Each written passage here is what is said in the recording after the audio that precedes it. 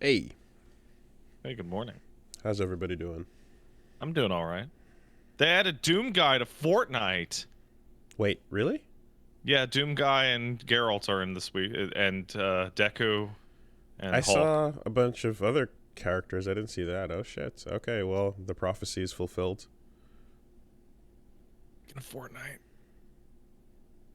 This is the Now, law now. now it can be Doom Guy and Halo from Fortnite. That's right. That's right. Oh man, I love Deku from Fortnite. Oh, they've got a new show coming out about that Fortnite guy? Jesus Christ. Mr.Beast got in. Damn. There you go. Yeah, the kids are shitting over that one. Oh, I can Wait, only imagine. the human man, Mr. Beast? Yes, the X-Man. Correct. the, the blue X-Man, as played by Fraser Crane, has made it into Fortnite.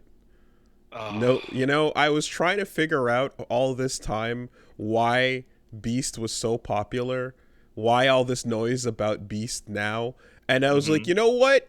Fuck it.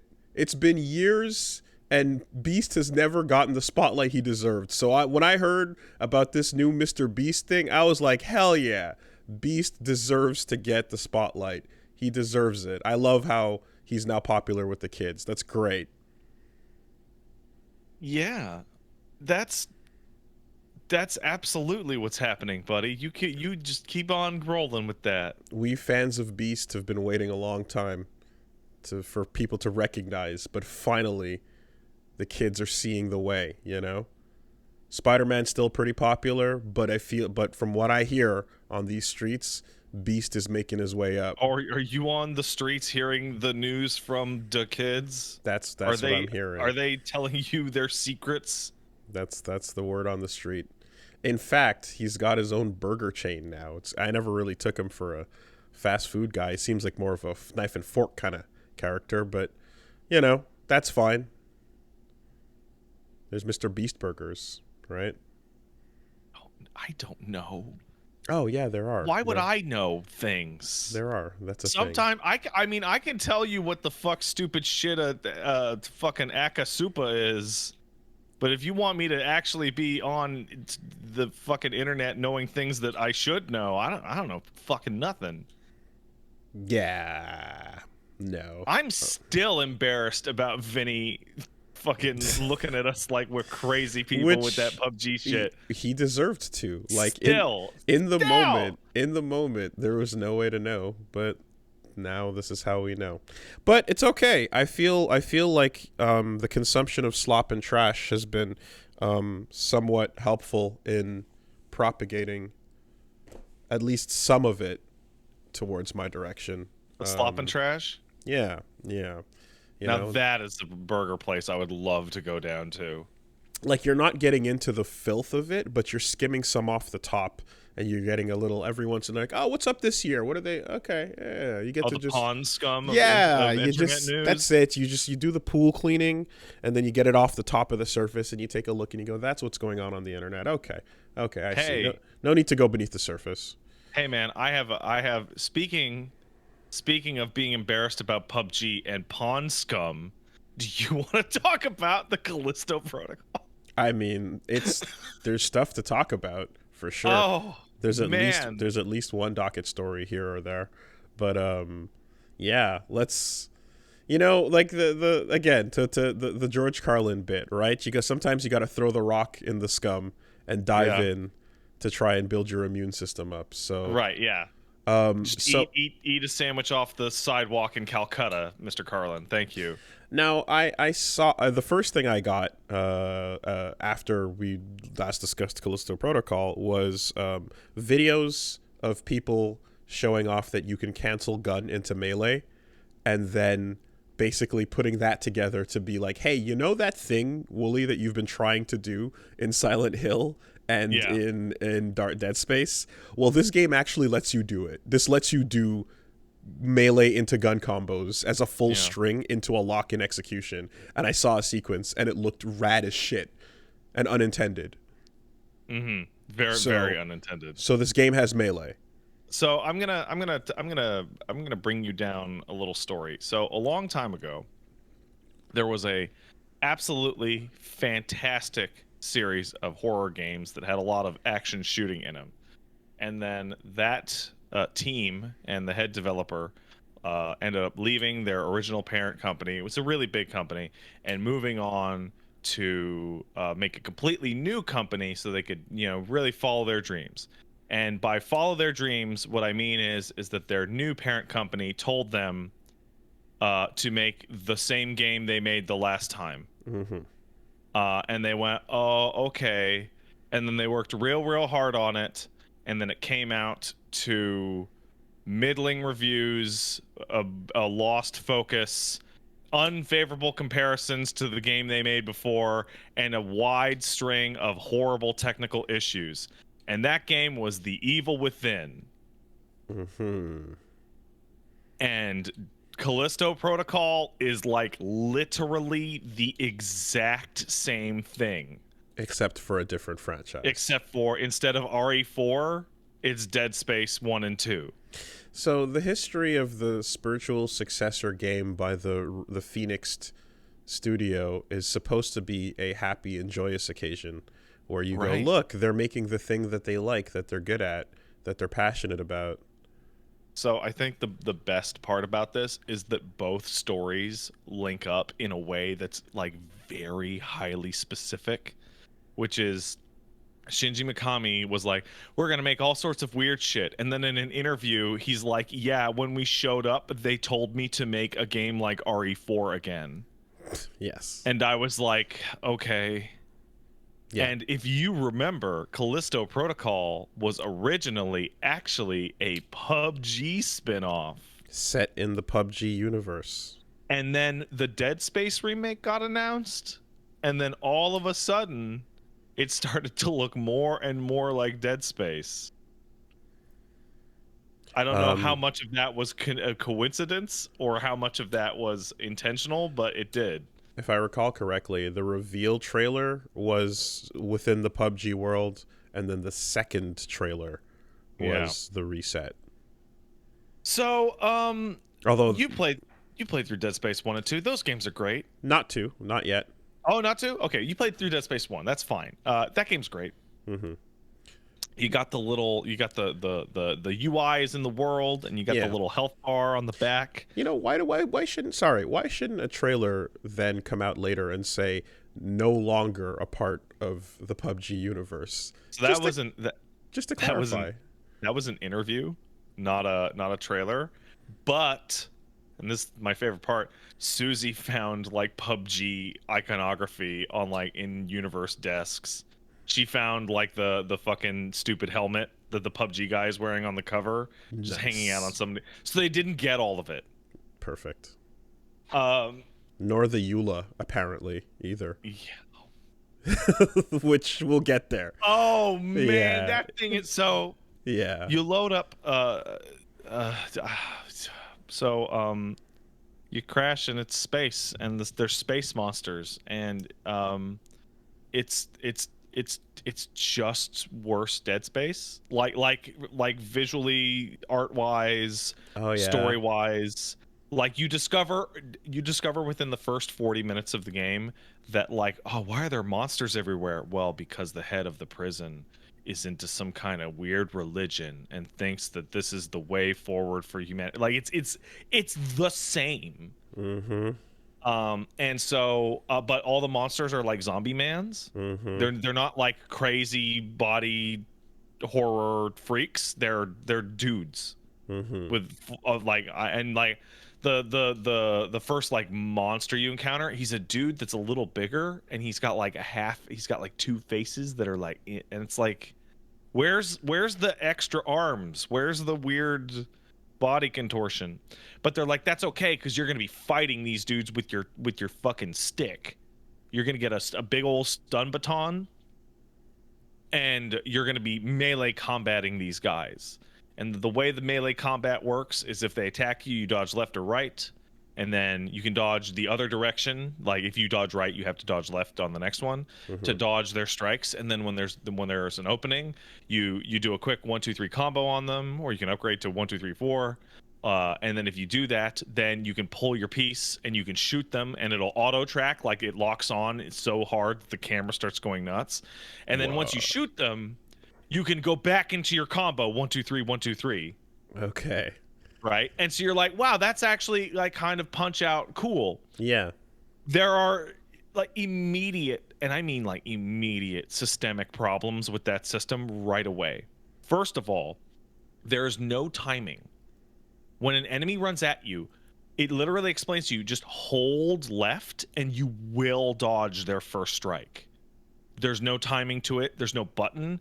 It's hold left, and when they attack you, you'll dodge. And then as soon as you start dodging, hold the other direction and you'll dodge again. So there's no timing. There's nothing, right? So it's super, super, super easy.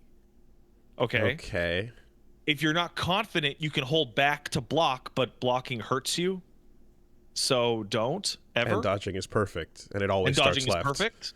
Yeah. Well, no, it doesn't matter what direction, left or right. It doesn't matter. So you hold a left or right direction, and so Paige was going through it, and she was having an okay time, and I wanted to feel what the controls were like. And I picked it up, and in one of those rooms in Dead Space where like 10 guys come at you, well, in Callisto Protocol, they come at you like they will run up to you and then kind of stop to do the shuffle. Yep. To get into your camera lock. Yep. And I discovered that like the game, like the enemies are solvable, in that like they, after their animation, like when they're ready to be hit, when it's your turn to hit them, they stop for a second because I guess they're monster tired.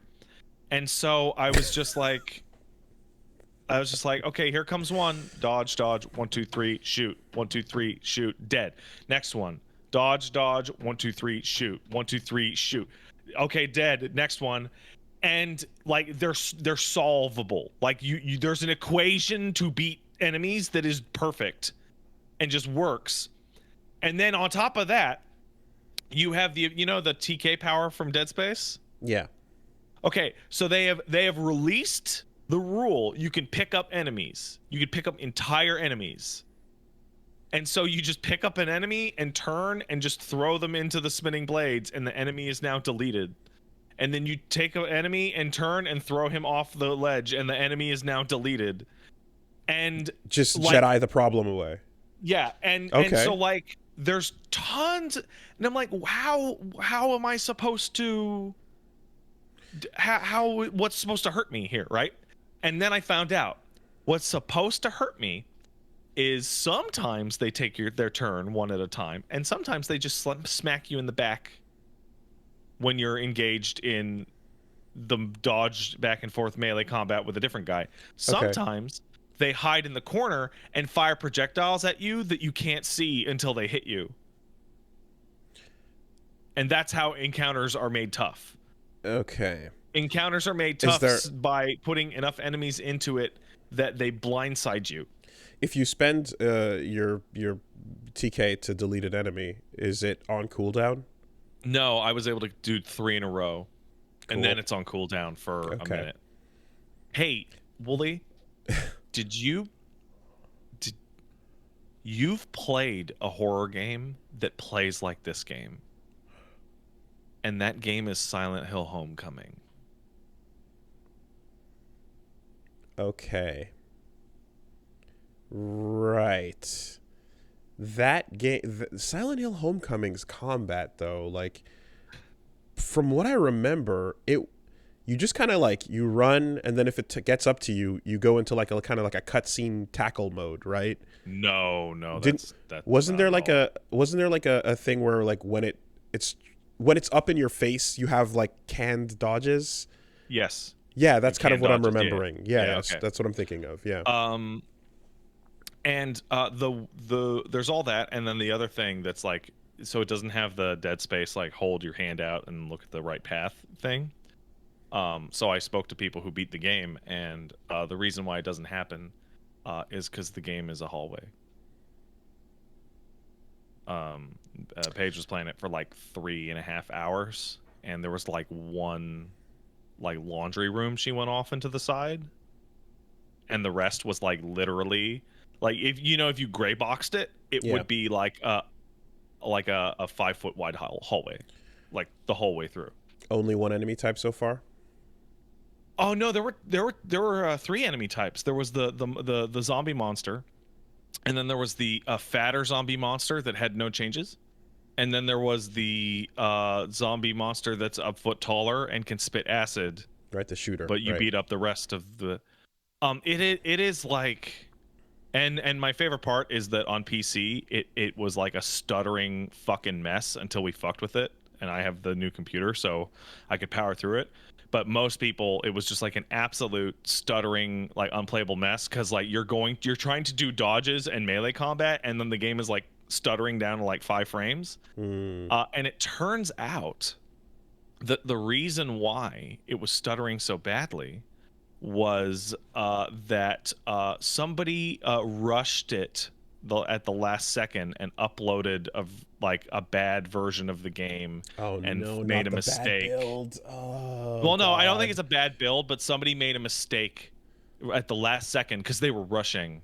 Okay. And so the patch is out now, and it's like I wonder what could have caused a mistake from somebody rushing at the last second on this game that people were working on for 7 days a week for 6 months straight. And Glenn Schofield was like, crunch is the best. The walls closing in, crunching in around so you, people are correcting me. They pushed out a version with shader pre-compilation disabled. Nice. Yeah. Get your cereal out. Pour yourself a bowl of Captain Crunch. Exactly. So this is a very funny contrast coming right off of Signalis, which is a survival horror love letter, and has very simple goals and accomplishes them in simple ways. Where, as you're talking about combat, for example, the complexity in a game like that, mirroring Silent Hill or older Resident Evils, is not going to ask you for much in terms of just like shoot the thing, try to get 2 headshots on it to make it go down, right? To solve, quote unquote, the problem. But there's other things going on with like the puzzling of your navigation and the inventory and such. But it does all that. It does it pretty simple, and then it works, and then it also has a compelling narrative pushing you forward. And I guess here we're looking at like another beloved sort of spiritual remake in a way, or whatever, homage to something. But like there's so many moving parts, so there's more examples of things you can fuck up. And so the more those things fuck up, the worse the overall impression is. It's interesting to watch the contrast between like a dish with too many ingredients and you're getting many of them wrong versus very few ingredients and you get them all right. I think the funniest thing about it is that Callisto was clearly crunched, like even up to the last second. Like you don't release a game on December 2nd unless that's the last minute you could possibly fucking release it. Like you missed Black Friday, for fuck's sake. Sure. But like Signalis, on the other hand, was they put out a trailer, and people like 3 years ago, and people were like, "When's it coming out?" And then you hit a fucking blank stare until like 2 months before Signalis came out. They were like, "Yeah, it's coming out. It's done. We finished it." Because like there's something to be said about, hey, did you like Dead Space? Then you'll fucking like this, and then that's it, right? But yeah, if the things that are compelling kind of are left behind, like that melee combo shit sounds super rad, and it looked super rad as well. I don't like hearing the word solved in regards to enemies, but it does not. It feels pretty good the first time you do it, and then you realize that nothing in the game can hit. So the clip you're talking about, right, Mm-hmm. is you're using the aim to cancel your melee swing, right? So here's the fun part about that. The way it's supposed to work in game is at the end of your combo, you're allowed to shoot the enemy and you're able to just instantly aim at them, and it locks on super strong. And you're supposed to shoot them, and then that puts them in a hit stun, and then you keep meleeing them. So it's supposed to be when you're meleeing, you're using ammunition to continue your combo. But it turns out if you just tap aim and just don't, the enemy's still in so much hit stun that you can just keep going your combo anyway. So now it's free. Yeah. But the camera's going nuts while you're doing it. There's no way that's the way it's supposed to be. And you're not supposed to show people that that's how it works. It's against the rules. So the other thing, of course, with Dead Space is different weapon types add variety to the kill. And the enemies, you have to aim a certain way. You got to figure out the situation. Are you getting other weapon types that are unique and or different that make you engage in a different way? In the entire stream that Paige was playing, she had a pistol, and she unlocked the schematic for a shotgun, but was not able to build the shotgun. She didn't have enough credits. But it was a stun baton, and it was a pistol for about 4 hours. Okay. Is the atmosphere doing its job? Really? Wow. No, it's because it's a hallway, and also none of the enemies are scary, and like they'll have a grunt come out of the floorboard, like a grate. They'll just, and then you just beat it with a pipe for like 10 seconds and effortlessly kill it. So like the challenge, okay. Right? Like there's nothing to aim at, right? Because it's all auto locked and shit. Like I remember in Dead Space, like really early, like there's like the slashers just come out of a vent like really far from you and start running towards you, and you have to go, oh, I have to hit their legs adequately so that I slow them down and they fall, and then I can finish them off later. Right. It also has a stomp. Yeah, it has to. And the stomp sucks. That's crazy. The stomp is bad compared to Dead Space. But the stomp is everything. Yeah, it's bad. It's not heavy. Enemies don't like freak out in their ragdolls and go nuts, and the sound isn't like, you know, that like that yeah, it's gone. It's not. Also, the save game system doesn't work. Oh no. The saves don't work. Okay, that should have actually, no, that should be below the stomp on the list of criticisms. That when comes you second. when you go to a workbench, when you go to a workbench and then like do all your upgrades and stuff like that, and then go and die, you load back to whatever checkpoint you had before the workbench, and you have to do all the workbench shit over again. Oh no. Oh my god. But on top of that, when you save the game, you can save anywhere. And saving anywhere doesn't matter, because all it does is it resaves over the last checkpoint, and when you go to load it, it just loads the last checkpoint. Oh my god. Okay. So it doesn't actually save anything. It's not an actual, yeah. The save button doesn't, like, I can't even explain it. Like, it doesn't do anything because it always just goes to the autosave. It picks the same slot. Even if you have a different manual save, the manual save is just saying go back to this autosave. Once upon a time, there was a check for that called confirmation of destructive actions, in which if a player manually says, I want my progress here, and then the game says, no, we're just going to go over that at your next checkpoint, that would be deleting something that the player intended, and that would be a fucking unshippable block, you know, for compliance purposes. But yeah, Jesus. It seems to just be a very strange way to do chapter select, because you go, I want to go to the checkpoint before this one. I don't know. The game, and here's the thing, the game looks nice. It controls fairly well. It's got very fancy face capture stuff. It's got decent sound, but it's literally just we have Dead Space at home. Is it it's roguelike? No. What? Okay. Someone's No. crazy. All right. Someone is crazy. It's fucking it's so mid. It's like the most 5 out of 10 shit I've seen in a while. Is there any sort of environmental like Dead Space, you got the zero grav, and you got like air, you've got like other okay. Like is there other factors in puzzles or in level, other mechanics that are crucial to figure out, or is it just headshot what you see and no, the headshots don't matter because the heads don't matter. So that's the one thing they kept from Dead Space. They kept that. Okay. But honestly, in the whole time Paige was basically playing, there was like no reason to shoot anything at all. She was drowning in ammunition. Okay, so as per Susie and Gerard, there are no puzzles of any kind. Nothing at all.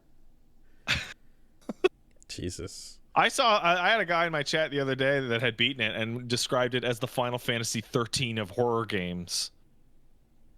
Just an endless hallway. So what if PUBG but spooky lighting in a single player context? I guess, dude. It's so disappointing. Oh man. But it's like they put enough money into it that it's not like a 2, it's like a 5. Like, I could not recommend this to anyone. Jeez. Like, total bummer. I mean the fact that the Dead Space remake was around the corner and they had to like swerve the project around based on that is already kind of a weird late decision, to make on something like that high budget. Like it has there been? It says a lot about Callisto Protocol that there's a clip floating around of Max getting so frustrated with it that he just pauses and just uninstalls it and goes, okay, that's it. I heard he live deleted it. That says everything, man. Because he's pretty patient. Yeah. I kind of... So there's things that like really help tell you, like let you get the lay of the land. And I would say like getting to a first boss, if there is any, would be an interesting like way to get the lay of the land, so to speak, because it speaks volumes about the game. You get to the first boss in Sonic Frontiers, and that says something about that game. You know? I have been told by people trying to correct me in chat that the bosses that are there will one-shot you, so that's how they're tough. Okay. On that note, actually, turning up the difficulty for regular encounters, like, would that, you know what I mean? Like, I don't know if that would I don't think it. What could they even? That's what I'm wondering. Is like if the answer is they don't stagger as long or something, that might change things. But people are saying there's basically 2 bosses and one you fight 4 times in a row in a 90-minute span. Gotcha. Okay. Great. Yeah, no, Callisto and so now we know why you and Paige were sent codes, but not me, because I, being the horror master, would have known and been so much more harsher. That's the reason. Well, to be fair, I was sent an opportunity at a code, to which I replied and was not replied to. So, I have that's fine. I have actually a slight bit of information on that, where the main source to get fucking Callisto Protocol codes was a website that you would like sign up, like I remember a keymailer those. thing. Yeah, totally. But it didn't have any limits or any human verification. So if you found it and had an account that could access it, you could just get as many codes as you want, and then it became, sorry, we ran out of codes. Must be so popular. Yeah, I think replying after replying the same day that the clip came out where we were shitting on them for the whole crunch thing is probably not the best way to queue up them going like, who's this? Click on the thing. Darn. yeah, okay. You know. So that is unfortunate. That is a shame. Damn. Well, if it follows the evil within,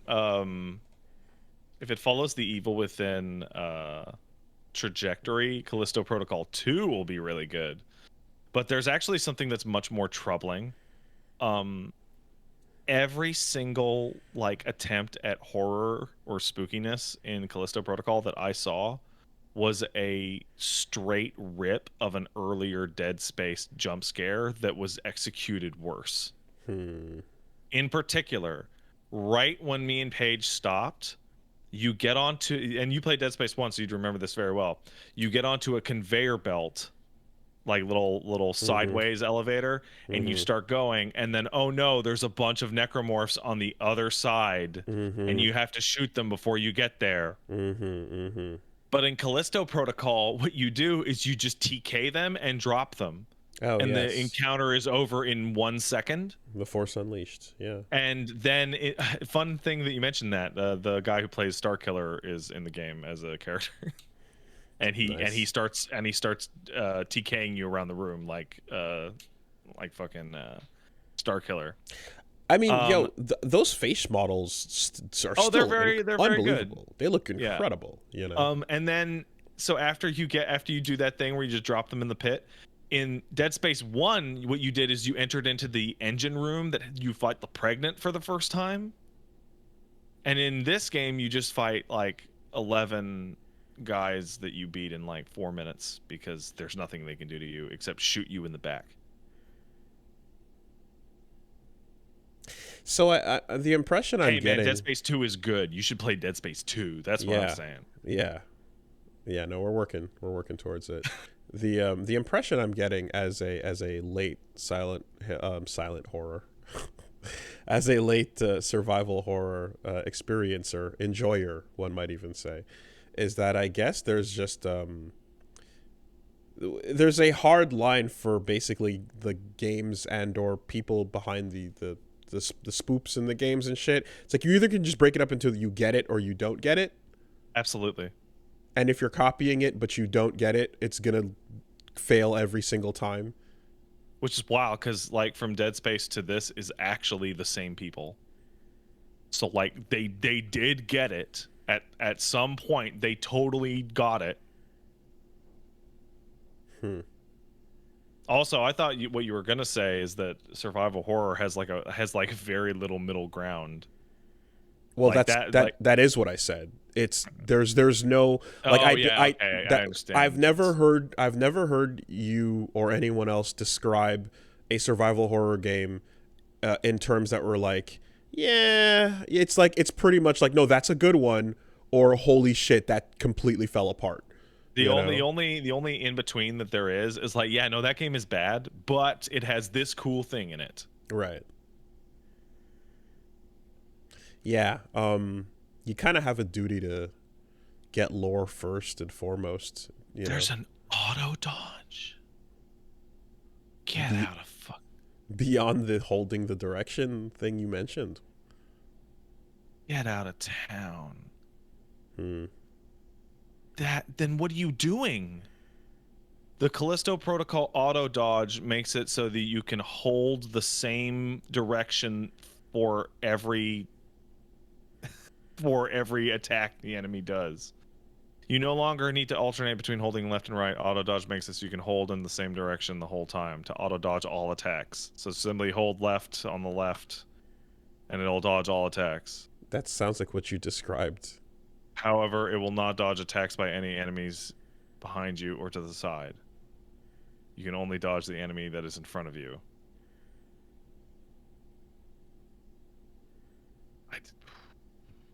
It's an accessibility option, so I understand. Sure. But like...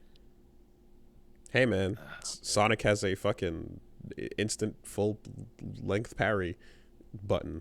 That you held that parry, right? And that's you just hold super it. Weird. Yeah, honestly, that's a really good example. Dodging in I almost said Alpha Protocol, Callisto Protocol is very similar to holding the parry in Sonic. Waiting for the attack to come. It's so strange. It's so strange.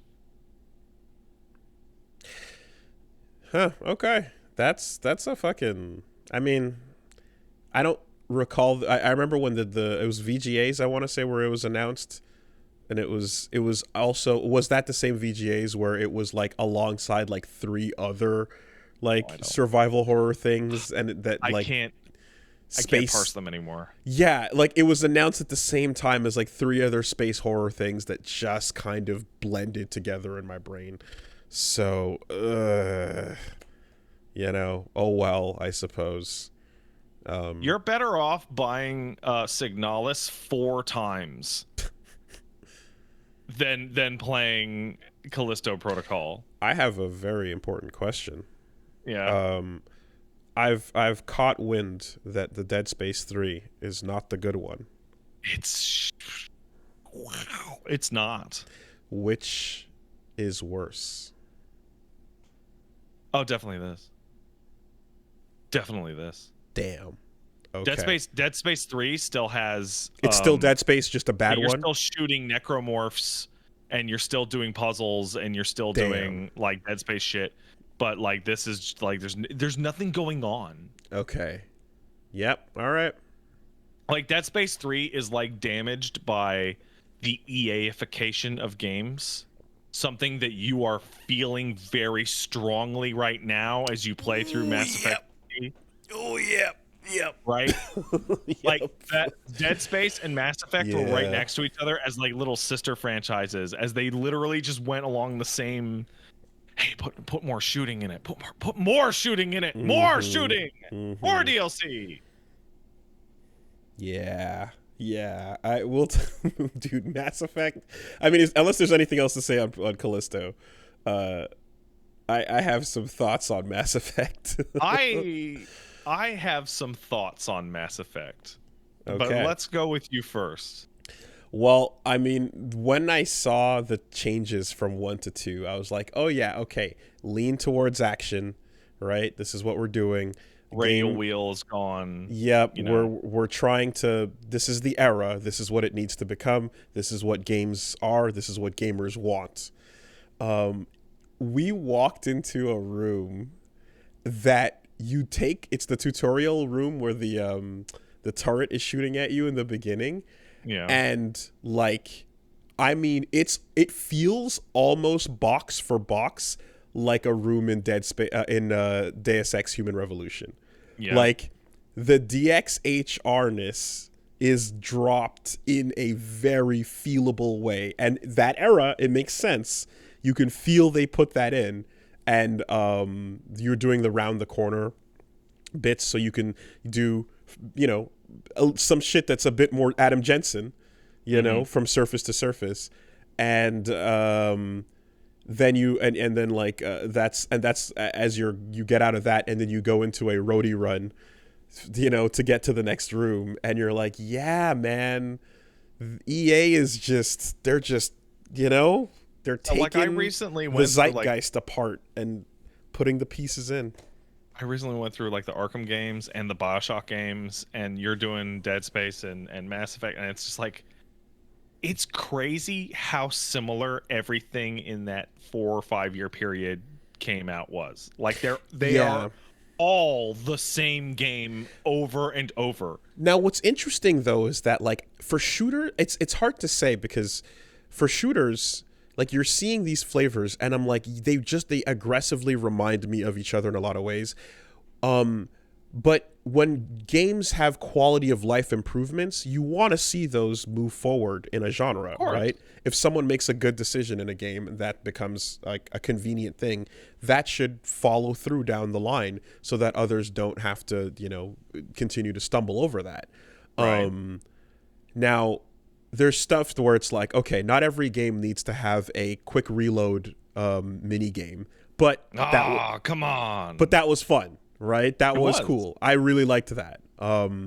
Not every game is going to have a fucking just snappy ass, sick ass reload animations even, but it's nice when you see them. But the feeling of like running into the room or seeing like the Deus Ex into the Gears of War moment, and like at this point too, like with the sort of like charge into power geyser into like full on combos, and then a melee blast and shit, and you're like, okay, this barely resembles Mass Effect 1 in any way, shape, or form. The RPG is almost completely gone at this point. Gone. It's gone. There's no that entire stretch is like there's no RPG left here.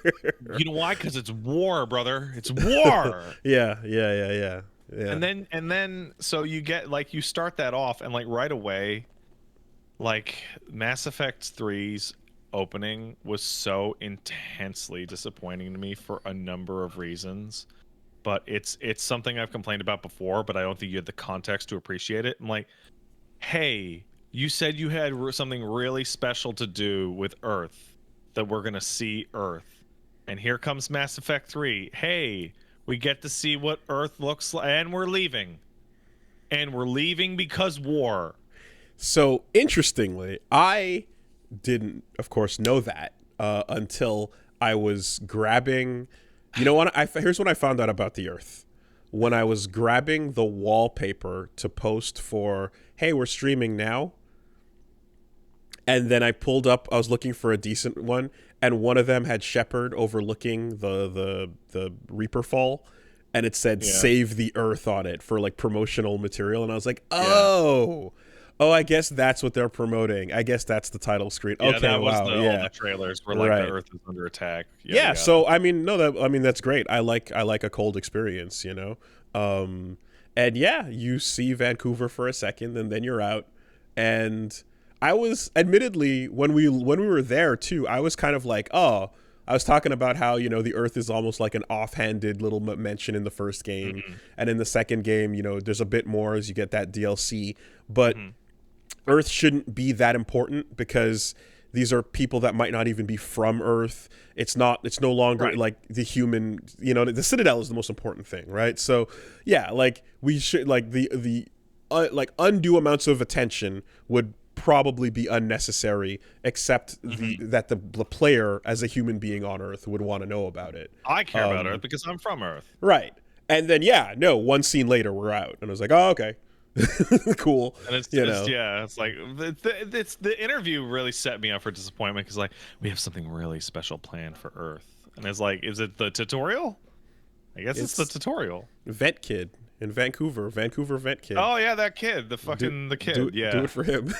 He gets fucking blown up. Someone said, now that a white child has died, you know the stakes are real. Bully. So you're in it enough. You're in it enough that I can finally point out, dude, you blew up a planet the last time you sat down. Didn't bat an eyelash. Right? You've killed NBD.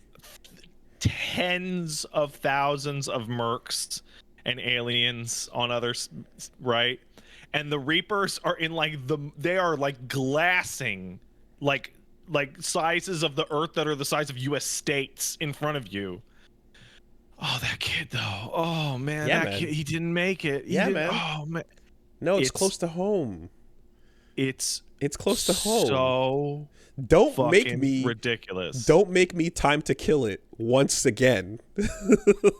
Also, if your Shepard is like Red Shepard, like not your Red Shepard, but like Renegade Shepard, like they look disassociative for caring.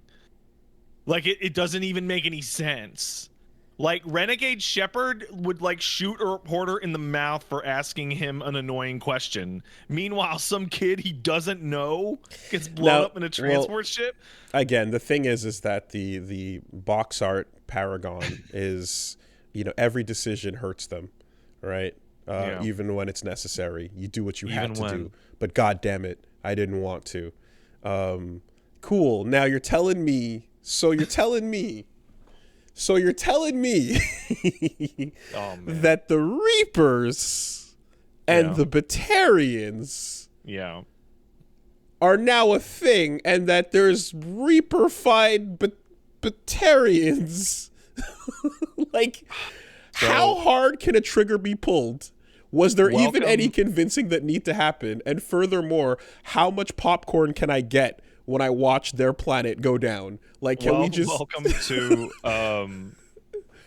to the Patarians are gone. Like that you read the codex, like they're basically just completely gone. Yeah, no, I think so. The episode title, I think, for that one is Reapers versus Patarians. Whoever loses, we big E popcorn.gif. Yeah. However, you're starting to hit, like, if you want to talk about like the loss of RPG stuff, like the codex for stuff like that presents like a real like plot problem, which is the biggest problem with the Reapers are coming is the Reapers are fucking 1,000-foot tall invincible spaceships. So how am I supposed to fight them in this third-person shooter? Yes, exactly. And the answer is we're gonna just make a bunch of monsters to fill out the roster while the guys are the big monsters in the background. But I'm glad that the Titans are walking through the city. Right. No, that is easily the coolest part. I was really worried that it would be too hard to commit to that. And so we would just kind of have to fight Reaper detachment fleets. You know what I mean? Yeah. For a while until you hit the button on MacGuffin Town. And So- I'm glad that the Titans are walking through the city. Like I want that. Before I continue, how far have you gotten in the game? I mean, it really just the intro. Like, we did the intro. We saw Tim show his true colors, right? Yeah. And then after getting introduced to fucking traps. Oh, yeah, James. Freddie Prinze Jr., actually. Freddie, after getting introduced to Freddie Prinze Jr., who apparently whatever ship he's in also takes on his body qualities because he can just ram it and like be fine. Yeah. You know, so that was cool. And then the Terminatrix showed up, and then basically sat down to read the codex after that, which are now in the journal page, interestingly. So yeah, I don't get it. So there's a single codex detail that some people miss that burned a hole in my mind years ago, right when I first started playing it before I fell off of it. That's really important for you to remember and think about whenever you go hang out, talk to people at the Citadel, hang out on the ship, have a drink, do a mini game. The Earth is losing 1 million lives a day. Yeah, that's about right. Yeah. And I feel like making the game during the active war instead of them being right outside the door is a massive, massive problem, because every time you do anything that isn't related to the war effort, you're being the most sick-ass freak in the world, because it's 1 million people a day on Earth alone. Right.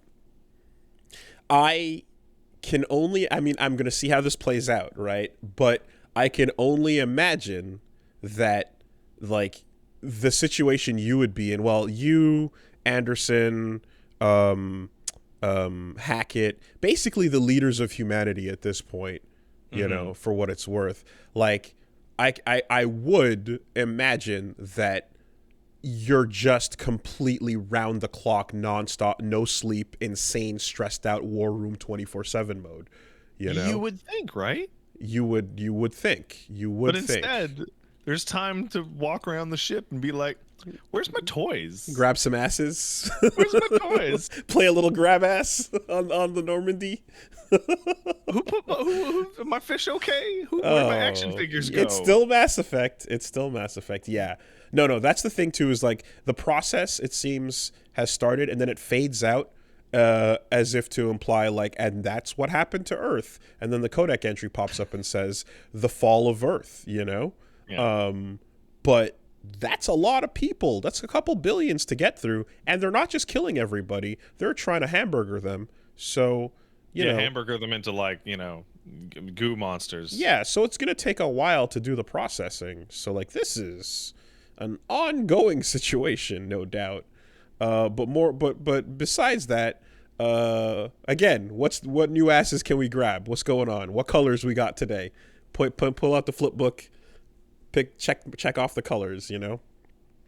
So, yeah, with that, I unsurprisingly, there's been a change.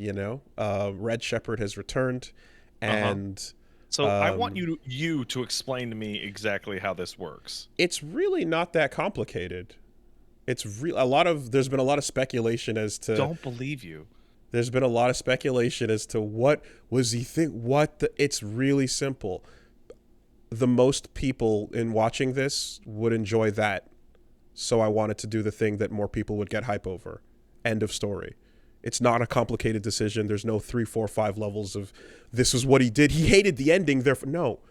More people would get hype if Red Shepard returned. So I decided to do that instead. That's it.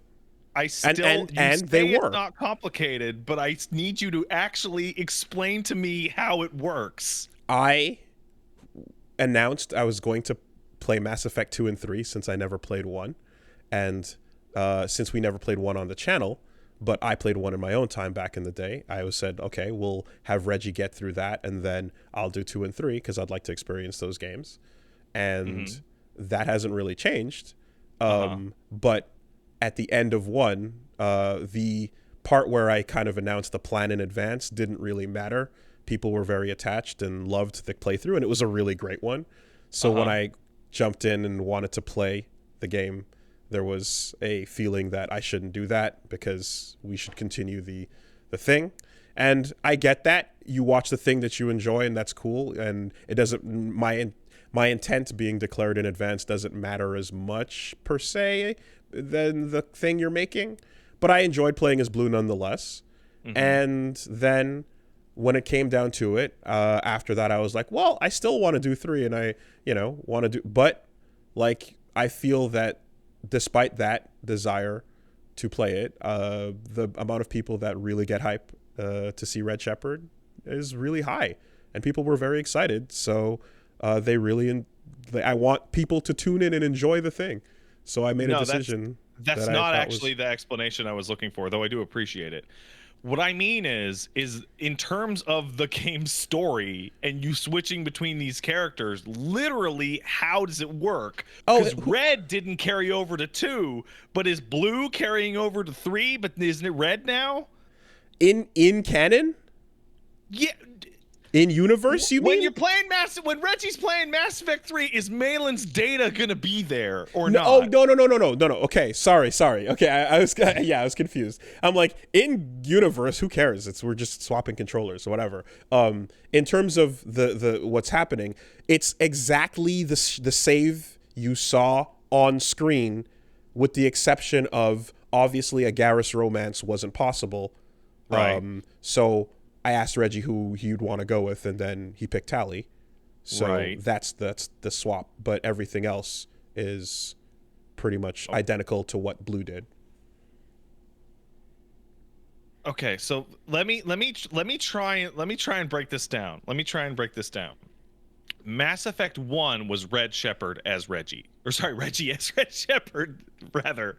Yeah. Right? Yeah. However, moving on from that, it was you as Blue Shepard with your own series of choices in Mass Effect 1. No. I used Reggie's choices.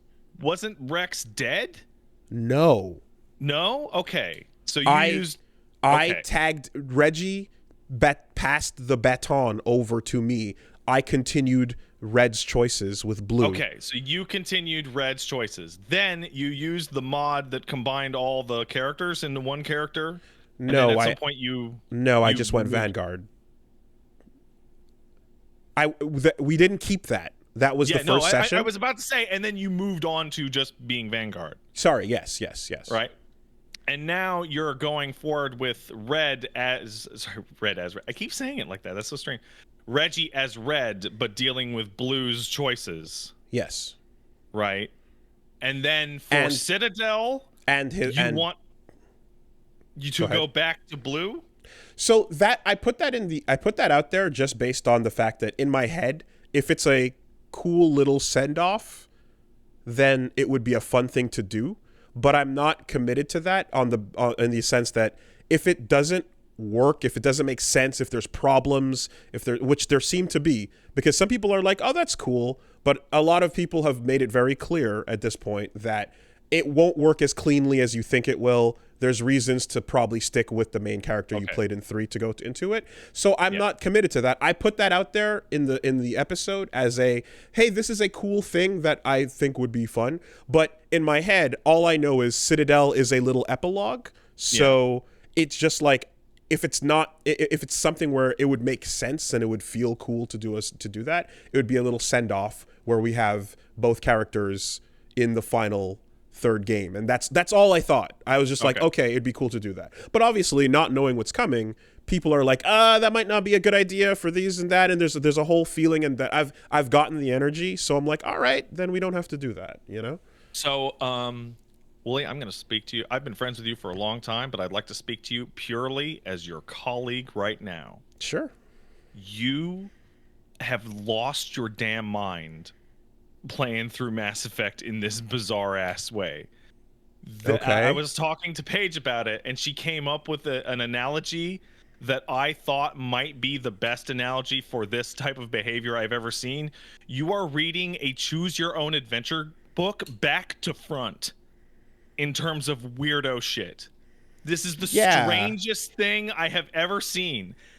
Now, moving back to also being your friend, switching back for Citadel is going to be a fucking weird experience, and I really don't recommend it. Of course, other people have said as such, like I just said, right? Now, in terms of all of the rest of that, at the end of the day, it's a video game trilogy that I think I'm doing what I think would be fun on the channel. That's about it. I want only one thing out of you. It doesn't need to be over fucking, it doesn't need to be that serious. It's really just, I'm doing what I think is fun. Oh, no, totally. But when I see this, I go, what, have you lost your damn mind? Yeah. There's only one thing I don't think you have the grounds to stand on in the future. When somebody asks you about watch order for something and you roll your eyes and go, well, obviously just start at episode 1 and roll through. Not at all. I didn't play this out of order. We're experiencing the games in the chronological order. You're not even playing it in order at all in some cases. But I am playing it in order of 1, 2, 3. Watch order has nothing to do. You're not. No, but 1, 2. Reggie's playing it in terms of 1, 3, and you're playing it in case of 2. But we're playing it together, and we're experiencing the story in chronological order. That makes no sense. That has nothing to do with the conversation. I'm experiencing the first game first, then the second game second, and the third game third. Part of doing LPs with people is you play games together. Sometimes, if you're not on the controller, you're experiencing the story at the same time, but you're not playing it. In this case, I'm still going through the game chronologically. I'm getting this, that's not the same as a watch order thing. This feels about as insane as those weird Star Wars watch orders. No, it really isn't. I'm getting the first game first, the second game second, and the third game third. You're making shit up. That's not it. I'm not making anything up. This is my opinion. Okay. It's not parallel. Like, if I were to jump in to the future and then fuck around in that way, then I'd get it. But like in this case, it's really just having fun with the characters and choices. I also was, when I was thinking about how early on too, this is a game where obviously there's tons of choices and shit like that, but like the parts where there's really cool femshep like only content, and there's really cool male shep only content and stuff. I was like, I don't like, it would be unorthodox, but like if we're switching controllers off, I'm like, at least we get in a little bit of both in there. At least we get to see a bit of, Garrus romance. You get to see a little bit of Jen Hale. You get to see a little bit of this and that and stuff, So I'm like, at least by the end, we kind of experience a overall sort of unique amount of content otherwise. Now, of course, I understand that like sacrificing the canonicity of one person's, full-on trilogy is that does go secondary. But in terms of just making a fun thing to watch on YouTube, I think this is pretty fun. I wouldn't have done it otherwise, But I and I still do. Like, I like being able to experience a game like that for the first time with the controller on, obviously. But I just, I did what I thought would be hype. And I think I was correct in that the pop-off was insane. People were fucking, throwing up. Like, people were going nuts, like, holy shit. And I was like, yeah, great. That's what I wanted. I wanted a huge pop-off, and I want to go into this, and we're expecting all kinds of wacky things to come. I know that it ends on a weird note, and there's Kai Lengs and all kinds of nonsense to come in. Oh, have you met Kai? I saw him walk up next to Tim in one cutscene, and I had no idea he was Tim's ninja, and I lost my shit because that makes him. Never come up? I didn't know his job in that regard. So now that I know his job, it's even funnier how lame he is. So that's hilarious. But all this to just wrap up and say that by the end of this, man, I think we're gonna have a classic, fun, all-time LP of this game. It's gonna be a weird one, but it's gonna be full of some wild shit.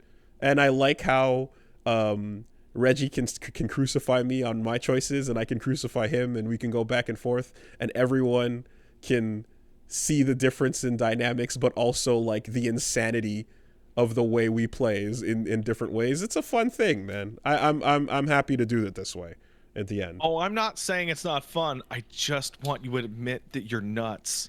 It's a completely unorthodox, wild ass way to do it because it's not a 2-player game.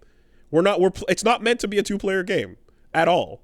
But to me, it's a more fun way to do it, So that's it. That's about it. By the way, don't listen to anybody who tells you that veteran is the new normal or whatever the fuck. Oh, yeah. Normal. Yeah, it was accidentally on insanity, and I was like, let's just take it down to normal. And furthermore, I had a chance to get used to the system in 2 as it's changed from 1.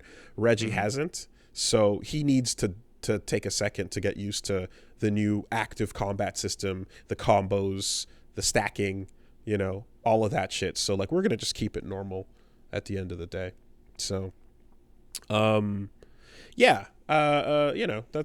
it.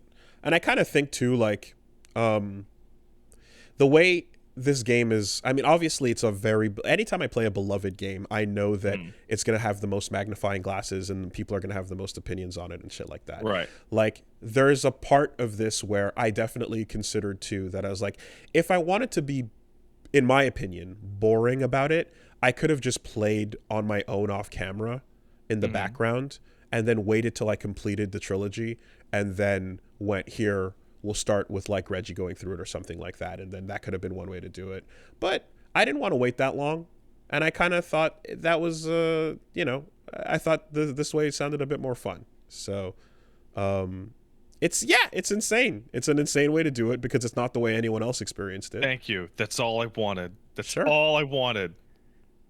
But this is one of the rare games, what I was trying to get to, this is one of the rare games where I think that the double blind playthrough makes it better because the game, it's not like you're not gonna get stuck running in a fucking dungeon for an hour. You know what I mean? It's just gonna be about your choices and the RPG is gonna move forward regardless. So when it comes to romance and it comes to friendships and who you save and who you don't and shit like that, games like that, almost like Telltale games, are great for double blind. When it's a Souls game, it works best single blind and then Sherpa, But like genres that are more story driven, that are not going to be about like getting lost in Anor Londo, I think it's better to do it that way. How you liking it overall? I noticed we didn't actually get to that part. Oh yeah, no. I wanted to, because I expected people to be like confused, but I didn't expect as much like speculation on like the theory crafting. On it's like, oh well, he hated playing it, he didn't want it anymore. It was just like, nah, man, it's really simple. Occam's Well, razor. the first thought that jumped in my head when I saw that, I'm like, wow, you really don't want to have to deal with Manlin's data, huh? Yeah, no, it really. Yeah. Someone was like, "Oh, what a way to bitch out of the consequences of your actions." I'm like, I don't know what those consequences are, but no, really, I just thought it would be hype and people would be hype. That's it. I still want to play, but I want to make people enjoy it more than I want to play. My desire to have the LP be really good for fun for people is higher than my desire to play it myself. That's it. It didn't start that way, but it became that way, and that's why we're here.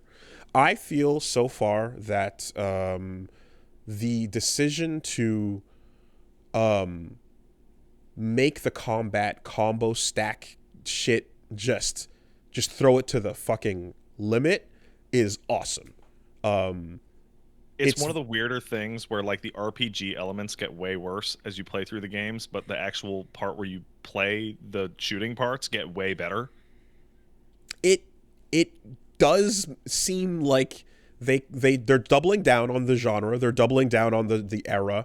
But yeah, the synergy of being able to like now use elemental contrasts to, you build your team out so you freeze somebody and then you pop them with fire, or you biotic and like that shit. The combo stuff is really cool. I love that. And it was already nice that you could use your partner's abilities to kind of circumvent cooldown restrictions in 2.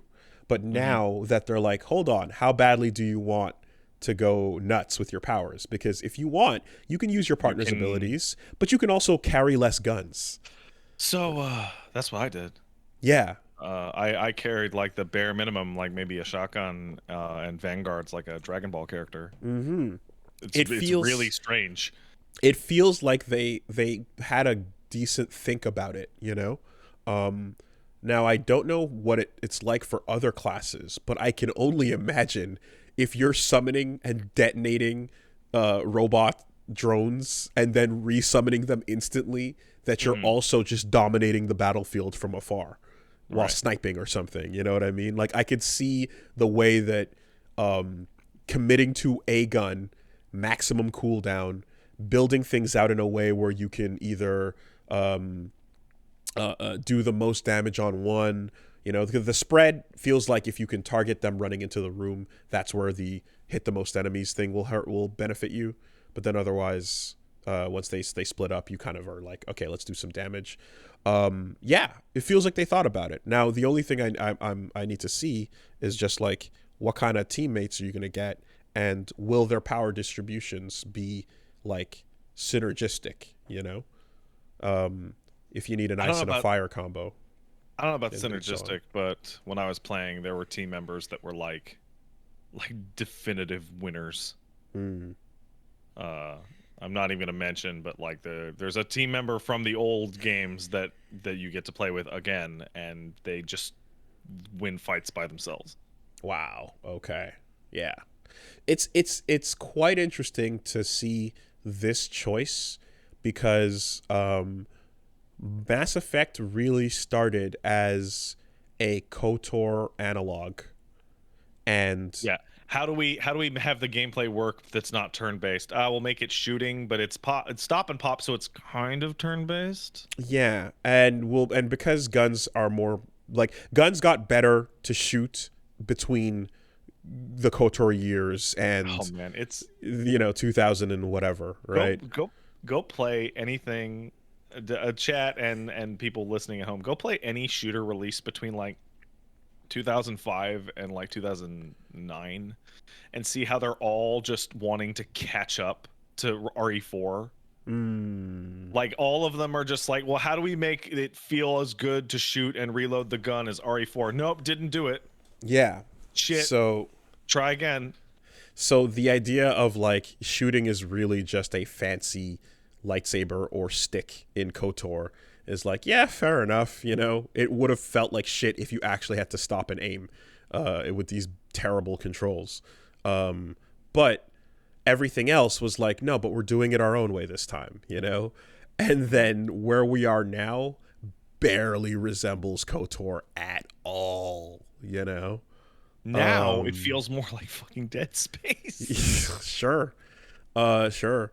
And um and we'll see where it goes conversationally, but I will say that like they've streamlined things in such a way that there's always the top to bottom conversation flow that you kind of do, but like the way KOTOR did dialogue, like it was not afraid to just put a list of 10 things to select, which is also the way Disco does it kind of thing, right? Just here's all the subjects to cover.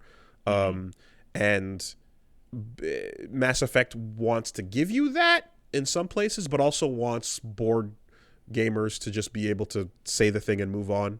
So it feels as if conversation is simplified compared to what that KOTOR situation sort of was over time. So the DNA is just unrecognizable, you get more change between 1 and 3 in some aspects than other games got to their like pseudo not really sequels. Like by spiritual sequels. Like two, if 2 didn't exist, you'd swear that 3 was made by a completely different team. Right. And here's what's crazy though. It's for the most part that I get the changes, and the combat stuff especially feels really good. Again, the blatant copy moments they're blatant, but it's not the same as I feel like other franchises where we've turned it on its head and now everyone hates it. No. It didn't go over as poorly as a reinvention as it could have, certainly. There's stuff where, for example, like here's another EA game, Mirror's Edge, right? Where you get a real shift and flip in priorities from the 2 games. And if there was a third one, God knows, how far that would have changed from 2. But this is one of the most evolving, most changed from its original game trilogies I've ever seen, and it's generally accepted. If you want to see, and I know it's not really your wheelhouse in terms of genre, but if you want to see the EA thing happen lightning fast, right? You need to go play Dragon Age 1 and 2. So how do those games? It is mythic. it is like legitimately unbelievable. It is the only thing. So Dragon Age 2 has quality stuff. Like there is stuff in it of value, right? But it is like a meteoric drop in quality, and it is a very, very different game. It's so strange. It's so fucking weird. It's like I don't I'm trying to think of examples, where you just see like moments that are like in one game. Okay, so here I have an example, right? When in the original Jet Set Radio, spray painting is a little mini game that you do with and you trace the shapes of the size of the graffiti you're trying to paint. And in Jet Set Radio Future, it's like they decided that was a mistake, and that should not be part of the game. So really, it's just press the button and then you successfully tag. That's it, And I kind of liked those mini games, but they took a core mechanic and went, oh yeah, we shouldn't have done that. Remove it. Yeah. Let's just lean in on the grinding. Does Dragon Age kind of like reinvent the wheel? No, that's not what's happening at all. Okay. Dragon Age. Okay, man. I'm going to hit you with a little history lesson because this is the most fascinating thing, because it's the EA-ification of games. Dragon Age Origins is, hey, Baldur's Gate, those games were pretty good. We're not going to be able to make a new Baldur's Gate because those games are back in their own time, and this is before Larian, right? But we'd like to make a classic Western RPG like the olden days. So we're going to make Dragon Age Origins, and the big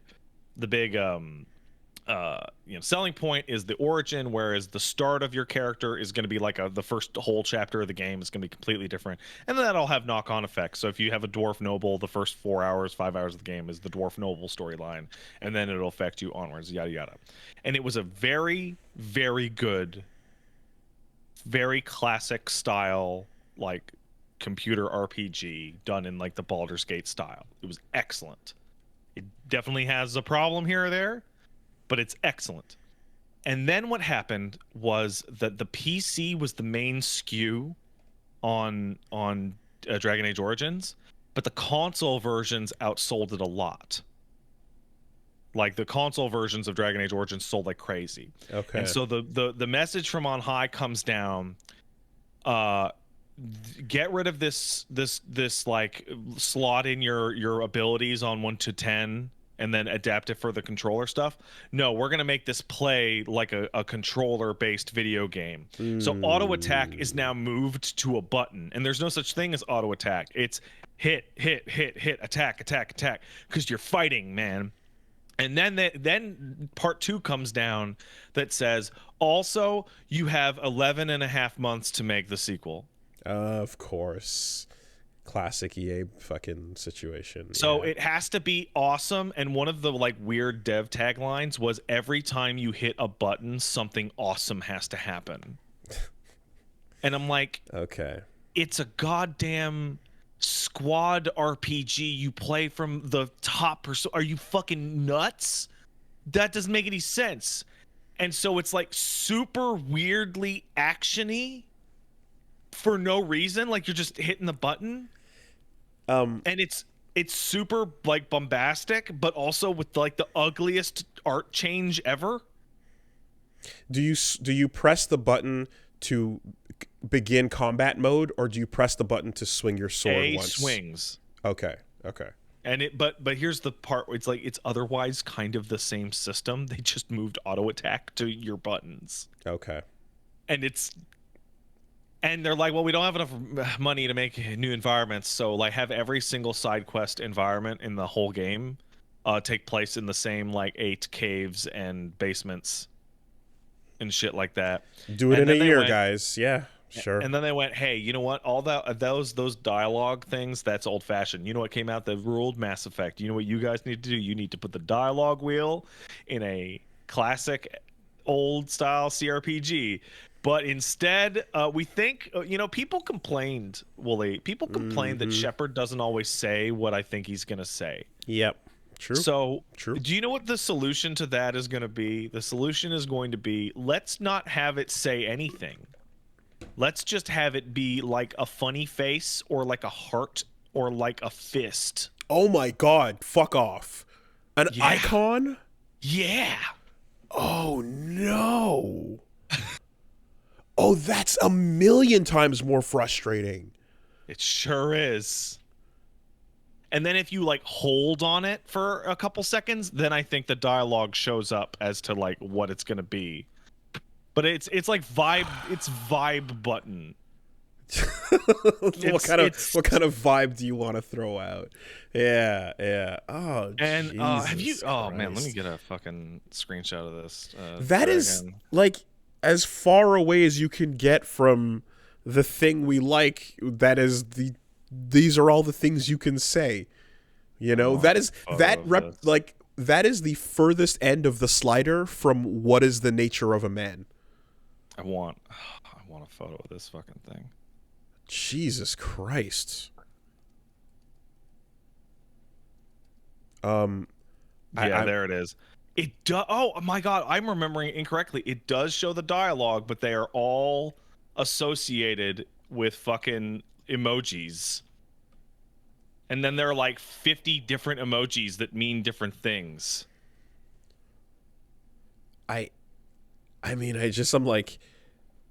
I'm afraid to ask what happens in the others in that series, right?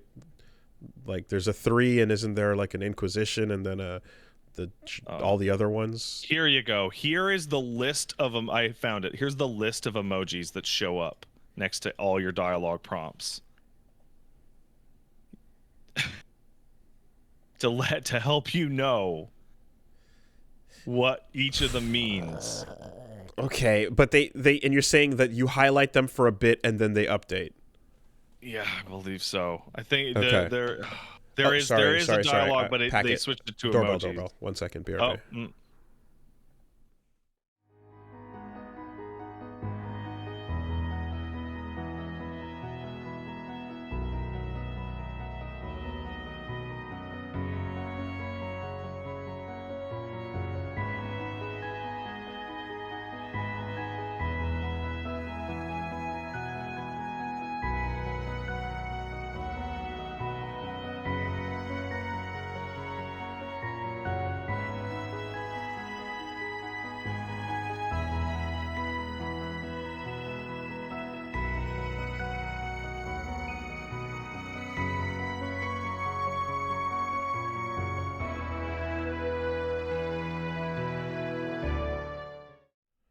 Yeah, so you're saying that these things change when you highlight. No. I'm incorrect. Okay. They did show the dialogue, but they did switch it over to emojis, and instead of a whole wheel, I believe you often only get like Diplomatic, one side of it. icon, helpful, humorous, charming, aggressive, combat. I don't understand the purpose of having the emojis while also having like 40 of them. Okay, so this becomes something good if you have the normal dialogue wheel with one of these next to them. So it's more information. So in the same way that a Paragon and Renegade choice is a red and a blue line, you know, and then if you recall, I asked that there would be a yellow line for a committal point, moving forward point, you know, things like that, for like move the conversation forward. If you have a line of dialogue that's normal and then next to that it says combat, you're like, oh, this is gonna start a fight, you know. So that's not bad to have. I can see that you have to design a game with that in mind, because sometimes, for example, disco, you kind of want people to not know where their choices are going to lead, and then you fucking shit your ass into an amazing sequence by taking a risk on a red check, you know? So that can be built in. But like in this type of game, if it's something to just give you more information on a normal dialogue choice, that's good. If this is the only info you've got to go on, that's horrible. No, you're right. I misremembered it as okay. as being worse than it was. Okay. What I am definitely not misremembering it being worse than it was the art style change. Okay. The art style change is so astonishing. I see this, I just but sent you a picture of an ogre man. Yeah. I am now trying to find a picture of it. Oh, this is the shot. This is the fucking screenshot. Oh, this is what I want. Here we go. So I sent him a picture of the purple ogre from Dragon Age 1, and I'm sending him that fucking photo of a guy jumping at the ogre in Dragon Age 2. Oh, Jesus. Oh, no. Wow, that's so much worse. Okay. Yeah. 11 months. 11 months, yeah. 11 months. It's like you in hindsight now, like, oh man, why'd they make it different? They made it different so they could make it faster. But like, yeah, no, it has created this bizarre, like almost DMC2 situation. Anyway, that era is obviously DMC2 though. Yeah. That era obviously was like a fucking hilarious, just like thing to look back on, the Clown Shoes decisions. But I mean, like step one with any of these games is like it needs to have a writer fucking write, man. You need like you have to start there and have them write in a really like fucking fleshed out ass way.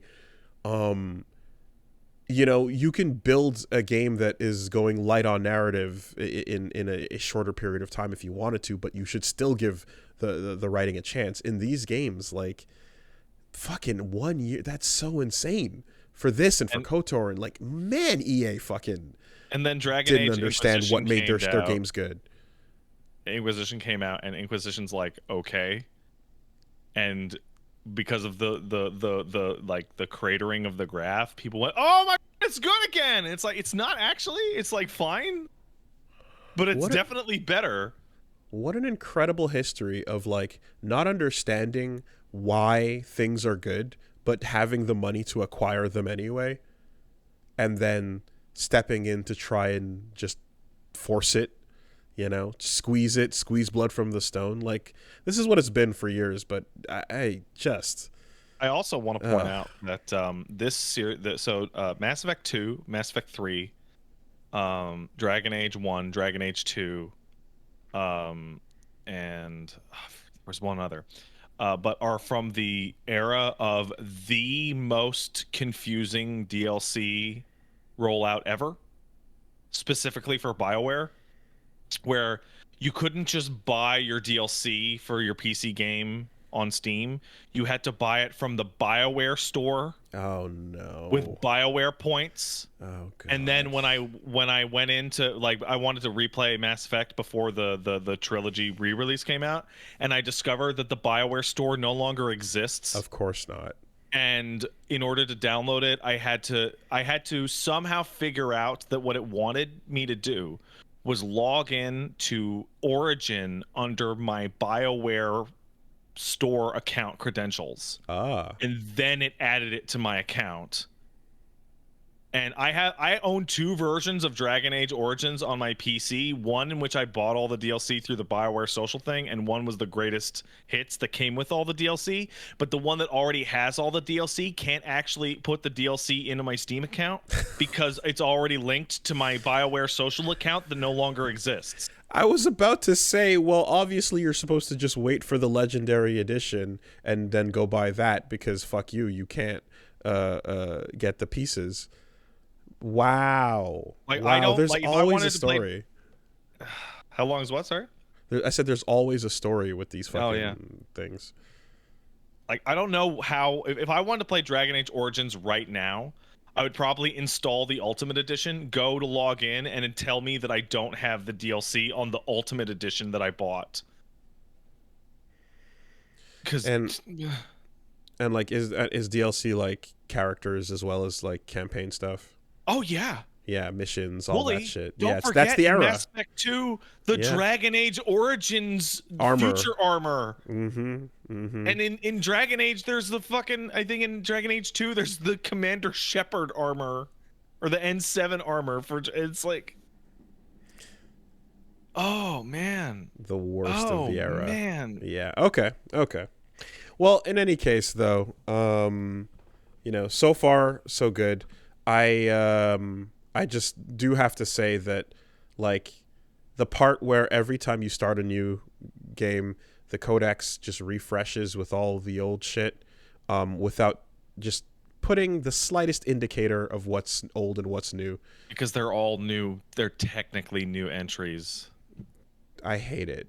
I also hate it. Just say what's already been in the last game.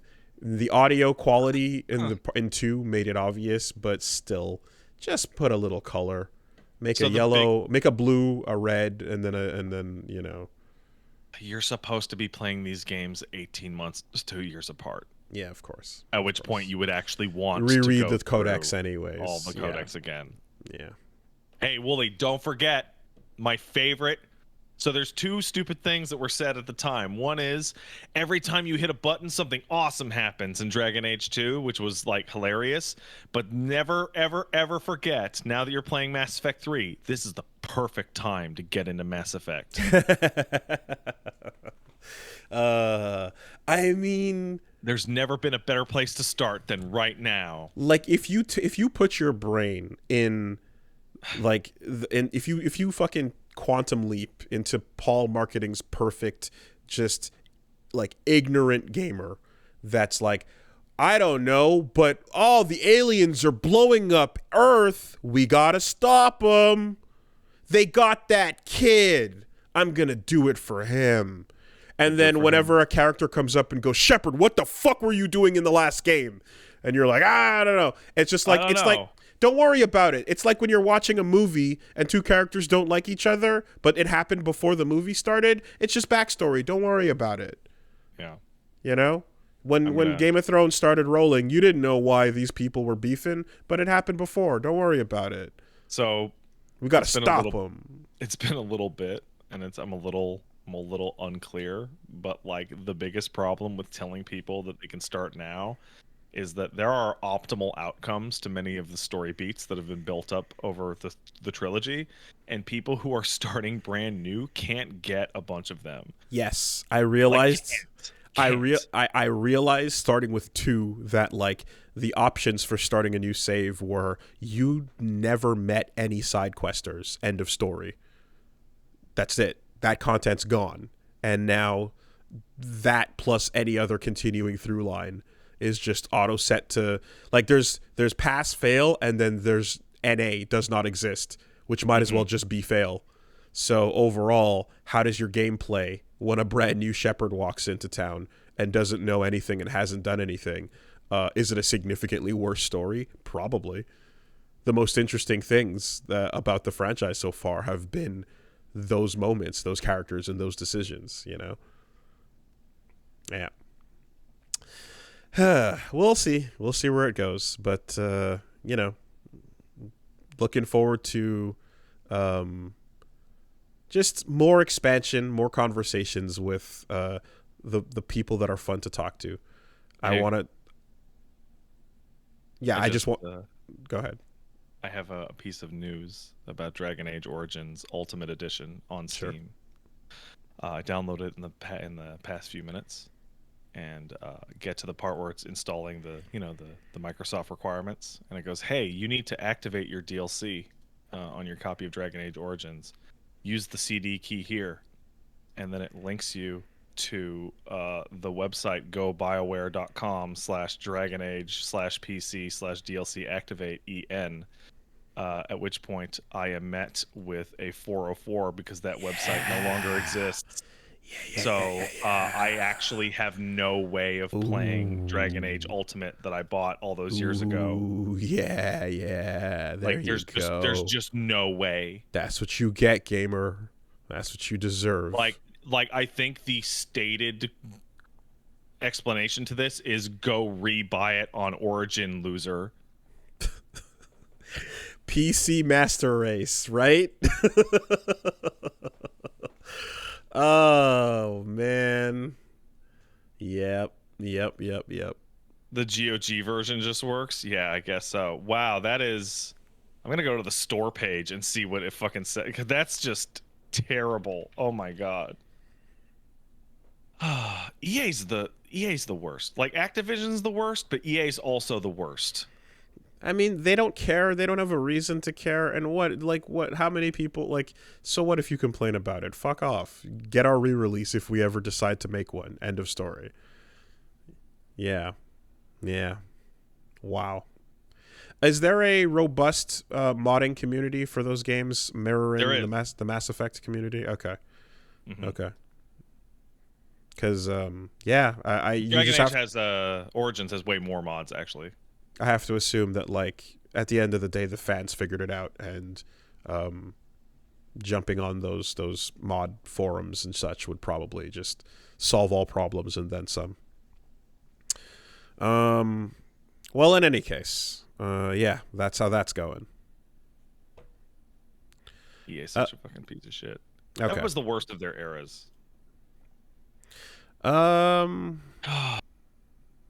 maybe the one to come. Oh, maybe. Who knows? Now that palms have been greased and the FTC has decided to go forward and allow, never mind the antitrust, the merger continues. Oh, yeah? Is that how that's happening? Great. Yeah. Well, you see, last time we talked about it, there were 3 nays and 1 yay from the FTC board in favor of the acquisition. So 3 people thought no. But then... it's become 50-50. So someone has changed their mind. Wonder if they got a new car. I wonder what. I don't know what could have changed a mind. Really. What? No idea. What change? What changes the nature of a man? What could? What? What can change the nature of a man? Oh, you know what? That reminds me, Wooly. Dragon Age 1 to 2 has the distinction of being the only existing game series that went from pick dialogue out of a list to the wheel. Like Mass Effect started with the wheel, and like Baldur's Gate had the dialogue, and Planescape had the dialogue, but Dragon Age has 1, 2, 3, 4, 5, 6, 7, 8, 9, 10 as options, and then Dragon Age 2 has the wheel, and it's Oh yeah, Fallout did it. Yeah, Fallout, but that was later. And also Fallout's wheel is the worst of them all. I did get to see a bit of that Fallout wheel as well. Could you imagine playing disco with a fucking wheel to get through? Like, just imagine that. It would be like alcohol, a picture of a dick, a fist, money, and a dollar sign. Oh, a dollar sign, yeah. Okay. A dollar sign. But just imagine having that conversation with Joyce through a couple of wheel selections as opposed to expanding on literally where are we, what am I, what is happening, like that. Just the Fallout 4 wheel is the worst of them all ever, because Fallout 4 has like 4 options, and sometimes all 4 options are the same fucking line of dialogue. Nice. Love that. Maybe you call him a motherfucker instead of just yelling, but like there's no act, like it's just, no, I'm trapped. Okay. Well, something else besides Mass Effect. I got a little further in Bayo. Yeah. How you liking it? You know what? So, okay, I solved my lock-on problem. Yeah. And I identified the nature of it too. Yeah. So you can fight without ever using lock-on. But the main thing to keep in mind is what I was doing beforehand was I would the way I would play Bayo 2 is I'd lock on to an enemy, and then I would not be if I was close enough to attack, I would not be touching the stick until I needed to input like a clean input if possible, like a Tetsuzanko or something like that, I would be just using the buttons. So I try to input like as little as possible, depending on positioning. In Bayo 3, if you constantly lean the stick towards the enemy you want to target in the group, you're always going to swing towards that enemy.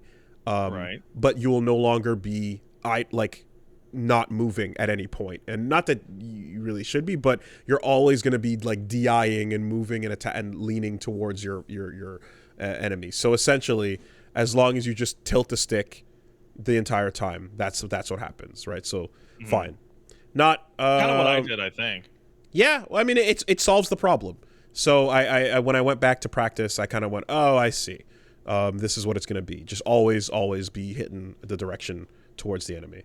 And if they're far away behind you, then guesstimate and go for it, and then spin the camera around. So we progressed, got some more weapons.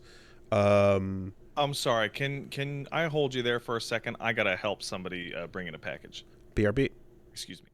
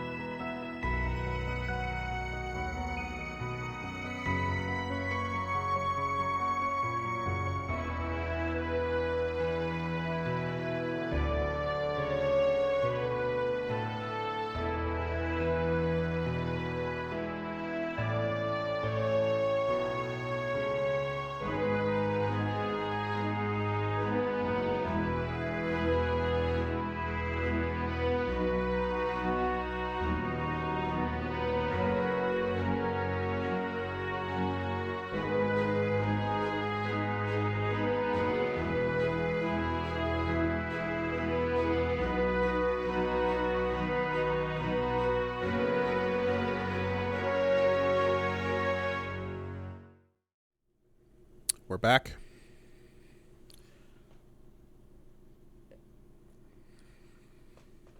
I'm a big man. I bring in big boxes. Okay. Whew. Yes. So, Bayonetta 3. I got to so I went through the Tokyo section. Yeah. Look out behind you. Oh no. Hey, look at that. Wooly's smarter than Bayonetta. Wow. So, Bayonetta, as I'm calling her, is very, very cool design. I really like it. I didn't watch the trailer with the alt designs shown off, so I'm getting them fresh. But I did definitely feel like after that sequence, which, oh my god, the spider sequence on the rooftop is one of I hate it worse than the whatever mini game, like the Afterburner shit and all that. That's like, you know, like it's a fun homage, but it's kind of annoying to go back to all the time. That spider rooftop sequence is the worst one in the entire series, easily. And I would agree that Bayo 3 has like the best combat of all three games, but like I've over the past like couple of months I've gotten to this point of like, how about you let me play? Because Bayo 3 has like the best combat, and it's like it'd be nice if the game let me do some of it. Like the camera is going fucking crazy, tilting left and right every time you go over a bump, because that's how a spider controls, and I'm like, the whole time it's clown shoes, and I'm having a hard time controlling it, trying to do stuff. And, you know, I have my own foibles, certainly. But yeah. No, you're not wrong. It's hard. It's bad. And then like the whole time, it's like, if you just gave me that fucking double jump that you get in the next scene where you spider swing, you probably could have helped. Part of the moveset. But instead you can't do that until the next scene. Anyway, once you're controlling Spider Bayo on foot, it's fine, but that sequence as a slave was just ugh. Anyways, Bayonetta's cool. And then, you know, you get her power and stuff, and I kind of see what might be I guess a signpost where I go, oh, I really hope this is not an adventure where you get to pick your robot masters, except every robot master is another Bayo dying. like, are we just gonna watch our Bayo die for this whole game? I don't know. That's not what I hope, though. And then it happened again, and I was like, oh, Jesus Christ. And this time around, she didn't even put up a fight. She was fucking flexing and being cool, and then just got. Hey, Wooly, look behind you. Hey, look at that. Wooly's smarter than Chinese Bayonetta. So, Bayonetta, as we call her. Wooly, I want you to keep the phrase "look behind you" in your mind. Dude, I like with Bayonetta, I'm like, okay, she fought. She had the first thing you see is, you know, her losing her Jean, and then she has to keep on fighting, you know. Yeah. I'm sorry if you're trying to avoid Bayo 3 spoilers. I should probably. Game's weeks old. It's okay. I'm going to describe what I've seen so far in the game. Also, sorry. Don't worry, man. At this point, no one is avoiding Bayo 3 spoilers. Okay.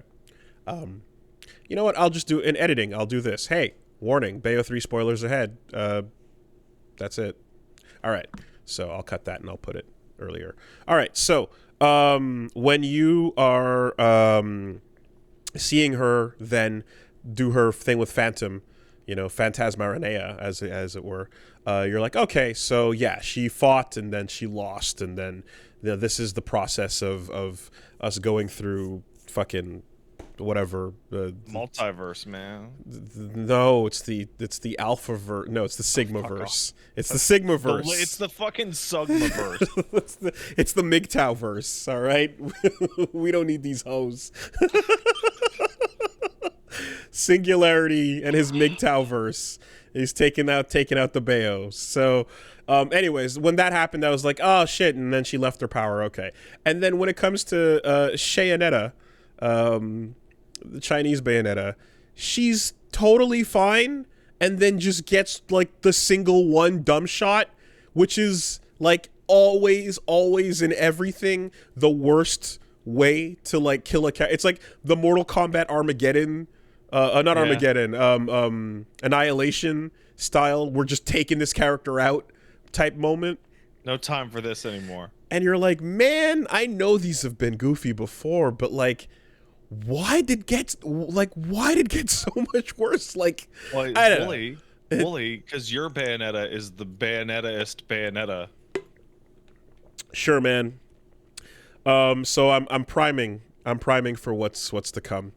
And then we got introduced to Viola a little bit more. And I described it as, okay, this game is not even pretending to, like, homage DMC5. It's like peeking and copying the homework.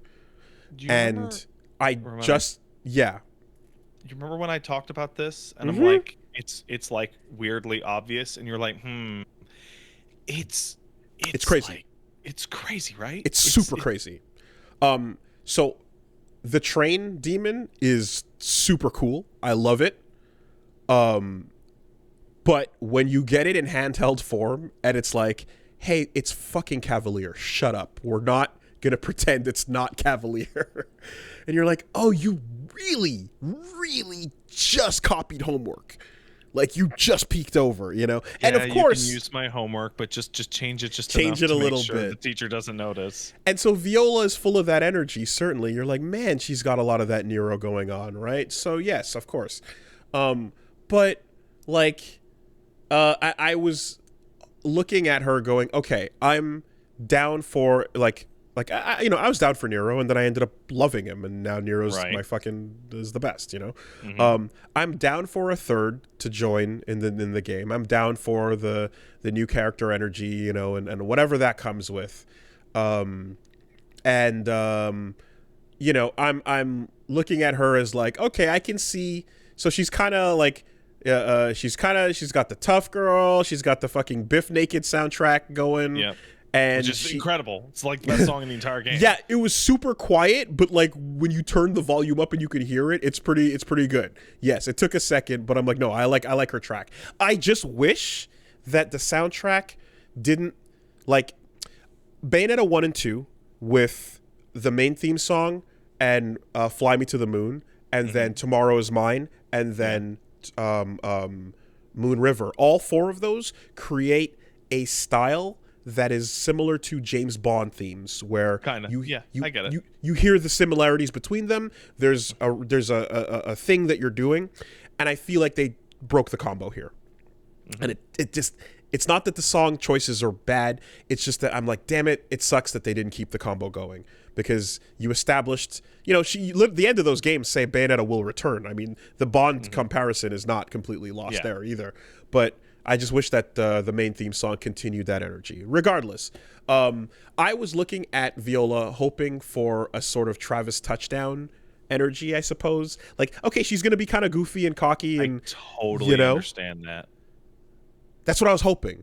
Yeah. And that's the leeway I want to give her. So far, it was not that. So far, it's been Luca. Yeah. Remember Luca's slapstick shit and how it was super funny? Oh, you remember that? How it was super funny every time? Man. And like that choice, deliberate or not, whatever that may mean, is not lost. You're not stupid. It's like, oh god damn it. You didn't look at those little goofy, dumb things as optional, hopefully ignorable moments. You committed to them and tripled down. And why wouldn't you? You've kept it up. And to be honest, like, Luca's just Luca's dumb slapstick shit. Like, eventually I'm just like, yeah, whatever, it's Luca. He's trying to flex. It's fine. You're in the background. Do your thing. Who cares? Like, my brain accepts that it can turn off, you know? Yeah. And I kind of have, like, grown to just accept Luca as just like, yeah, that's your job. You're there to be spanked. She's got to spank somebody, right? Fine. There's a dynamic to it. Fucking god damn it. I didn't want to get that here. And that's what we got. And hey, cool new girl. Wait, a cool new girl with aspects of like the character you hate the most. And it's not working, man. It's not working. And whatever that may mean. And whatever that may mean, which I'll tell you this, that like I talk about the plot gun from time to time. Sometimes we take sprays sawed off. The moment she started reacting to him, and I put that with what we already threw up on the board, I wanted to 180 that plot gun and put it in my mouth.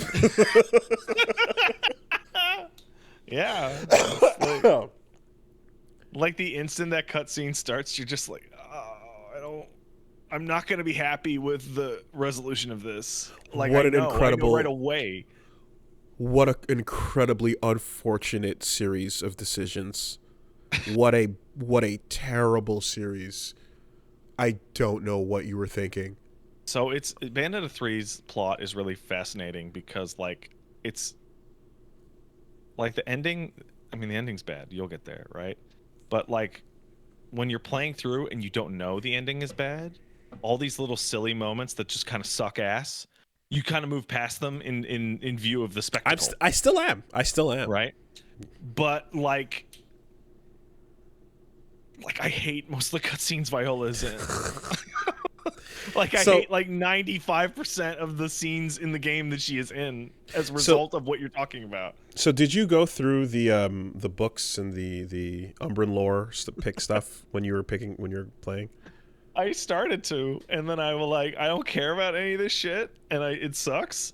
Yeah. And then I hit the credits, and part of me hitting the credits was me going, "What the fuck happened?" And the response was, "They explained it to you in the books." Yeah. Okay. So, we like to go into to catch the lore where we can, and you know, in this case, I felt immensely uncompelled. I think maybe to do it as we went because they always are flow breakers that suck and are not interesting. They were in the last game too. Non-stop flow break. So the flow break in this case, I was like, fuck this. We're going to do this the way we did it in Death Stranding, right? And Death Stranding would be... Oh, that makes sense. We did 2 or 3 sessions, and then we had a big old reading hour, right? Going through all the emails. Yeah, so that's it. So I was like, let's do that. And we did it. And I was like, all right. So there's the demons. There's the angels and all that jazz, and that's fun. And hey, hey, copying homework. Shout outs to fucking Sin Gamora. Using the word sin even on its transformation. That shit was rad. And I'll even say this, like those power-ups with her and with Queen Butterfly are... Yeah, they're cool. They're great. Those are the wonderful 101 punch-out moments. Right. That are not the same as the rooftop sequences where you're sliding around as Gamora or Spider. Those feel big. They're slow and lumbering, but they're more fun. You know. So yeah, we go through the first page of the new enemies and the homunculi. And you see the first design, and then it gives you the description, and it talks about, you know, they're genetically produced, and you know they're mind slaves, and you can see the cord actually that is like an umbilical cord that leads back to their mind slavery with Singularity. And I was like, oh, that's cool. And then also their genetic makeup can break down to like form all the others. They're the building blocks, and you can see them inside the attacks of the other they're little larger Lego ones. blocks. And you're like, that's cool. That's cool. And then the second one is like, it's like the, again, discount Warframe design, right? But the second one, which is it's the normal guy but with the shoulder pads and like the speed, like that's a cool design that would be stronger if that was the only of its type in a game, right? Yeah. If that guy walked up to you and no one else had that motif in the game, you'd be like, that's an awesome character, right? Great. And then you read the description and then you move on to the next, and like 13 descriptions later, neither Reggie and I can remember what the fuck we read. Can like Wooly, the cool one with the spear? What's its name? Cumulonimbus. Are you sure? Are you sure? Like pyroclastic flow. Like you're like, you know, maybe I forget some of the names from Bayo 1 and Bayo 2, sure, but like I didn't forget them while I was playing it.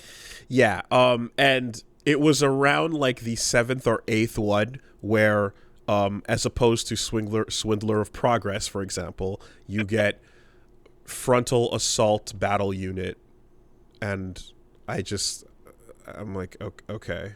So the theme is that they're man-made and they're mass-produced. And they're militaristic. And they feel fucking mass-produced because I can't tell the difference between any of them. Yeah. And like that extends to some of the bosses. The bosses just like some of them just look like big versions of the regular guys. And I don't know, even if you kind of are looking through even if you're scrolling through the dumb lore in the first games or whatever, you come across some shit like Johnson Forest and you go, Johnson Forest? What the fuck is that? That's some goofy dumb whatever name for a forest where the demons live. There's nothing remotely standout or quirky about. There's just nothing. You read the descriptions of all of them, and the first one is the only interesting one. And god damn it, man. And then someone said fucking toothpaste ass designs, and I was like, oh god, I can't see it. You're fighting motherfuckers in the Colgate dimension, man. They're minty fresh. I can't unsee it. It's done. So yeah. I'm thinking about it, and I had trouble, because you hadn't played it, so there was only so much I could enunciate. I feel like I didn't get it across, but like think about the angels in Bayo 1. Like they're marble with gold trim, a lot of blue and red highlights on their silk. But then when you beat them up, there are disgusting bug creatures underneath. Underneath it, yes. Right? Yes. The demons in Bayo 2, they're classic demonic designs, but they're also robotic, but also mineral. Like they're gemstone kind of thing. And like, okay, that's a cool twist. These guys are, and they get standouts like Joy and Alaroon. Yeah, and then these guys are toothpaste robot machine guys, and what's their second layer of visual interest? It's nothing. You absorb a prime Eve, you absorb a Bayo, and then you get big. Do you know that even? No. Are you sure? Yeah. Wally, what's happening in the game? Yeah, I mean, well, we're trying to track down. Okay, well, what's happening is, I'll tell you what's happening. Jean, who is ostensibly Vegeta. If Bayonetta is Goku, Jean is Vegeta. Vegeta is on a stealth mission to sneak past the cameras into a facility to meet up with the guy with the scar on his eye from the beginning of the game. Right. And I'm like, it's Vegeta. What do you mean she has to stealth her way through? I get the part where the femme fatale spy aesthetic is the gag, and you kind of need her. I get that. I get that part, but it's also hard to take it in when you don't really get to play her in a context that is larger, more powerful in the way that she can keep up with Bayo, the Goku of the world. Those levels have this huge, like, man, we really couldn't spin this off into a whole different thing. Like, energy. The oversight, I suppose, to just not make Jean a playable series of like other Bayo missions, right? And then have Luca be the one sneaking as a weak human through the base, as he does. Luca has to be there in China so that Viola can be like, come back for some reason. Because Luke is the person who can infiltrate and have to hide from demons and shit. That makes sense. You know? So I'm just like, That's all you had to do. You could have kept the bit. You could have kept the whole spy bit, but you just needed to take the actual weak human who runs from conflict and make that the stealth character. And then take Vegeta and make Vegeta go out there and do what Vegeta does. Hey, yeah, anyway, you've played a lot of you played enough Bayo 3 to get to play as Viola, right? Yep. So she's cool. She's got cool stuff. She's different. I didn't quite understand that you don't control Cheshire. No, it's totally automatic. Yeah, I missed that part. So then you're sacrificing an AI partner for the ability to block and parry. The way that I internalized it is that a Viola is what if we made an entire character archetype around round trip. Yeah, because that's what she's doing. She's throwing the sword out. She's throwing the sword out, and then you have a bare knuckle mode. Yes. It is definitely less astral chainy than Bayo is doing. There's also a part that I violently disagree with on a development perspective, and I want to fight whoever made the choice. So lock on and shit is attached to certain buttons, and so if you double lock on, you do the dash forward and some of those moves, right? Mm-hmm. And the decision to be well, Viola has a dodge. Oh my god, I was waiting. Hold on. Yeah. Viola has a dodge, and that'll be on the same button. So we need to use a different button for her block, which is her witch time. And it's congrats. You have built up a series of 2.5 games in which the defend myself button is the right trigger. Oh my god, dude. I could not adapt it. I got to the end of the game and beat the final boss without having adapted to it. Immediately. So I did a couple sessions, and I was like, I can't fucking... I press the dodge button to get out of danger. The block button is the other one. And I go to the options to look for a free option. And you can't... You can switch it. You can swap the two, but you can't customize the controls completely. No, because all the moves are now swapped to the wrong button too. So I had to switch it back because I couldn't sprint. And I couldn't do the lock-on dash. So the lock-on dash and the sprint are, for me, I'm getting used to it swapped. Is what I'm doing, but it's that was your solution? Yes, but now you go back to Bayo and then you have to invert it again. What a terrible decision! It's not per character. It is per character, but that's what I mean is I'm gonna. But now Bayo goes back to the correct location. You can't do it. You can't do this. You can't do that. And on top of that, right? Viola's dodge sucks. It's terrible. It's so not it shouldn't meant even to exist. It should just be a block. What's the point of it just it is I don't I know we don't I'm not a game dev, right? So I don't want to I try not to be this is what the devs should do or else they're stupid. They should not even have her have a dodge at all. It should just be the block button, and it should be on the fucking right trigger, and then that character would play 10 times better. I mean, you could always make it stinger your way out of trouble if you need to. Things like that. But the dodge is pointless, and it gets I don't know what iframes it has, but obviously it's very little compared to what you otherwise would get with Bayo. It's a pointless fucking thing. And then you have that. It's also a panic button when you're like, oh shit, get me out of this situation. And now you have that over on R1, and it's a terrible idea to do that. It's so interesting because when you switch characters in the Devil May Cry 5, the game that this is fucking cribbing, it doesn't, you don't have this issue because your defensive mechanics are most often with Dante, you're switching to your Royal Guard, but otherwise in many cases with Devil May Cry, offense is defense. You use your moves to get out of the way. So whatever you see in the kit that is a useful tool to get you the fuck away or up to something is used for both purposes. So when you adapt to V and him riding on top of the Panther and such, you don't have to Shadow. You don't have to worry about it. Continuity. In Devil May Cry, the only control thing that applies to this is the one that you and I and others people made ourselves, which is switching Nero's gun to a different button that you don't really use that much. Sure. Right? And that's a little strange compared to Dante, but that's a choice we made. Yeah, because I want to color up on the trigger button, Sure. Yeah, to change up the default controls, which were otherwise totally fine. Mm-hmm. That's a really, really terrible one with the block thing there. It's bad. It is bad. And then the part where when you do parry, her witch time is way worse. So it's way worse. And then it's like, well, if you just frame it, you get the good witch time. But like, hey, guess what? Blocking is not dodging. No, it's not. So nor should it be. So just framing the block is way more dangerous than just framing the dodge. I see. As a result, whenever I did do the timing at the time that I thought it was correct, I get the shitty version, and it's not even enough time to dash. So that's kind of what I'm wondering, is because I did that first challenge with her where you are only hurting things in witch time. And I'm like, when you do, I guess if you're not just framing, within witch time, you have time for one action, give or take. Yeah. Be it a jump, a swing.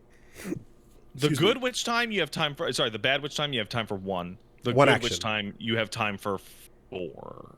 Okay. And it's strict. It feels much stricter for Viola than it does for Bayo. So I don't know, man. And then of course, the alternative being like, well, Cheshire can jump in and then you don't have your sword and then just figure it out that way. I also did some of the side missions as Viola right away, and like, oh man, some enemies are bad for her. Like that 2-headed dragon thing in the side mission is fucking terrible as Viola. It's awful. That's a struggle. Yeah. So it is kind of strange, but I do like welcome the ability to just like fuck around as a new character, try a new series of combos, and get used to that feeling. But then I accidentally used a witch heart on her, and then like remembering that's like, oh wait, this is not a full-fledged character. This is I'm going to tell you right now, that character has like 1/5 or 1/6 of the levels Bayo does. You put all those witch hearts into Bayo, man. Of course, I made a mistake. Yeah, no, I forgot. So it's just like, okay, so this is not even fully. Yeah, that's a bummer, man. Didn't have to be that way. Don't know why they did it. But she could be fixed with a couple of little tweaks there. And then, of course, the other thing, too, is you need to unlock all the moves. So when I unlock the full kit, we'll see how things feel. But I'm also spending points that I'm like, do I want to put this into something else, Well, the point shit is like, hey, I will give Bayonetta 3 like a huge round of applause. There are too many weapons in the game for you to even unlock like 2/3 of the moves on them as you acquire them. Right? I tried to do the thing where I got a new weapon. Cool, I'll use it, get all the moves, and then on the next level, I'll switch to the new weapon. Not possible. There's too many. And demons too, mind you. And demon demons. moves. Yes, you have both. I'm picking and choosing between the weapons and demons I like. So I'm skipping over upgrades on something I'm not going to use as often. G-Pillar, sorry. Hate it. It's like Takemikazushi was, the big, heavy, slow. So you got to have that equivalent. In this case, it makes sense to weave into it, but otherwise I kind of just don't want it on my alt. I don't like it. Yeah. Also, you're picking weapons based on their jumps now. Exactly. I need a spider jump. Get me back to that. Exactly. For sure. And there's times where I'm kind of like, I really want to switch between Color My World and Love Is Blue. Like I kind of want to just go back to the old moveset for a bit, because I like having Tetsuzanko in the fights, I fucked around with it a little bit and was like, wow, these movesets are better than the default gun moveset. So Color My World, but the thing, like what that gets is the 360 kick, like basically like she gets the 360 kick and 360 punch moves, which are great instant weaves, and like the trade-off there is like, yeah, that's the equivalent of your Tetsuzanko or your Stomp from Color My World, but in any case, man, we're going. We'll see. But yeah, definitely the strangest decisions at the end of the day with this, and it really it didn't have to be this way. I just, while I was playing through it, I kept getting this feeling of like when you're in it and you're like verse to verse, and you're like, yeah, I'm doing it, and like they want to vary it up. They want you to never get bored. Yeah. And they want to like mix up the pacing, and that's laudable. Some games have terrible pacing. Mm-hmm. But like they might even be bored of the game's pacing in previous games and want to spice it up for themselves. Totally. But like at the end of the level, I'm like, okay, so I saw a cutscene, and the cutscene was cringe. Okay, maybe the next one will be fun. And then I'm exploring, and I fought a verse, and then I spent 8 minutes trying to catch the cat, and then I found a secret mission that was terrible because it was the one where you have to fucking stay in the air while killing enemies. Mm-hmm. And then I fought a boss, and I fought 2 more verse. Okay, here's another cutscene. They killed Throwback to the enemy step challenge, Right. They killed Debeo in a stupid way. Didn't like it. Okay, got a new weapon. Don't have enough to upgrade it. Should I upgrade this? Okay, I did a verse. Okay, here's a vehicle section. It's awful. It's awful. Here's a boss mini game. That's cool. And Jan mission. Okay, this Jan mission, awful. Great. Submission with a weapon in it. Though that's cool. Yeah, that is cool. But it's like there's no uninterrupted period of like 30 minutes where something doesn't kind of bring it down. Yeah, strange. There's a Viola section later that's just like an absolute pile of dog shit on replay. Okay. I also had a level or two where what was it? I think it was okay. So the submissions are within the submissions are within the areas that you do the main one in, and like I started the one where you're in China, and then one of the other ones where it was like the objective was to go collect these 5 things. Yeah. But it kind of just like, I'm like, the first and second game had wide open areas, but they were still linear despite that. This is also the case. But the wide openness in this case doesn't add a ton. So you remember me trying to explain this to you and I couldn't get it across? Yeah, it's just and you know what? It has the problem that Mortal Shell had, where you have a whole lot of space. Christ. But the only thing the thing that's interesting is way the fuck over there, and that meanwhile, now that you've cross the Sonic Frontier landscape. And now we can say that the level's more open because there was nothing between here and there, but then we walked a while, so now it's open, And I kind of felt that way when I was chasing down an objective. I was like, what? Why does it have to be like that? Like, yeah, anyway. The one thing, though, I'll say this. Hey, shout-outs to taking your references all the way to 100% and then back by committing to the Shinumeda Sky building as a location where I saw that building and I was like, I've been there. I know what's up. This is what you do walking out to lunch. You looked around and said, how cool would it be to have a fight right here? And then like, no, we're going through the offices of Platinum itself. Fuck it. Shout outs to Malekith making a fucking return back for revenge. Listen, there's a lot of shit that is kind of off in that game. Those boss fights are fucking A+. Strider is sick. Strider is a whole lot of fun. And I'm like, thank God you're here. You are the persistent rival. Yep. Let's do it. I'm glad you showed up. Cool. Yep. Very Been waiting. Cool. Been waiting. I'll say, if that was in any way a letdown compared to the Lumen Sage or Jean, it is. Like, okay, well, so far it hasn't been. So, fucking hold your horses. It's been fine so far. I loved it so far. But you want super tight rival battle. You must not fail that. And that was a really fucking fun fight.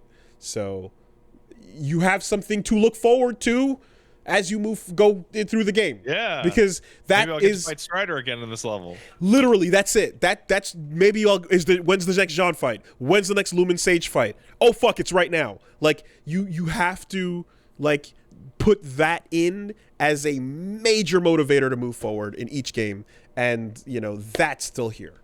So I want to fight Strider more, and fucking disappoint whatever, blah blah blah. Malekith looks like Malekith. Look at him, he looks like Malekith. I want to say, like, especially after playing through like many contemporaries in and around the release and after the release, you know what my feeling, like my heart feeling coming out of Bayo 3 was, is like, wow man, DMC5 is like one of the best games ever made. Like, I'm trying to holy convey shit. I'm trying to convey to Reggie that like all the times I've talked to him about how stupid and forgettable and silly Devil May Cry story is, like that it's actually really solid by comparison to like what very solid and sincerely told. You know, and that's what I'm trying to get that point across. I'm like, I'm always dismissing these games' stories as nonsense because they pretty much are. But the way I put it was like, when Devil May Cry does attempt to like be sincere, it works. In the later games, filling your dark soul with light will never be let down. But no. It in you know the later games, they kind of figure that out, and it works. 3 onwards, there's a definite improvement. Yeah, and like there's a couple moments in 3 where it actually hits. Like, oh, you're like, okay. Oh shit, damn, you know. The argument between Nero and Dante in like mission 16 or 17 in DMC5 is like really good. It's a really good scene. What the fuck was he supposed to think? You dropped in and killed everybody. You know, yeah, and then 5, of course, like, you know, that entire like the 5's moments are great. You know, they're fucking huge pops.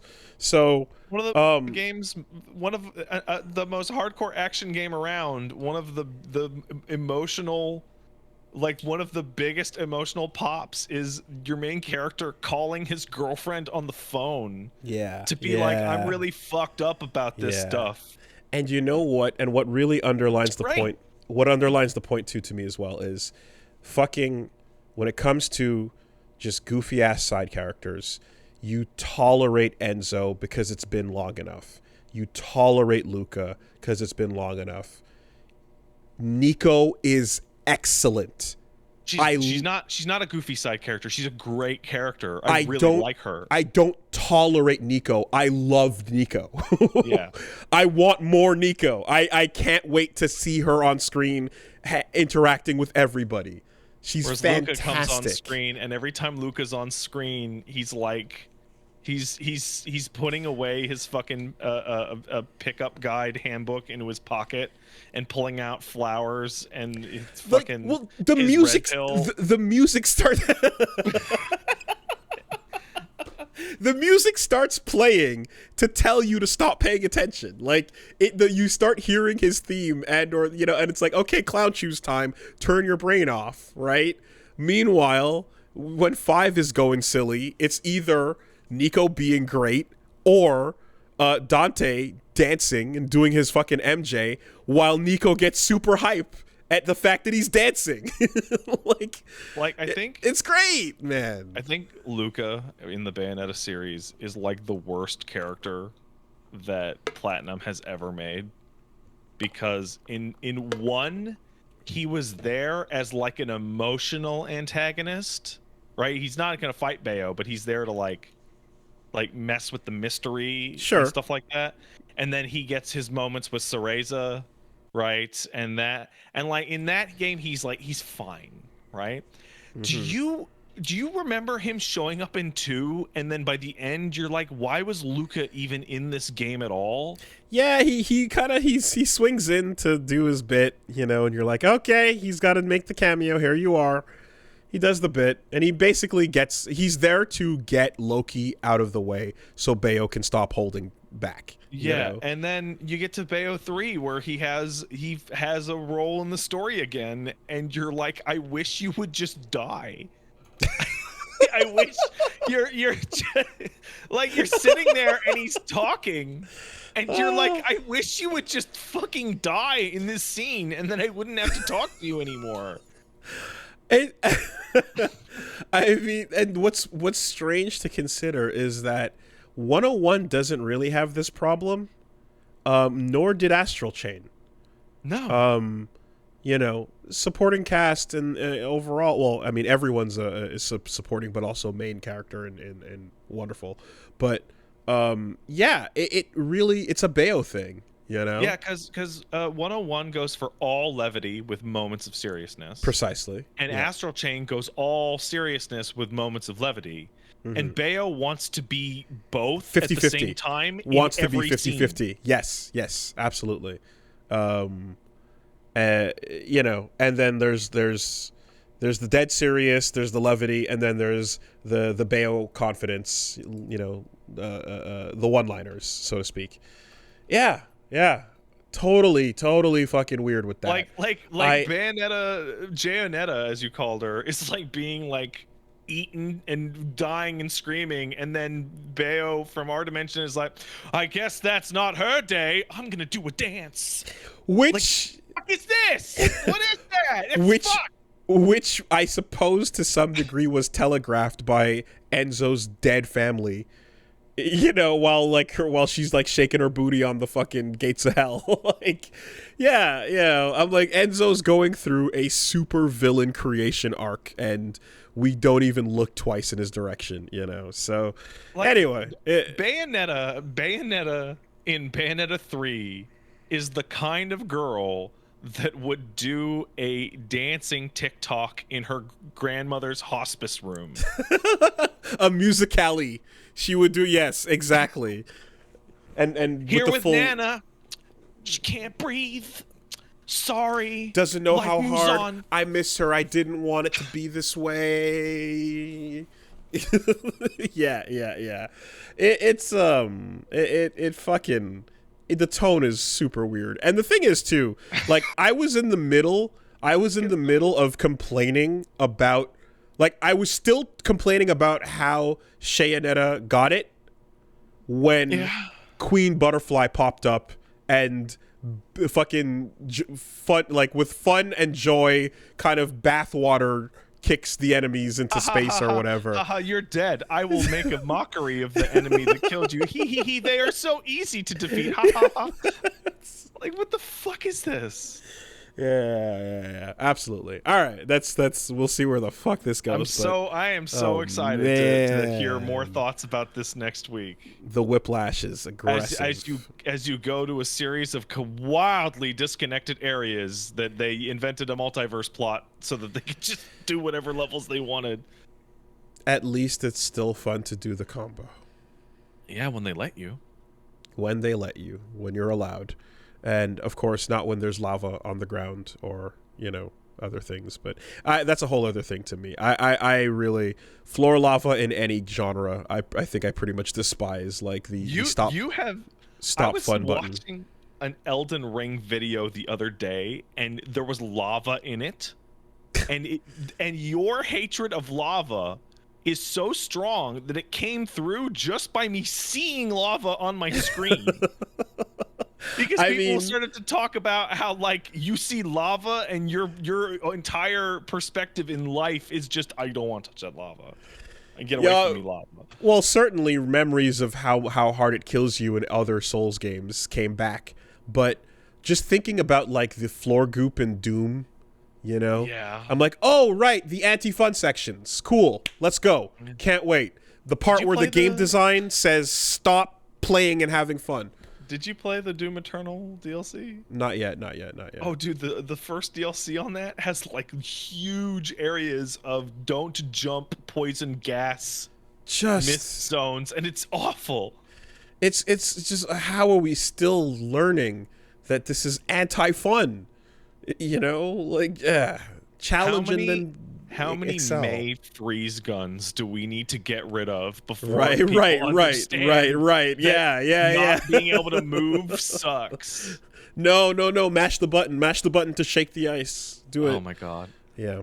Okay. So I want to take that moment to roll through into God of War, which the back seating in God of War has hit the point where I am screaming. Okay? There's one in particular. Okay? If Kratos gets I complained about this last week, but I have a follow-up story. If Kratos gets lit on fire or frozen, Mimir will yell out, "You're on fire, Kratos!" It'll pass. This is so infuriating that when I was raiding with my friends last night and started to complain about it, I said, "Oh, if I swear to God, if Mimir fucking tells me I'm on fire again," and 2 people in my raid group simultaneously said, "It'll pass." Like, it's too much. It's too much. You need to stop. I mean, that is a funny line. Like, all things considered, hearing it for the first time. Jesus Christ. Wow. I'm gonna scream just thinking about it. It's so... It never stops, and I feel like the farther I get into the game, the less time they're giving me to actually solve them. In one particular case, I'm listening to like Atreus talk to me because we're doing a story, and then as soon as his line about the story ends, he just immediately launched into, "Maybe you should shoot that thing up there, Father." I'm like, I'm not even looking at the puzzle. I didn't even look at it. Can we just get to the point where Atreus walks off screen and goes, "Okay, I solved it." Solved what? Don't worry about it. The door's open. Like, just please. Yeah.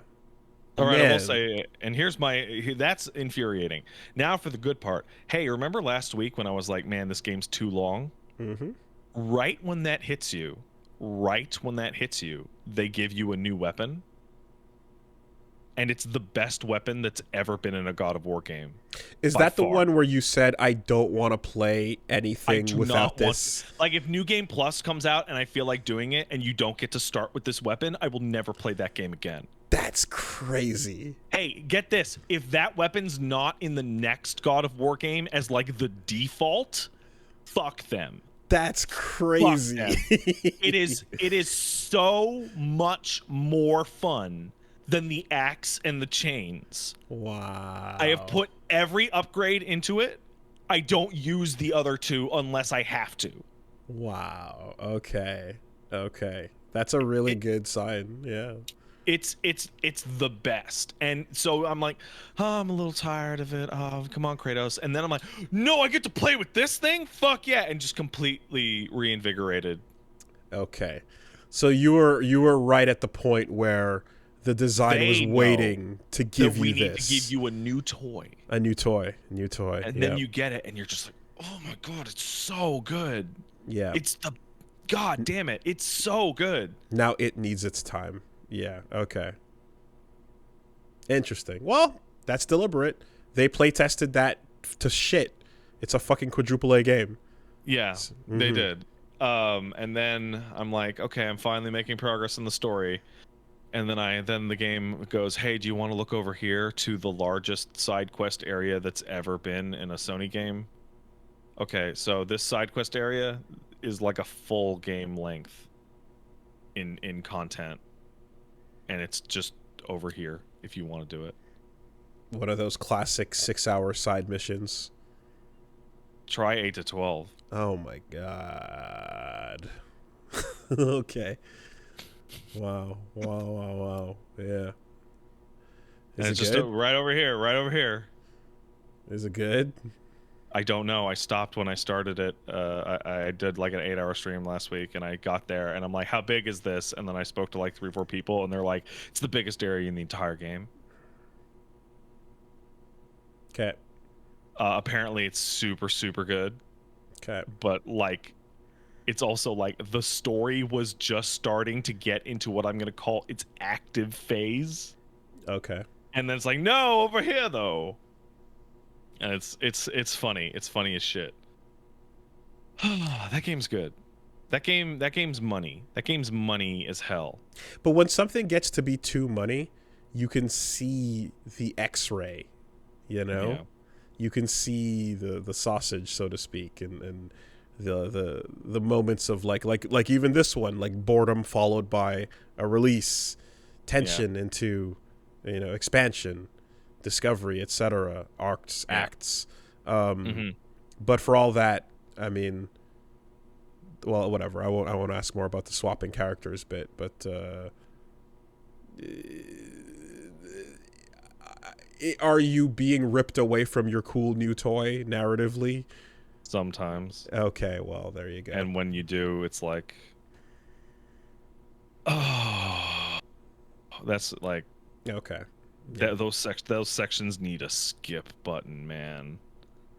Like bad. Like real bad. But it's important for the story. I don't care. Don't care. Yeah, no, that game's huge, big money, fancy, great, good game. Okay. And no Horizon in sight. Like, No, not I don't no. even. Like okay, the game's called God of War Ragnarok, so I'm pretty sure I know what the last Sure. section Yeah. of that Yeah. game is Yeah. gonna Yeah. be. Yeah. Yeah. But I can't see it. Right. I don't see how I would get from where I am to there. Okay. Let's see. What else did I fuck around with? Dark Tide came out. Hey, Will, you ever play Left 4 Dead? Yep. What if you played Left 4 Dead, but it was Warhammer 40K? Yep. We talked about the classes and the Oh, we did last week. And, okay. Yep. And the whole the shooting cover mechanic and stuff. Yeah. Okay. My bad. I gotta I've use the been bathroom playing a real lot of quick, that. actually. Yeah, go for it. Let me just do that. Enjoy your piss.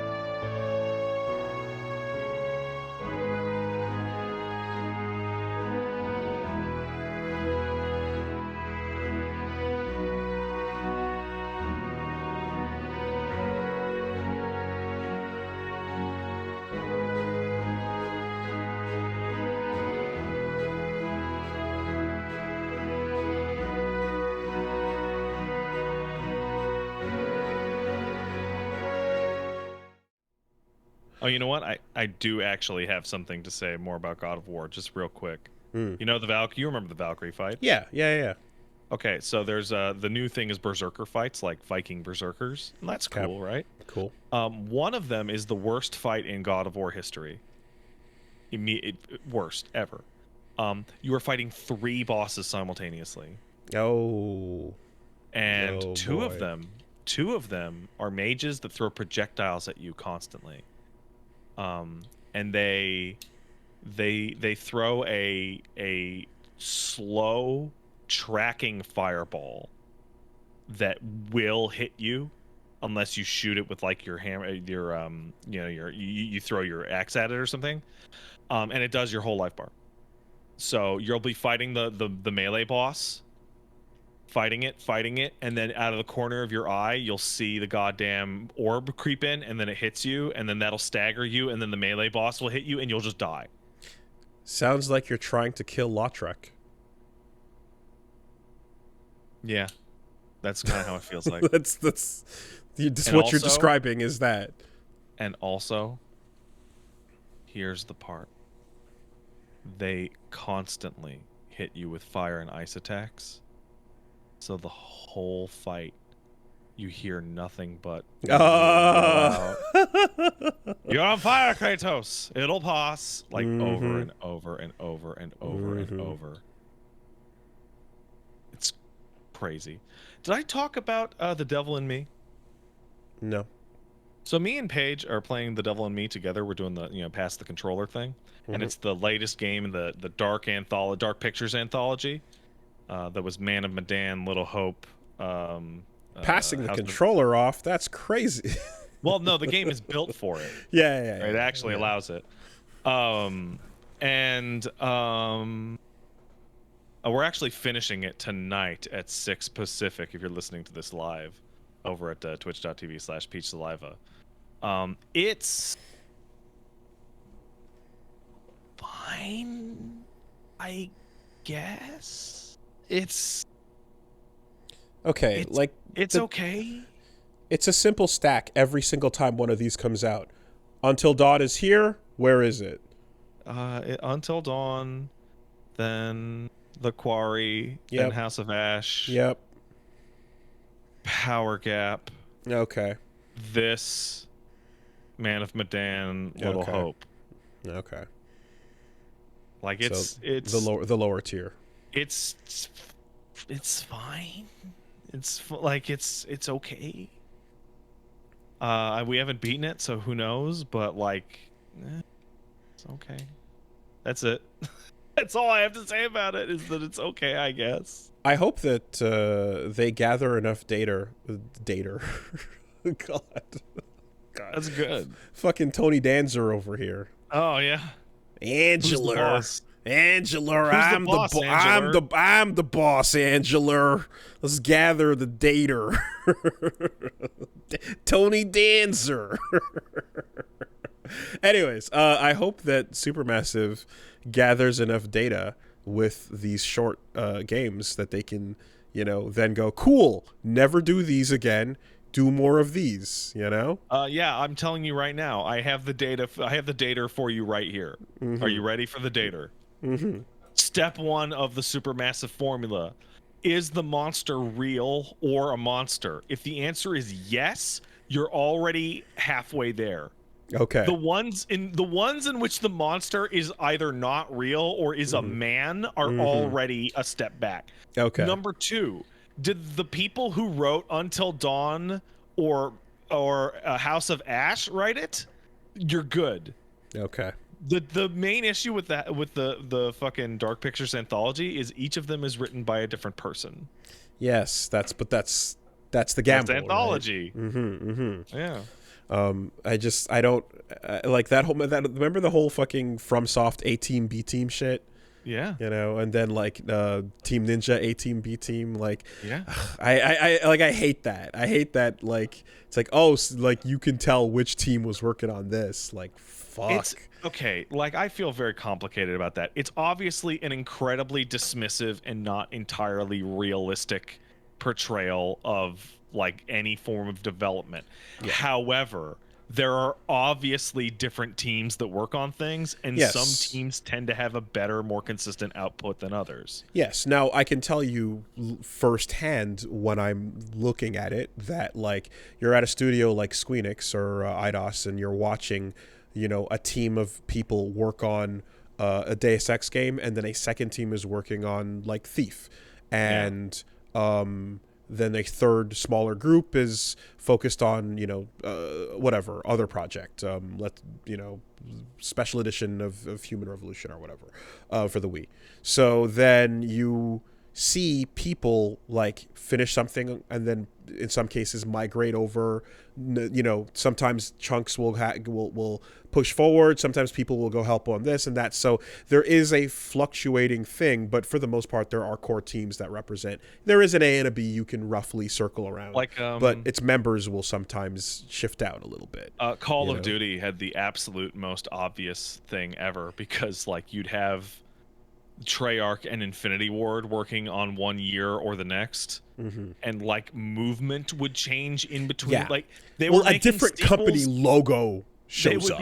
They would be making sequels to the last game that they had made, not the last one that came out. Yeah, and they were competitive to that point, trying to prove, they were they're fighting within the same franchise, you know. So that's for sure. But in this case, yeah, that whole feeling sucks. Anyway, They should make it good like the good ones. Do it like the good ones. Cool. That's my advice. Okay. Hey, I guess I'm done with my week. If you want to check out more of my stupid crap, you can go down to twitch.tv/PatStaresAt. I'm going to be streaming Tuesday, Thursday, Friday nights. No, Tuesday, Thursday, Saturday nights, and Wednesday afternoon. It's going to be God of War and Game Awards this week, man. Game Awards. Are you ready for video games? GWO.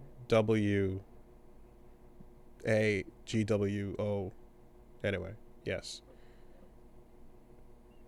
I really don't, but I guess maybe we'll. I don't know. I'll make a decision. We'll see. People are asking me to talk about Dark Tide. Here's my thoughts on Dark Tide. It's brainless and fun. Cool. It's not quite finished. Needs more time. You hear anything? I keep hearing about this. What is it, Evil West? I have a code for it sitting in my fucking inbox that I am not able to use.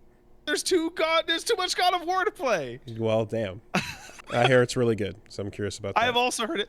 That's the game that Max switched to once he deleted Callisto Protocol. Perfect. There you go. Nice. Yeah, over on my side again, not much as well this week. Sella had my little birthday thing yesterday. Me and the wife went out and checked out a ceramic cafe where we got to paint our own little mugs and stuff, and then that's cute. They fire them in an oven, and then you get to keep it. So that's fun. Does Patrick Swayze's fucking ghost help you out? No. You're not sculpting it with big sex clay hands. It's already done. You're painting it, and then I see. And then they cook it. And then there was like a light forest nearby, this is like the third light event I've gone to, and like it's kind of interesting because like light forest arts or like light in light as a medium is actually like it's pretty cool. It's a new thing that like I'm starting to see more. And this one, it was kind of funny because like as we're walking through it, I was like, let's get some cool pictures, some fun stuff, but I was like, but this light forest wasn't as nicely done as the last one we went to. And we just feel like such douches because we're like, oh, yes, this attraction just doesn't quite cut it. The other light forest was quite not, God. You know. And we had, and like, I know that exact emotion. And like, we had this feeling the worst when we were in. I described it when we went to fucking Reykjavik. And in Iceland, we're at the Blue Lagoon, you know, this beautiful, open, hot, natural thing, not hot, natural bath. And we're talking to, you know, like a fun other couple that was there. There's this older group that was in the water. And just describing how we're like, yeah, it's really cool. You know, we've traveled a couple places and, you know, and then we kind of had a moment where it's like, oh, yeah, well, these baths are great. And I was like, and we were like, oh, yeah, but the onsens in Japan are even better. You fucking piece of shit. And just like, and like we had that moment where it's like, okay, we can't do this. Can't be the people that like, as we're in the miraculous Blue Lagoon in the location that's remote, you're like, yes, well, the heat is just nothing compared to the onsens of Nippon. Like, I'm like, oh no. Oh, it's done. We're ruined. It's already ruined. Just terrible. Completely spoiled in that regard. So I was like, yeah, I'm like, okay, at least we have the self-awareness to fucking catch that. You open your mouth and then you go, close that mouth. Yep, exactly. You know, and I think we've concluded that it's like, okay, we can have those sentiments and because they're real, but you can't say them to anyone else around you that's enjoying their trip. You're right? Because then you're just an asshole. You're the worst. Like, let everyone enjoy themselves if they're having that experience. And if you've done something better or seen better, cool. We can say it to each other. Don't fucking. Oh my God. Yeah. You know, we walked around that forest like, yeah, well, yeah. Emily, I gotta ask you. It's your birthday recently, as of yesterday, and you're a little older now. I have to ask you because this happened to me a couple weeks ago, and it's kind of stuck with me. Have you had the moment yet where you're brushing your teeth in the morning and you look in the mirror and you're like, when the fuck did I get so old? Yeah, that happened years ago when I started getting gray in my beard. Yeah, that okay, that's what did it for me. I had this moment. I'm like, dude, like a third of my beard is gray. Like after I trimmed it a week or two ago, I'm like, a third of it is gray. I am an old fucking man now. So pre-pandemic, I was able to pick out the individual whites, right, and now it's just salt and pepper. It's not going to show in distant lighting like this, but if with a bright enough location, you'll see the fucking salt and pepper going. And I'm like, all right, there it is, it's happening. And I've forgotten my age many times before, but that has been a thing. Punch Mom forgot that my birthday didn't happen yet, and also thought I was 37 the entire year. So we both had that problem, and it's like, okay, no, it's done. It's done. I spent most of this year at the wrong age. Yep. Most of it. I thought I was old past the entire time, and I wasn't. I'm 36. I spent like up until like fucking August, I think, thinking I was 37. Insane. But here we are. Oops. Just made a minor arithmetic error like a year ago and just kept that rolling. Yeah. Well, but one of the things I got, which is right on point, is got a Fitbit. Nice. That's gonna be basically. I've already made those changes health wise to start improving my shit, but now I've got a thing on my wrist that says, "Hey fucker, actually do it though." Hey fatty, stop it or start get up, it, whichever. Get up now. You haven't moved, idiot. No, go to bed. No, shut the fuck up and go to bed.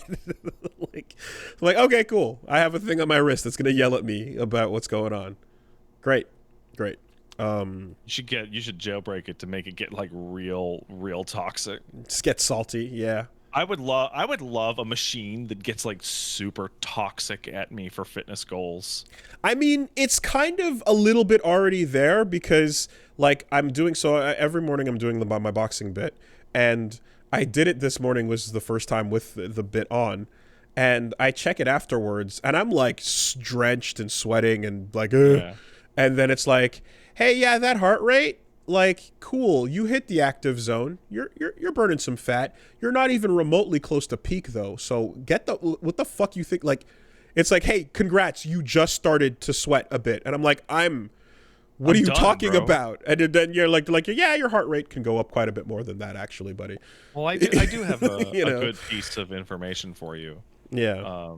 Which is that if you're highly sedentary and you have like a significant amount of fat pounds to lose, you hit the burning point of your calories immediately. Like any activity will kick you into the burn zone, but you burn it like shit and like really badly and not efficiently. So like out of a real workout, you actually end up getting like way less burn than somebody who's already physically fit, but you start to get the benefit right away. Yes, though it's a little different if your body's in ketosis. I wouldn't know about that. Because then it has no carbs to power itself through the workout.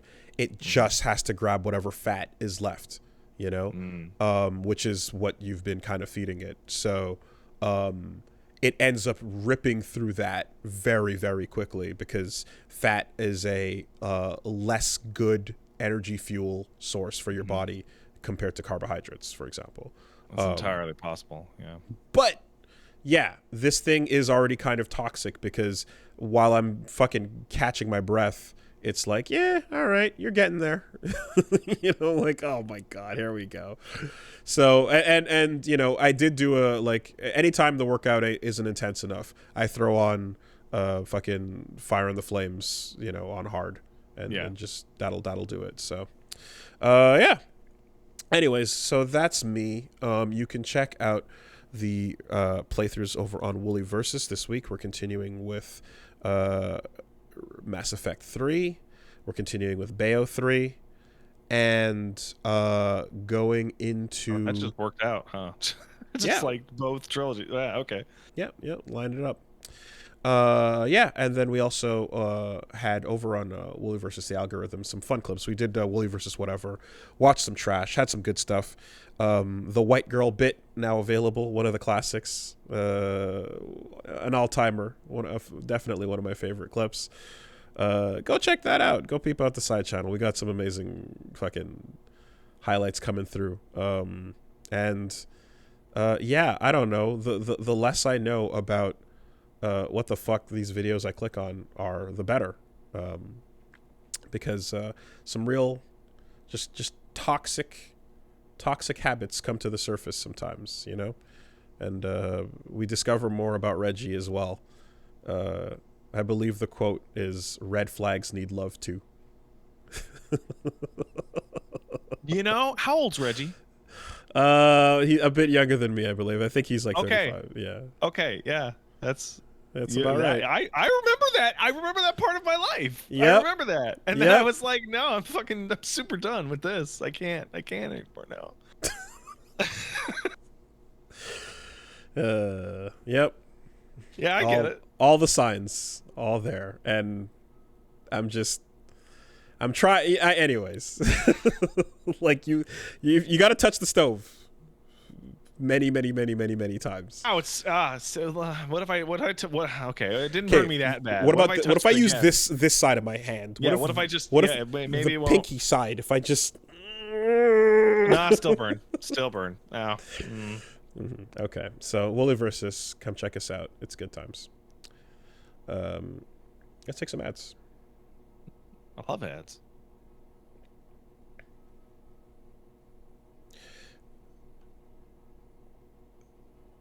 This week, the podcast is sponsored by ExpressVPN.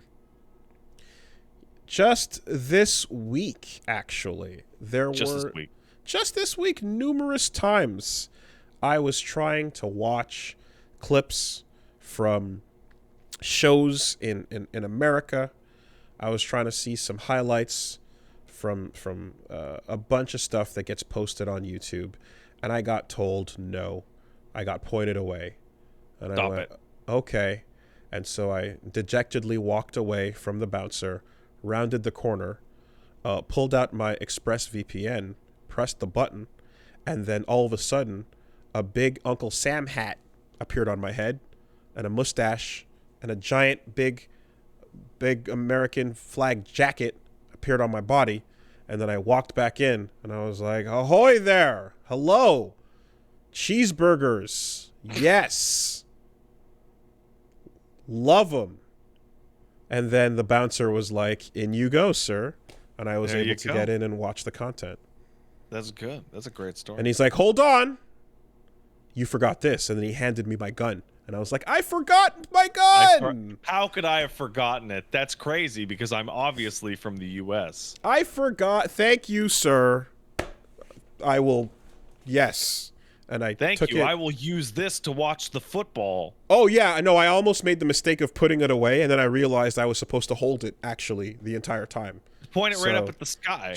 Yes, exactly. So then I walked in, and I was able to watch the clips with my gun in hand. And that's all thanks to ExpressVPN. They can't tell if you're not American when you use ExpressVPN, because you get to mask your identity. Basically, the internet is trying to gate you out of watching cool shit. Plus, your service provider is also trying to copy your data and all the types of things that you would like to avoid having to deal with. They're going to sell your data for ads, of course, sell it to third parties for big profits, all that shit. It sucks. Don't let that happen. ExpressVPN will keep you protected against that. Doesn't matter if you're in incognito mode or something like that either as well. Like, they're still gathering. So you want to get ExpressVPN, any device, your phone, your laptop, whatever. You tap the button and then bam, just like that, you are connected, you're anonymous, and you're good to go. Don't trust your ISPs with not selling your data and shit like that, and don't trust the video services to not hide the cool stuff from you. You've given them enough. It's time to start taking. So take back your internet privacy today with the VPN #1 rated by TechRadar and Mashable. Visit expressvpn.com/superbeast and get 3 extra months of ExpressVPN for free. That's expressvpn.com/superbeast. expressvpn.com/superbeast. Thanks, ExpressVPN. I love you, ExpressVPN. The podcast is also sponsored this week by Raycon, who, as we know, are trying to get you to live a life without wires, because really that's the only kind of life worth living, you know? I have to use a wire for this mixer, and I resent it every day. Getting yourself in on the wireless earbud game it's become the norm. It's become the way to go. It's the way to operate these days. And of course, with Raycon's wireless earbuds, they've got the 54 hours of battery life. They're comfortable fits. You don't have to worry about the constant charge or any of that stuff. They stay working. Yeah, we just got the new pair, and Punch Mom is, again, using them on the regular, taking calls. It's a comfortable thing to just, she even plays stuff to go to sleep with as well. And it's doing the job around the clock. So it's the perfect opportunity, as well as Christmas is coming around. New pop-up flash deals that you could take advantage of are happening. What you want to do, of course, and you're getting free shipping, free returns, buy now, pay later options, and a 30-day happiness guarantee. So right now, if you go to buyraycon.com/superbeast, you're going to get 15% off site-wide with the code HOLIDAY, plus free shipping. So special offer going on right now, code HOLIDAY at buyraycon.com/superbeast. And you're going to get 15% off your Raycon purchase. Buyraycon.com/superbeast. Thanks, Raycon. Thanks, Raycon. All right. And last but not least, this week the podcast is sponsored by DoorDash. Getting you food straight to the door. It's real simple. Keeping you going, keeping you alive. I want food now. You do want food now. Baby wants food. That's what happened. Where food? From the moment we arrive on the planet and blinking step into the sun, we are crying for food. And, if you think about it, DoorDash is just doing the most natural thing. Like, the first thing you want is sustenance, and DoorDash is bringing you that sustenance. What's more wholesome? Thank you, Mommy DoorDash. That's what I'm trying to say, right? You can sugarcoat it all you want with services and the restaurants you like to eat, the 300,000 partners to choose from, the contactless delivery where they ring the doorbell and then just leave it on your doorstep. All of that is fine and dandy, even the accessories you want. But at the end of the day, we're talking about base needs here. The pyramid of needs starts with your food. DoorDash is bringing you your food. If Maslow was alive today, he would put DoorDash at the top of that pyramid. Baby want food. DoorDash bring food. Therefore, done. That's it. You need it. Use DoorDash. It's really easy. Service. It's really easy.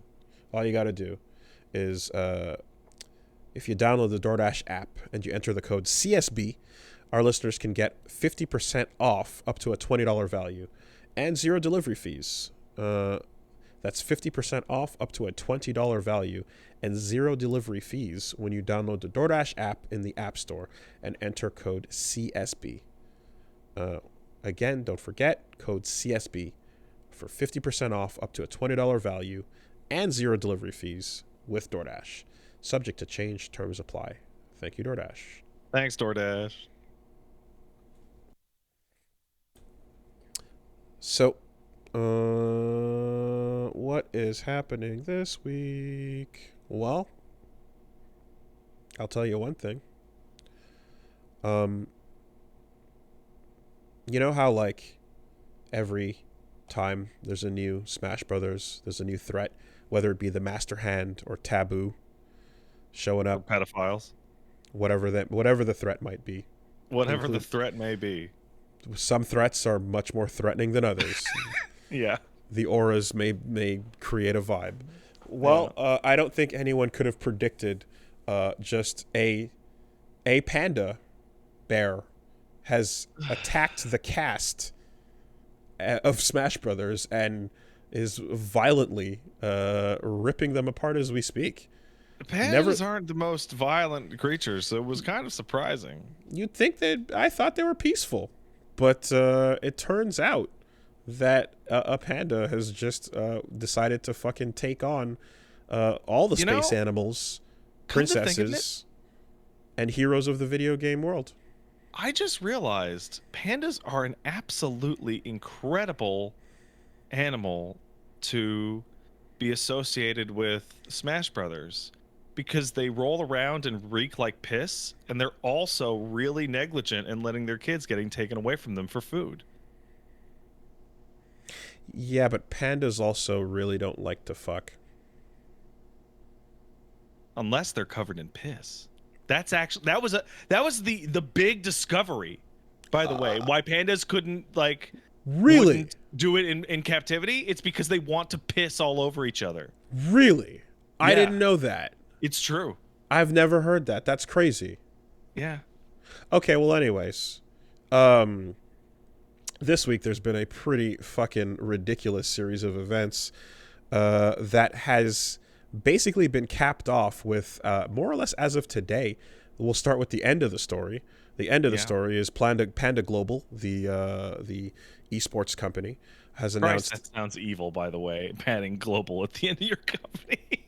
The esports company has had its CEO, Dr. Allen, has stepped down, and they've postponed the Panda Cup, which was an upcoming Smash event. Now, that followed a series of essentially just really, really awful stories coming out where there was a Smash World Tour, and my understanding, I might get details wrong, of course, but there was a Smash World Tour that was it happened last year and was scheduled to happen again this year. The idea, though, of course, is that Nintendo needs to give the license to operate to any Smash tournaments, as it were.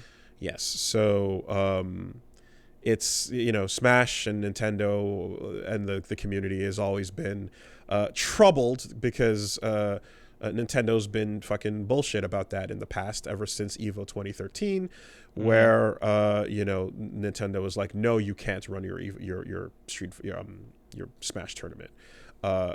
To fighting game tournaments, that shit's ridiculous, because it's like they've been grassroots from day one, and the parts where the company gets involved have always been optional, preferable, but still optional. Fans of the game can get together and play them in tournament contexts. And if a company says, hey, we're going to sponsor this event because it helps sell copies of our game, it looks really good when people are excited about playing our game, and a lot of people tune in to watch streams of our game, it's generally considered a good thing. But for Nintendo, that's the worst thing in the world, of course, because we hate you and we despise that you've purchased our game. So all this fast forwards to a situation where, in order to do Smash tournaments out of a certain size and caliber, you got to get the approval. So Smash World Tour was working on getting that approval, and it seems as if they were told by Nintendo that it would happen, even though they ran unofficially the first time. They would be able to get an official approval, then allowing them to have a series of tournaments be qualifiers for a major final. And that'd be nice. And that'd be nice. Be great. Which, of course, all the sponsored players and such in the community can, have a big old series that they can follow over the course of a season. It's always pretty hype, and then you have the big pop off. So it turns out that Panda Global also has been planning a Panda tour, which is more or less the same kind of idea. It was going to be a Smash series of a season up to the finale. And the problem was they seemed to be unhappy, particularly Dr. Allen, the CEO, was unhappy with the idea of there being other tours happening for Smash at the same time. Yeah, we want to be the only one. That makes sense. And so them working with Nintendo on a contract to broadcast and such, they were trying to get exclusivity rights. Right. So the World Tour folks were kind of being assured by Nintendo that it's fine, they can both do whatever. No, we're cool. Don't worry about it. But Panda was trying to make it so that only Panda Tour would exist. Right. And in order to facilitate that, they started to intimidate other tournaments that were happening, including the smaller events that would be stepping stones along the way to the finale. They tried to force those to join their tour instead. And anyone that was already signed up or had planned for multiple events or for the tour was, they're essentially being told that they would not be allowed and that they'd be blackballed and such. There was a similar thing going down with the streamer that was going to run and broadcast the stream. They tried to force them to join the Panda Tour instead. Essentially, it's a series of shitty ass fucking decisions from the CEO, who tried to make it so that only Panda's tour could exist, and that anything else that was happening that was affiliated with the Smash World Tour would be shut down by Nintendo. They were speaking as if they were officially representing Nintendo and threatening that would happen. And we're trying to even merge with the Smash World Tour and get them to join as well. Smash World Tour didn't want to do that, so it seems as if the bullying tactics and such were able to pay off in such a way where Panda then did get... there's still a conflict between what Nintendo's saying and what's happening, but it sounds as if Nintendo was then listened to Panda and forced the license to be exclusive, and with that, their connection with the World Tour's connection with Nintendo then told them that they would not be getting the license, and that without that they would have to shut down. They could not run their events.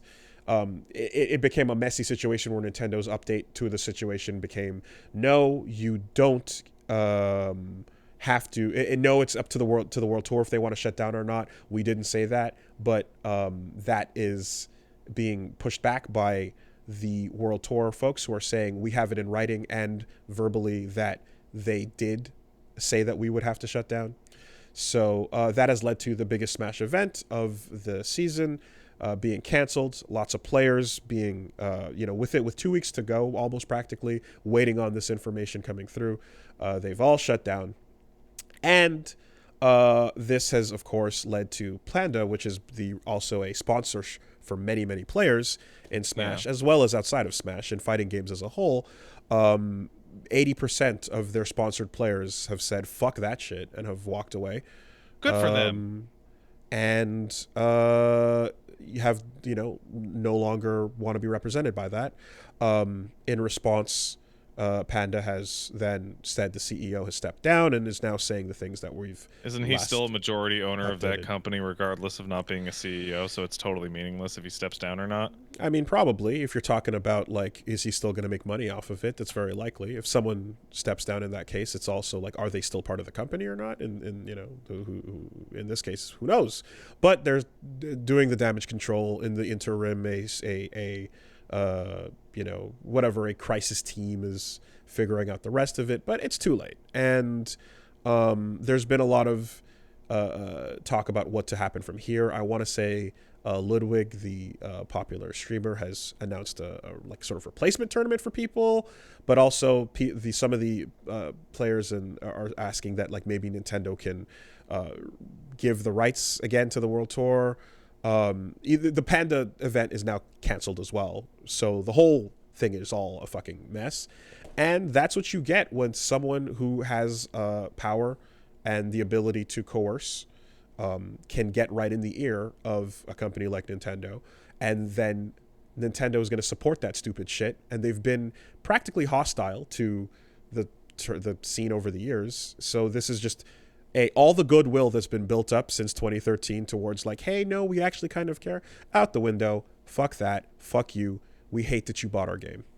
I have to say that I'm gonna put my Smash jokes aside. I apologize if I've gotten any of that wrong, by the way. I did my best. I read through it myself. You seem to have gotten the gist of it. It's complex. I have to say, putting all stinky pedo jokes aside for a second, Nintendo has been very actively hostile to its own fighting game community for literally forever. And every time some kind of progress is made on that front, there is some kind of massive disaster associated with that community that torpedoes the shit out of it. After a bunch of wheeling and dealing and intimidation leads to every single tournament being shut down, like, what fucking incentive is there to support these in the future? I just can't help but think, like, because of the nature of Nintendo too, like the fact that they'll pursue you and shut you down if you try to do anything without their blessing, that's such a draconian ass level that other fighting games don't have to deal with, because when it comes to getting officially recognized, sponsored, supported, whatever the fucking case might be, the choice should be grassroots or corporate. Right? That's what it should be. It should not have to be, you are not allowed to take the thing you bought and walk into a room with other people who have the thing that they bought and play the game together, which is ostensibly what's happening when it comes to these tournaments being denied. It's always actually not been whether or not you can play the game together, because that's obvious fair use and broadcast. It's broadcast, and it's whether or not you can make money doing it. Yeah, sure. I have to say, I think you're right. You shouldn't have to deal with that. However, here's the thing: if we teleport into Harada's office right now, and he's like, "I would like to watch some Tekken videos of some players playing Tekken," right? He would watch some matches, right? However, if we teleported over to Japan or maybe even the US and see, like, let's say Doug Bowser's office, and he's like, I would like to look at Smash Brothers, and the first result is Smash Rage Controller Destruction compilation comes up, and he's like, the fuck is this? No. And the first news story is scumbag company screws over everyone about Smash Brothers tournament, and then the story after that is which of your favorite Smash Brothers player tried to kill people at an event with super COVID, and then the story after that is adult man playing video games for a living throwing a tantrum because his controller isn't broken in the right way, and the story after that is yet another child abuse scandal in the Smash community, and the story after that is, hey, we're modifying your game in a way that makes your company really uncomfortable, and we're going to play that at a tournament for money. And then the story after, like, every time there's any attempt from Nintendo to fucking, hey, maybe we're gonna do it, something happens. Sure. Yeah, there is a long and fucking gross, shitty series of garbage events that pop off in the community over the course of its history. And you know, if you can extrapolate, I'm sure every community has its like shitty fucking moments and anti-heroes and criminals and fucking all of that. Smash in particular has had a very bad run. And fighting games have also had the whole thuggery, fucking core values, all that shit. So there's a bit of a stink and frown on the FGC from back in the day that it takes forever to wash off. And all you can really do is, if you're trying to run an event for just normal, not criminals, to have fun with the game they like, you just have to put your head down and put the work in, right? And you want to rehabilitate image. You can't control the images of people that you don't control. You can control your image and what you put out there. So by trying to run events that are just good and fun for the people who want to show up, so be it. That's what you can hope for. But if Nintendo is looking at this and going like, this is too toxic a community or a group, or in general, we don't want to associate with these types of things because they do things that are not Nintendo friendly, and we don't want to have that be linked to us in any way or whatever. Okay, right? There could have been a time when, other fighting games, like there could have been a time when Capcom would be like, oh, we don't want to associate, like whatever. If the company doesn't want to be part of the community, essentially, then fuck off, right? Then fuck off and don't support it, and then continue to be radio silent on it. And when the game comes out or whatever, just pay no mind and give no shits about anything competitively. Don't try to edge in with some money every once in a while to maybe support. No, just completely fuck off. And with that, fucking off means not coming back to tell people, hey, you are not allowed to play our game on stream, period, ever at all, unless we give you the okay to.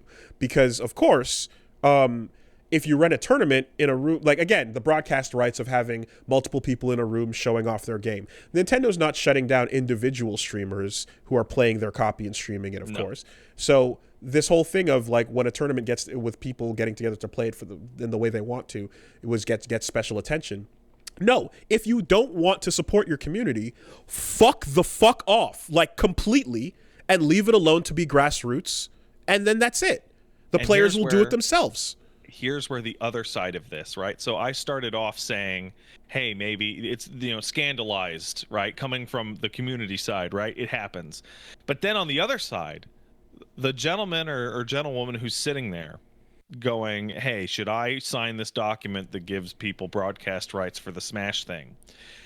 Across from them, one desk over, is the Pokemon guy who says, if you say Nuzlocke to me, I'll fucking kill you. Precisely. We just finished covering a story a couple weeks ago about how insane they are when they're like, what do you mean you're doing a single player modified rule run of you're going to promote our game using unofficial rule sets?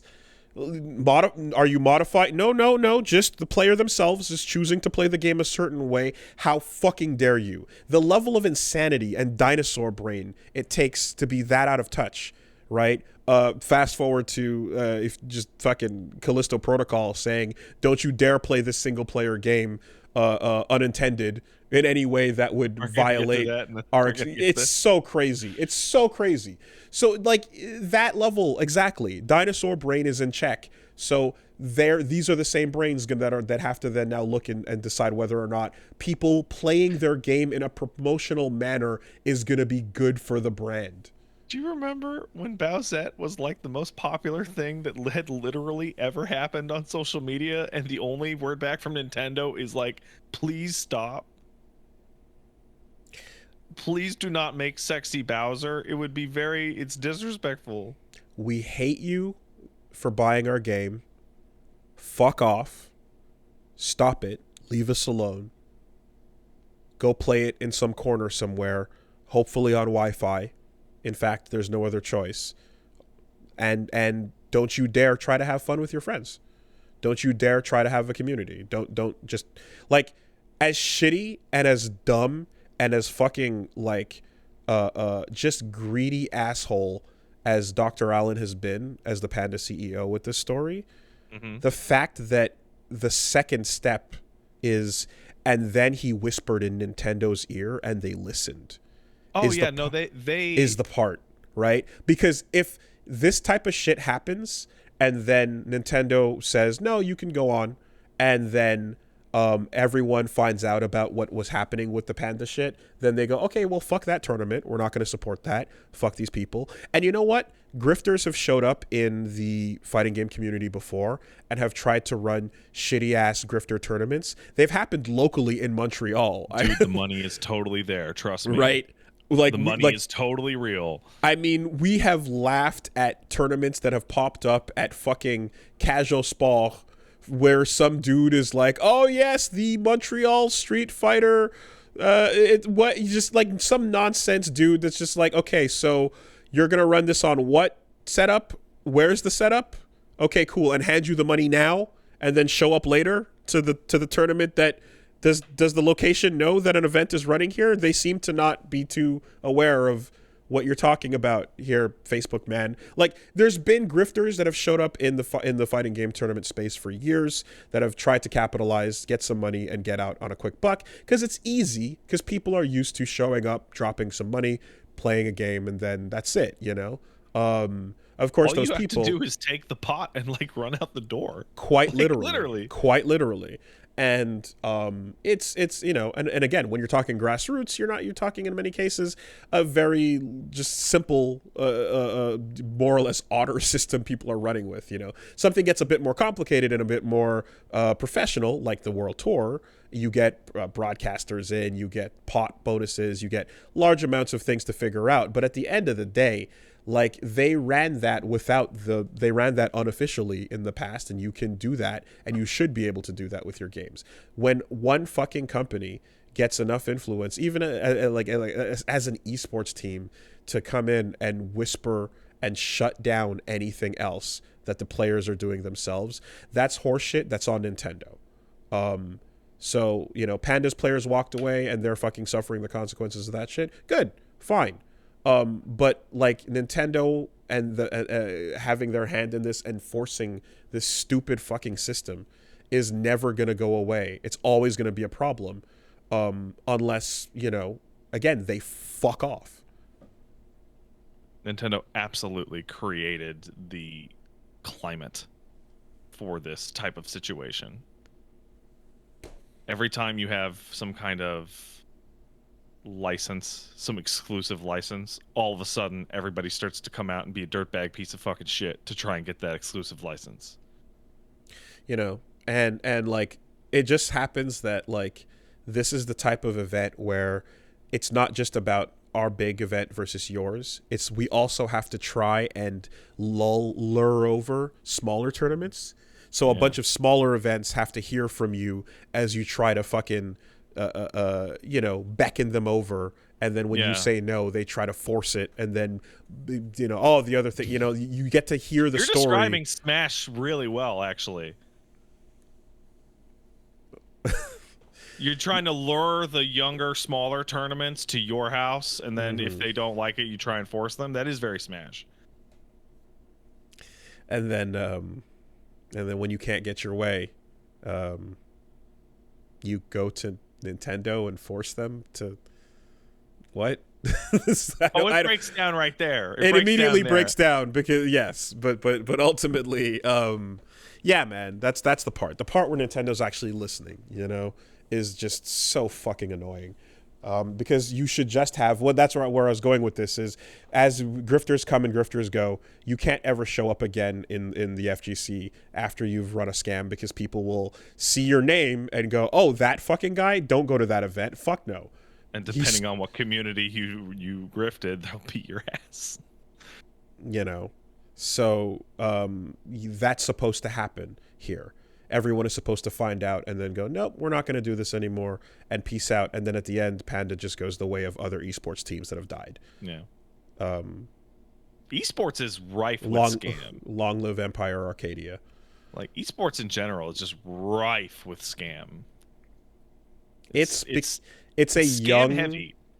It's a young new thing that's run by a bunch of young new people, and they are like ripe for the oldest scams in the book because they're experiencing them for the first time. You know? Now what everybody has their first time with a pyramid scheme. Yeah. Now what's supposed to happen is NFL, NBA, or MLB star is supposed to catch wind from one of their money people that it's time to buy an esports team or create one because that's the best way to make a ton of money on the side alongside other hustles and scams going on. And so they're supposed to go and invest heavily and create a team and then completely ignore it because no one knows what they're doing. And then after doing some tryouts and completely failing to find any talent, or maybe swaying one person over with nothing on paper, just sweet nothings in the ear, a verbal deal and a handshake, and a Steve Ditko style, we're going to take care of you. You're supposed to then hear about how, that fucking company shut the fuck down. And then all the money went away, and the players that signed up with them found out when you did, as this story is breaking. That's supposed to happen. That's the way it's supposed to go, the part where they get to fucking come in and set the community on fire and burn it to the ground as they shit themselves and then leave is not supposed to happen. Well, I mean, at least luckily in this particular case, when they shit themselves, no one would notice. So yeah, because of the smell, of course. I like how you said that you were gonna put it aside, and then immediately I did, and then I stopped. I put it aside to make my point, and then I locked it back in. Yes, you cannot resist. I can't. It's a problem. What else is a problem? I'll tell you what else is a problem. Yeah, okay. All right. Yeah. Did you know that at some event, some guy snuck in a dead lobster in his pocket and was able to watch an entire tournament without being noticed so that he could throw it up onto the stage? Do you know how fucking disgusting a fucking dead lobster smells and no one even noticed? It was a crab? Whatever. They're fucking gross.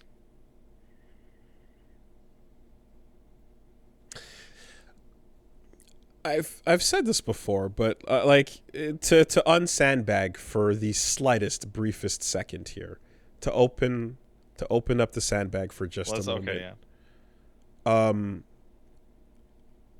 I am pretty sure, I don't know how to describe it, but the subject matter of Smash Brothers is why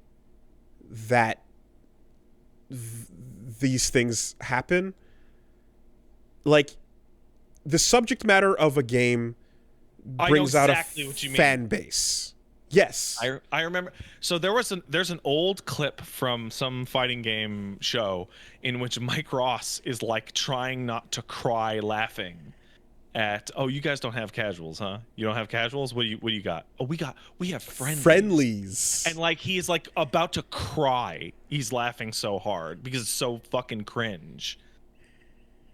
It's like all that. It's like I just saw somebody say Mike Ross. Yes, okay, yes, yeah. Of course, yeah. Mike Ross has been a thing. Yes, I did not know that. But like it's because it's like you take, and it is what it is. I mean, every game has its fan base, and fan bases are going to be a certain thing for whatever. Anime games are going to anime.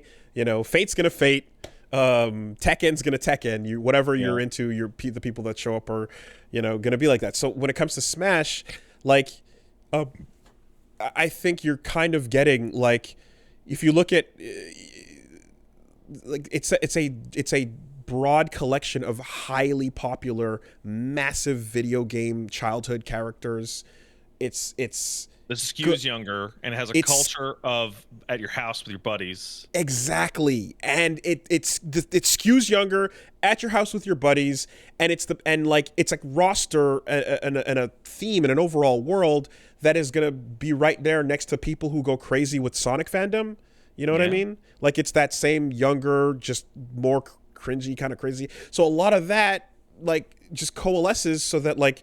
You put there's going to be Venn diagrams in different communities of different types of people. But this one, because of the subject matter, is going to bring in the most of that. And with that energy comes shit like fucking immaturity, hygiene problems, and as you described, like the insanity of the whole fucking sex criminal pedophile weird shit that was going on, and all of that unfortunately comes linked with the subject matter.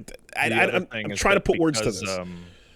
Because Smash is like so wholesome and like kid-friendly characters, and it's very happy and very chill, and like despite being fighting, it's not like violent, right?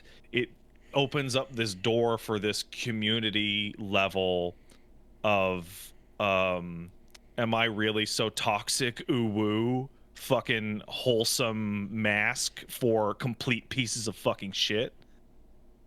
You know, the type that are like, oh man, let's all be real positive while I talk just the most insane shit you've ever heard behind your back. Ooh woo. Sure. Yeah.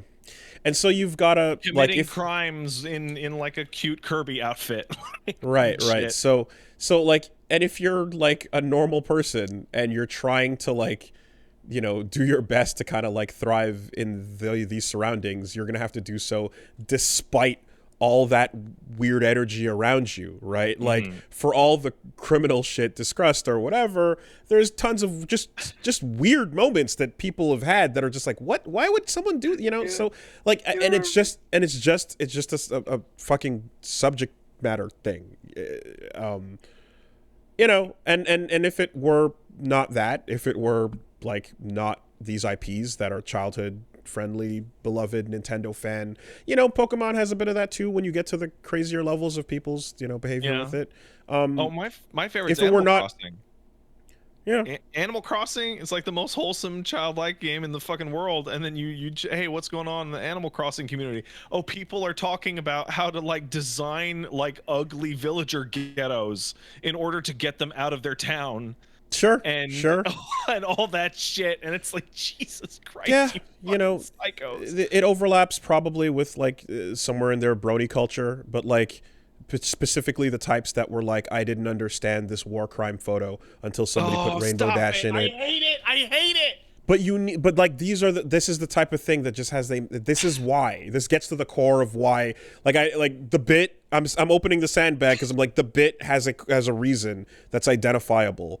You know, and it's just it's because that overlap of fandom is strongest there, and other random fighting games with punch men and punch girls beating up each other doesn't bring that energy.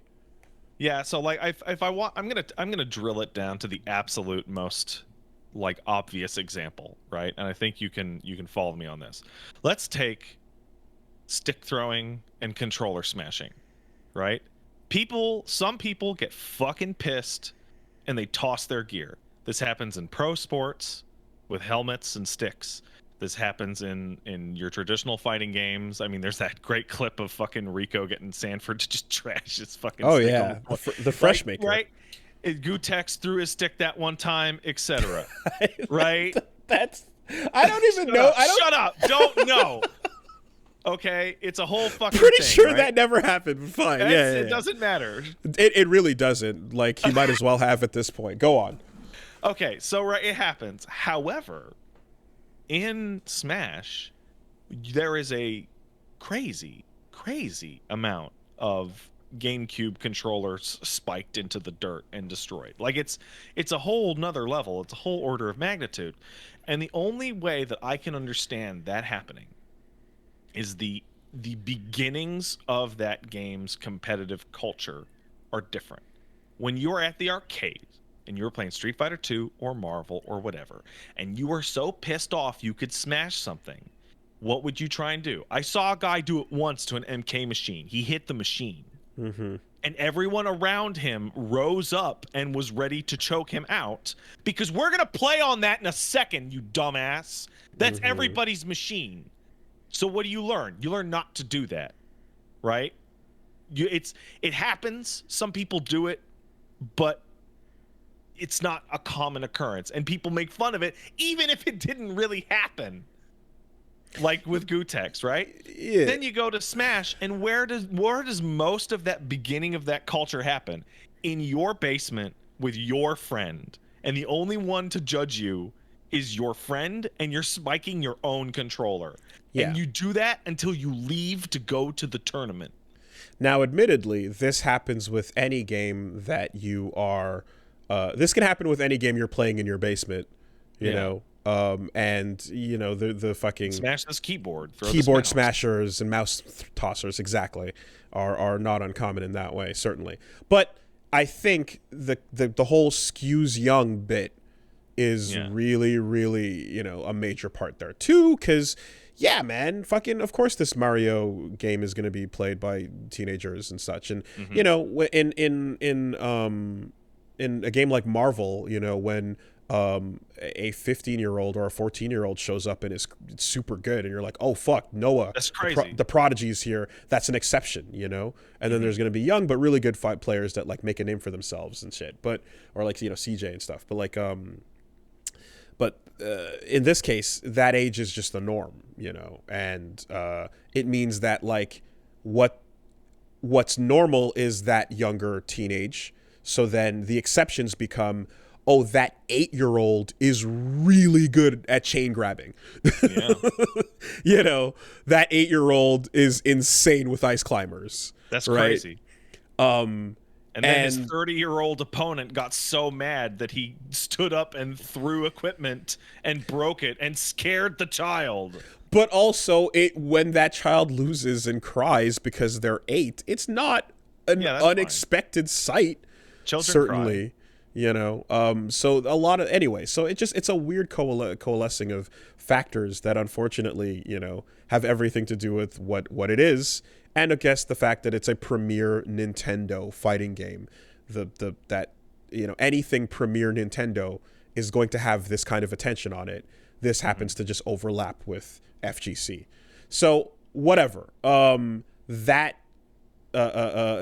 what I think is that's my diagnosis of the situation. That's my prognosis as Doctor Fighting Games.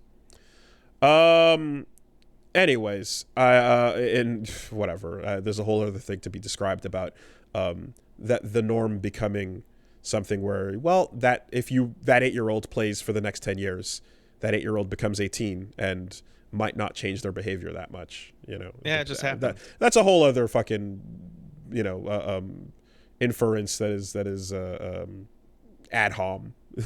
But anyways, the only benefit here is that eventually Melee will die. They're not making CRTs anymore. It's gonna it's gonna go. It has a life cycle.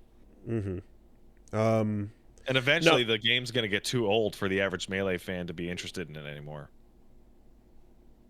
I mean, Ultimate, you know, still being the thing it's got everybody in it, and it's the big thing.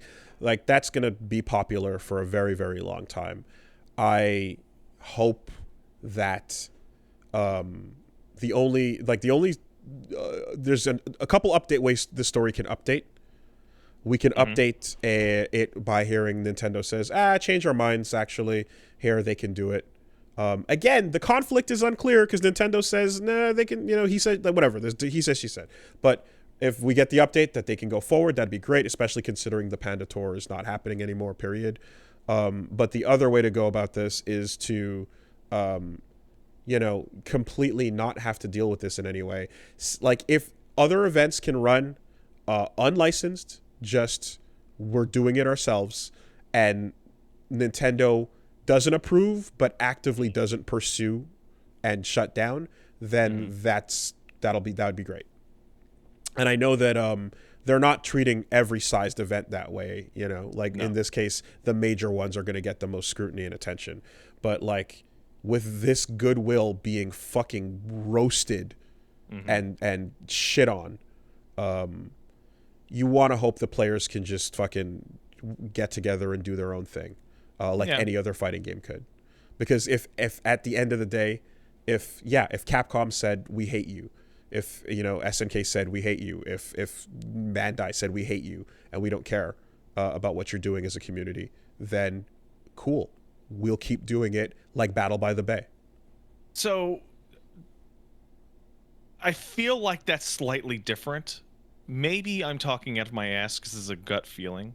but I feel like if Capcom said stop it, the response would be if it's a crime to play Capcom games, then only criminals will have Capcom tournaments.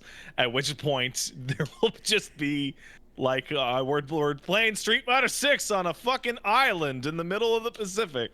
Oh, make no mistake, we will shit on those companies till the cows come home. They will be fucking done as far as at least community outreach and having a goodwill with the people that are buying your shit goes. But people will still get together and play them. Yeah. And you can't stop that. No, you can't. So that's the way I feel about it, you know. When I grabbed my Xbox, went down to fucking Cine Express and said, "Hey guys, I'm doing a Street Fighter tournament. Who wants to come play?" I didn't have to run any approvals by anybody. You did not. And people showed up and they played. Cine Express, actually. Well, yes. I said, "Hey, Cine Express, do you mind if I bring like 30 people who are going to drink, have nachos, and play some games?" They're like, they better buy something, but otherwise than that sounds good. Yeah, we're going to buy pitchers. We're going to buy a lot of fucking pitchers. Yeah, we got drunk. Yeah, that was. And that's it. You know? We don't have to fucking get that approved by anybody. And you can always return to Monkey. Man, 21 years of Smash Melee. Let's see what happens. It's been a totally smooth ride the whole time. Yeah, its whole life cycle has been just a wonderful, smooth ass experience. If you can't, like, if the whole crossover with Evo, FGC, all that stuff like doesn't work out, and it does, like, when it didn't work out, and it was like, all right, these are separate events, but they've got their own healthy series of events, and you know, again, for the people who are trying. Isn't that what we're talking about right now? They did. What I'm like, in other words, like when Smash and Evo didn't fucking work because of all the shit they did, and then a number of other crossover tournaments with Smash didn't work as well. There's a history of like ones where it's like they tried to fit Smash into a corner the same size as like other games when it's like, are you insane? The venue size can't take that, and nonsense of how they're just whatever. Trying to save on cleaning costs, man. At some point, it was kind of made clear. I heard that in your voice. I heard it. I heard that. I heard that. I heard it. I'm saying at some point they kind of made it clear that it's like, whatever, Smash is just going to do its thing on its own. And there's enough people interested that they can do that. They can get their own sponsors, make their own big events, and be healthy as a community. And they kind of did for a while. But every time Nintendo decides to step in, it always fucking ends in tears. Mm-hmm. So, all right. We'll wait for the update. We'll see where this goes next week. But for now, at the very least, Panda's on fucking shell, notice situation.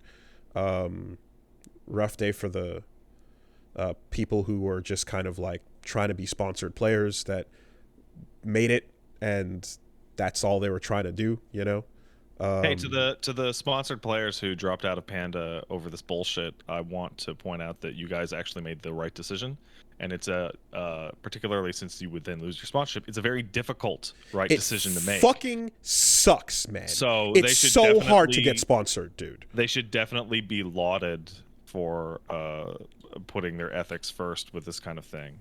I don't know if I could have made that decision. They're saying that they're working. The statement said that they're going to work with people who want to leave on landing somewhere, perhaps with another group or company or whatever. So that's part of what the statement said. We'll wait to hear from the players themselves what's going to happen. But it fucking sucks because of how hard it is to just get to that level. And when you finally get there, it's an accomplishment. It's genuinely I fucking did it. I got, the results. I worked super hard to be in the top 0.01%.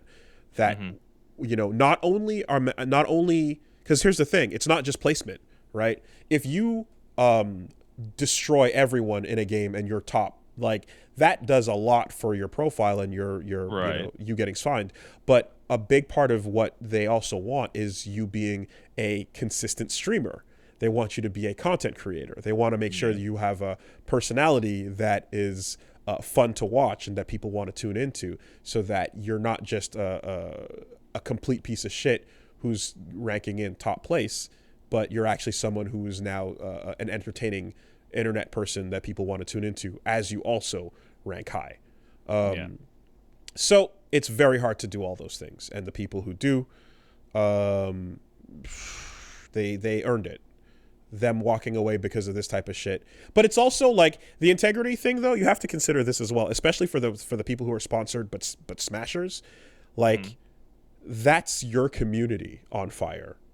Yeah. That's your events you want to go to. Like, it's a bit more of a no-brainer when you're like, what the fuck am I gonna go to? I don't want to be the. It's also like I don't want to be the pariah of this problem by sticking around. Congrats, you're now first place at an event no one showed up to. Like, you know, if whatever, it's weird. The people that are peripherally not in the Smash community and are still getting burnt by it, like, that's just a call on integrity. So, we'll wait for the updates. All right. Speaking of bears, what if you... Okay, yeah, got it. Panda bear, got it. That took me a second. I feel stupid. Cool. Now, what if you took that bear and you fed it cocaine? You'd have a cocaine bear. I feel like that's a pretty 1 + 1 = cocaine bear situation. If there's one thing we know about cocaine bear, it's that cocaine bear fucking loves cocaine. Yeah, that's right. In fact, I saw a picture maybe 20 years ago that told me about how cocaine bear loves cocaine. Yeah, so I've never done cocaine. Apparently, cocaine fucking rules. And apparently, it rules. Apparently, people who start to do cocaine just love doing more cocaine. And there's no reason to expect that to be different from a bear. In fact, I saw a video where a bunch of animals were eating from a fruit tree where the fruit had grown overripe and was actually kind of alcoholic. Yeah. And there were a bunch of animals that were getting super fucked up on, I think, like oranges that fermented and just falling out of trees and fucking slipping around and getting super fucked up. I got a cat. I've given that cat catnip, and that cat gets high as fucking balls. So, when you take a bear and you add cocaine, you get cocaine bear. And more importantly, when you put that in the movie theaters, you get hashtag cocaine bear sweep. Yeah. It's coming.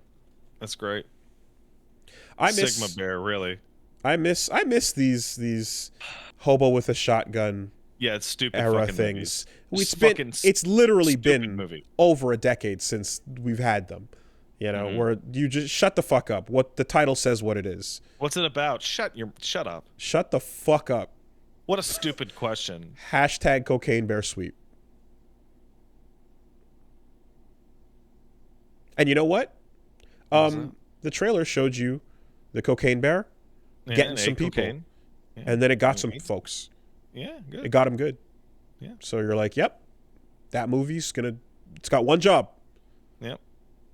The cocaine bear is the cocaine bear variation of Snakes on a Plane, except instead of snakes and a plane, it's cocaine and a bear. That's correct. In fact, I think in the trailer they go like, "Oh no, not a cocaine bear." Yeah, the guy freaks you. The guy goes, "That bear is on cocaine." As far as I'm concerned, the trailer already meets the requirements. It's 2 checkboxes, both of which have been filled. So from here on out, we're all gravy. So yeah, I miss it. I miss that. I miss these movies.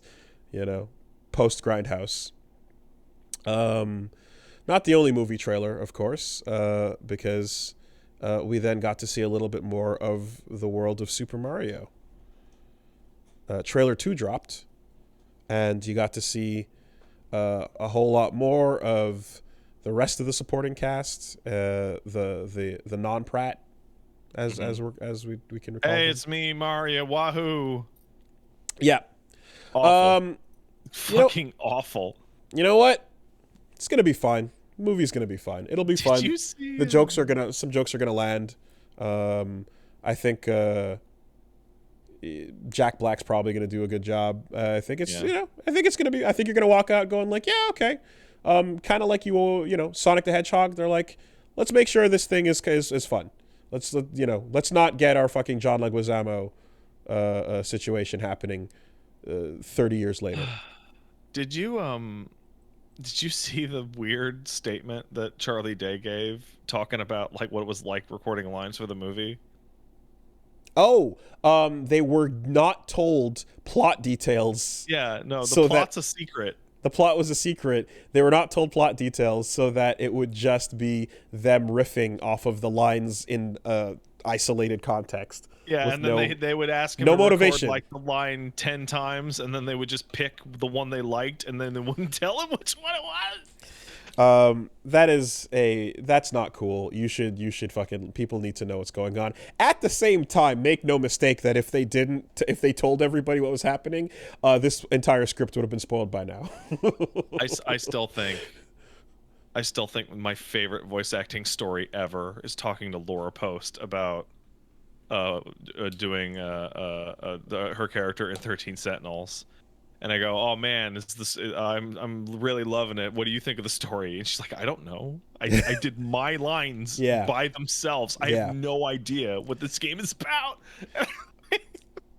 What if the Silent Hill sound director that was talking to Guy Seehee about syllable by syllable pronunciations of lines, what if that's just the way game company in Japan is going to handle this, and they just kind of came in and went, speak the line, say it in this way, and we'll build it piece by piece, and no one's allowed. Like, that might not just be a Silent Hill thing. That might just be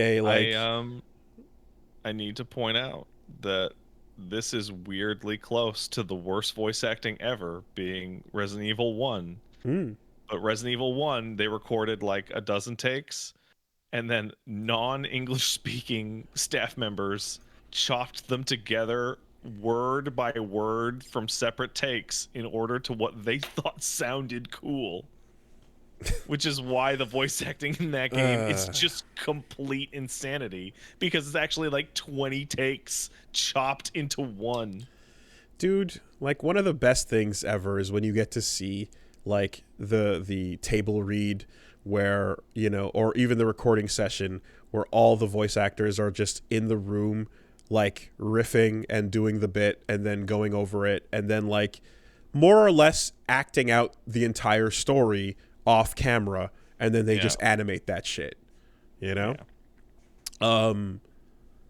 It's certainly not out of the question to have, like, things filmed out of order, scenes recorded a certain way, whatever. There's the production's production, but to have them not know what's happening almost in the Mario movie. Well, that means that they accepted and auditioned for a project with no script. Yeah, that's right. No screenplay. The gravity of the role was like implied, and then they took it, and that was that.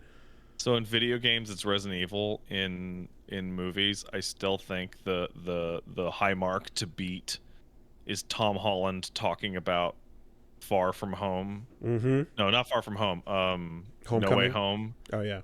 No Way Home, and he's talking about doing a fight scene on a bridge to, like, the CG marker, like, the tennis thing, and they're like, act more like this, and he's like, who am I fighting? And they're like, I'm not gonna tell you. Just act more. And he's like, no, seriously, who am I fighting? No, Tom, you will spoil it on Conan. God, who was it? Which old dignified actor was complaining about sitting in a room full of green shit? Ian McKellen. Well, it was Magneto, right? Yeah. No, it wasn't. It was not for X-Men. It was for Lord of the Rings. Lord of the Rings. Yeah. Because he had so many shots on a green screen. There we go. That he's like doing like half or more of the movie by himself, and he's a stage actor. Yes. So it was really stressful for him, and he ended up like crying a bunch because it's like, I just want to act in my fucking movie. Was The Hobbit not Lord of the Rings? It was The Hobbit 1? Christ, man. I just want to sit here and read Unlimited Blade Works. I want to stand or sit on this fucking set and do my lines and talk to a person, not this fucking tennis ball on a field of blue. God, yeah. No, the compromise you eventually get to where full capture, performance capture, and face cap allows like a Mark Ruffalo to be like, no, I'm here, I'm in the scene, I'm acting too. The Hulk is not just going to be completely dropped in. We can perform against each other, and then they'll use the face and gestures to inform that. That reminds me, because God of War has the performance capture shit, so it's Chris Judge and Atreus' voice actor rather doing stuff in the weird mocap universe. But there's something that happens in which I'm like, Atreus looks like the game's only 2 years prior from the last game, but Atreus is like much older. And I thought that was really weird. I'm like, oh, it must be because he's a god. And then I saw like behind the scenes performance capture. No, it's because the actor like doubled in size. He hit puberty. Oh, and he's huge now. Yeah, like he Finn. gained like 2 feet, and his voice is completely different. Yeah. That thing where you go away and you come back next Christmas, and your fucking nephew shot up past you. Yeah, that happens, man. Like he's coming up to like fucking Chris Judge, like just past his knee in the original performance cap, and now he's like maybe, I don't know, 6 inches shorter than Chris Judge. Some people like ease into puberty, and other people click L3 and R3 to access puberty. Yeah. Damn. I had the worst puberty ever, man. I started getting this beard, and I'm like, cool, the growth spurt's gonna hit, and the growth spurt hit, and I was still the smallest person in my grade. Like I got the the teenage boost. Oh, cool. Still nothing. I gained like 3 inches. It's bullshit. Well, I mean, for what it's worth, like to look that way, you must have had like a fucking insanely high T puberty drop. Yeah. So I started getting this at 8. Yep. So, and that's one that's fucking left. There you go. High T.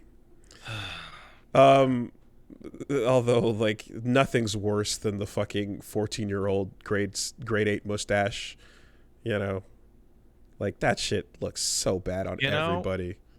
It was like maybe this year that I finally put it together why everyone told me to shave my face and it would come back thicker and darker.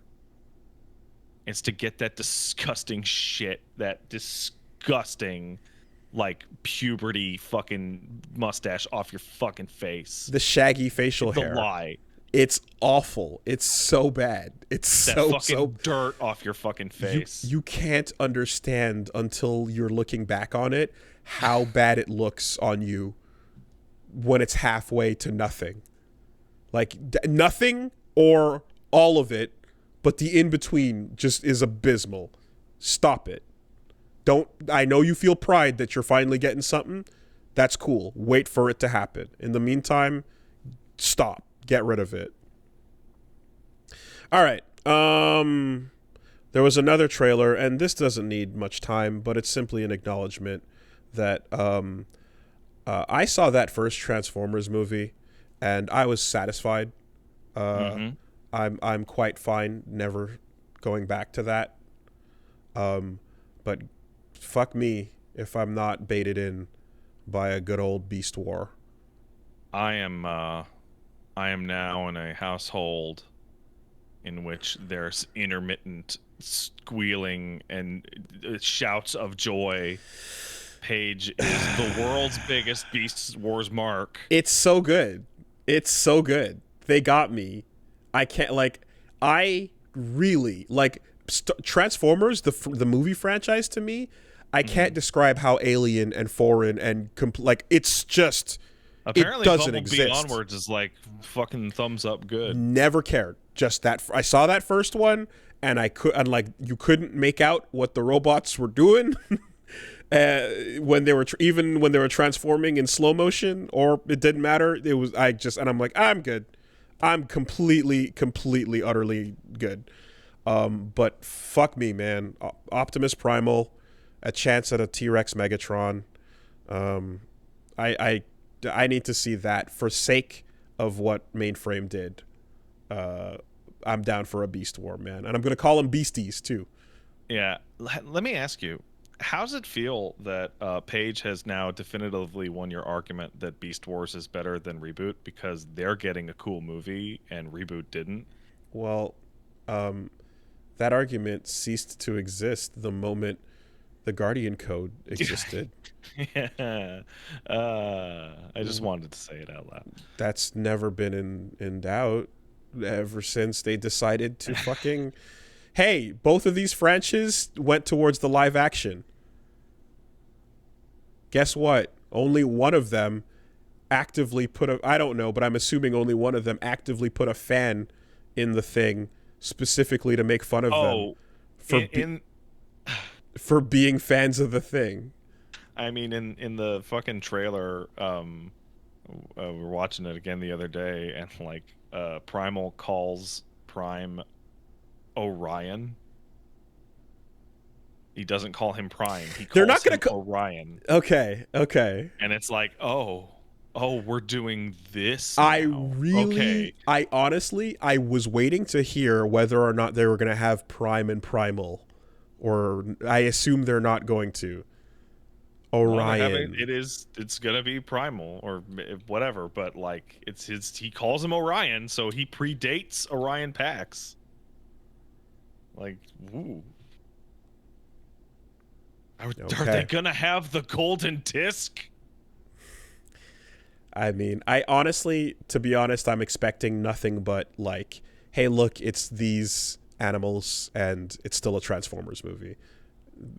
They don't have to acknowledge any of it if they don't want to, and they probably will. You know, if it's like, hey, look, there's a Rhinox, there's a Cheetor, you know, we're good. There's a Black Arachnia, we've did it. There's new Project L shit. Yes, there is. So anyway, that's just an alert that they kind of got me.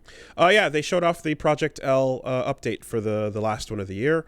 They showed off Illaoi in prototype form since they introduced it last time. She swings that fucking pot around and the tentacles do their thing.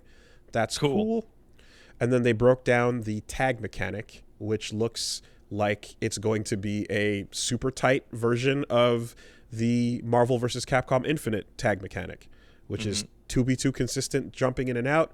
Your tag assist can come in and do a striker can do an assist and jump out.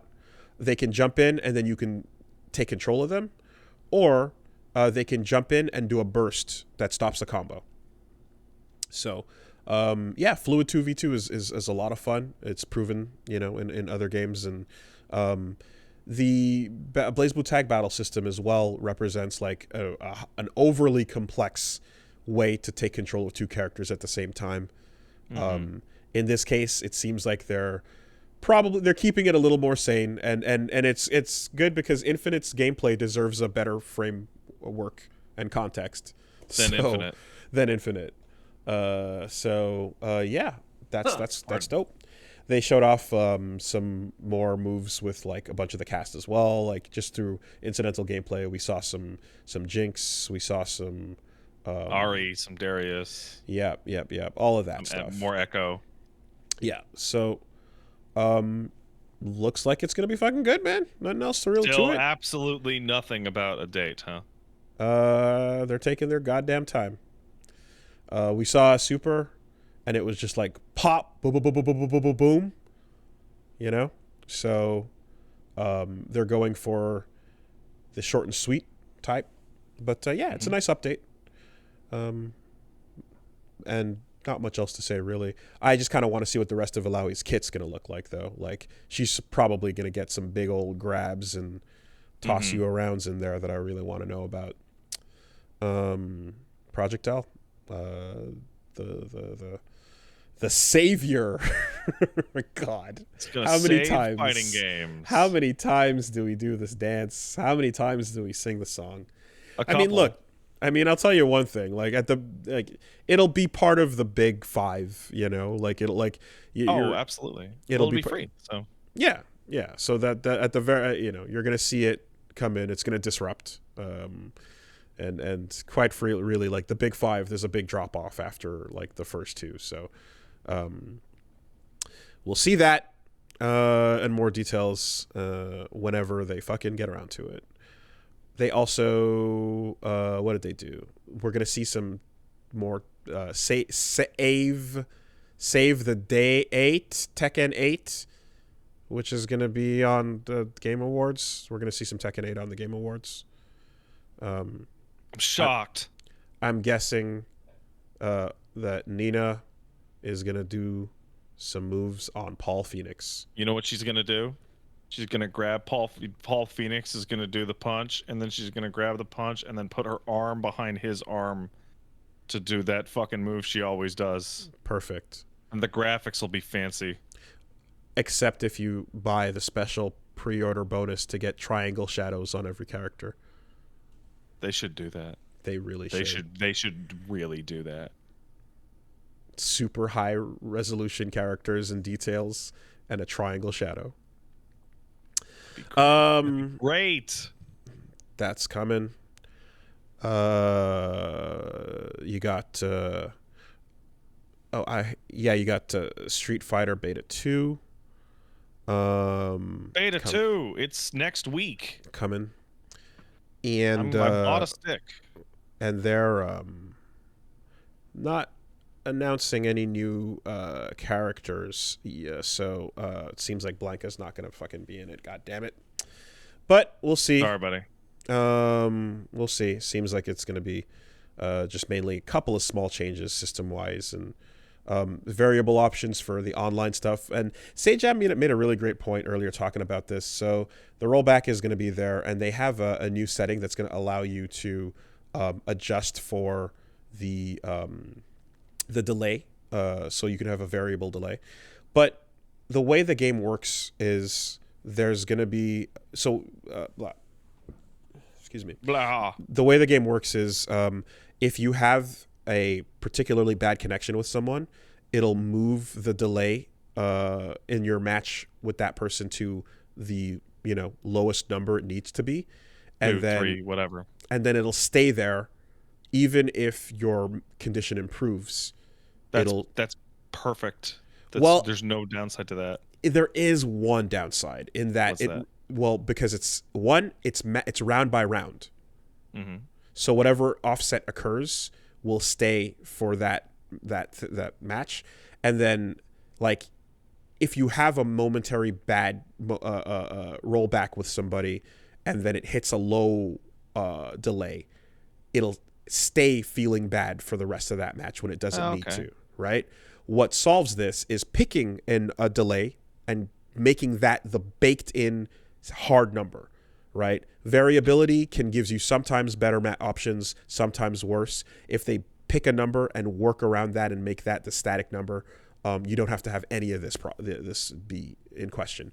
So most matches are going to feel fantastic, but you might have edge cases where, a hiccup with someone will create extra delay where you don't need it. And it's going to change perhaps from one round to the other. So one moment your move is going to feel more crisp. The next moment it's going to be a little bit later. And that's between the same set. Just pick a number. Let us work around it, I have to admit, though, my experience with the beta was absolutely fantastic. Yes, these are going to be edge cases for sure. Like, it's going to do... Rollback is going to do its job. But the hypothesis is that, like, by creating this variable, and Code Mystics did this a bit as well by having hybrid, where you can manually increase and decrease the delay. By doing that with Street Fighter 6, you're going to have less teleporting moments with a bad connection.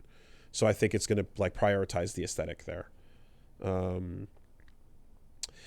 Anyways, all that coming up in a little bit, and just a couple other announcements that dropped. The Dead Cells creators' next game just got announced. Oh, really? What is it? Nuclear Blaze. Oh, look at that. It appears to be a possibly side-scrolling.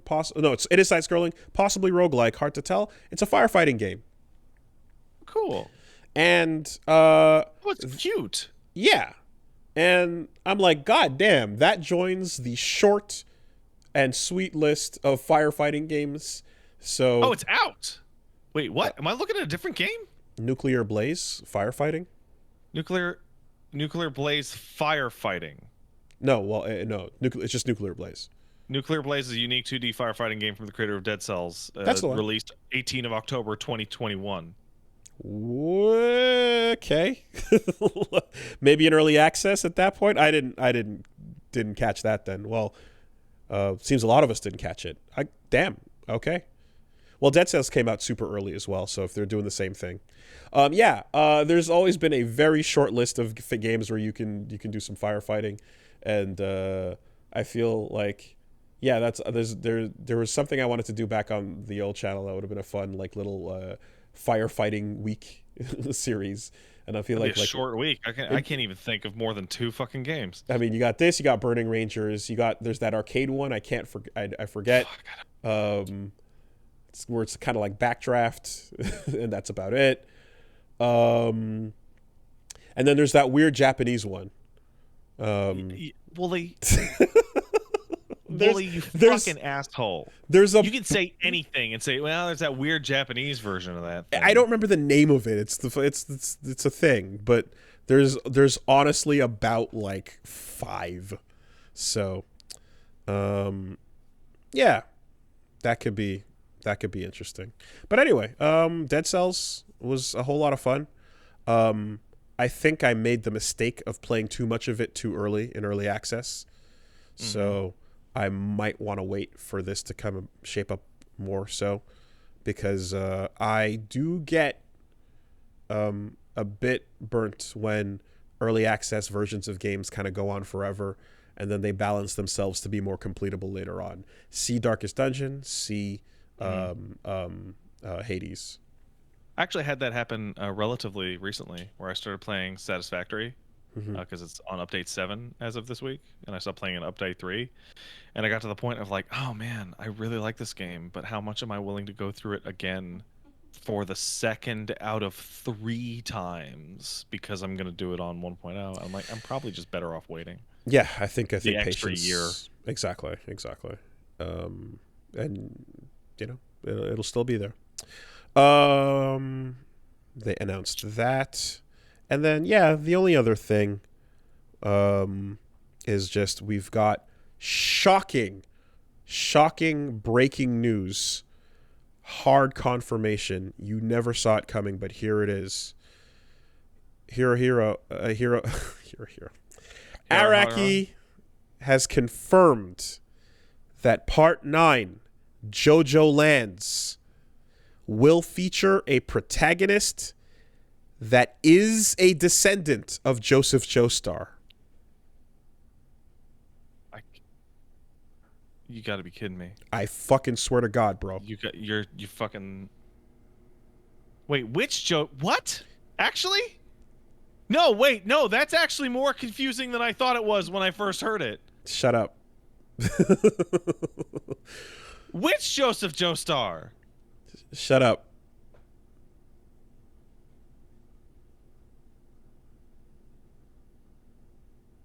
The protagonist will be a JoJo. That, I mean...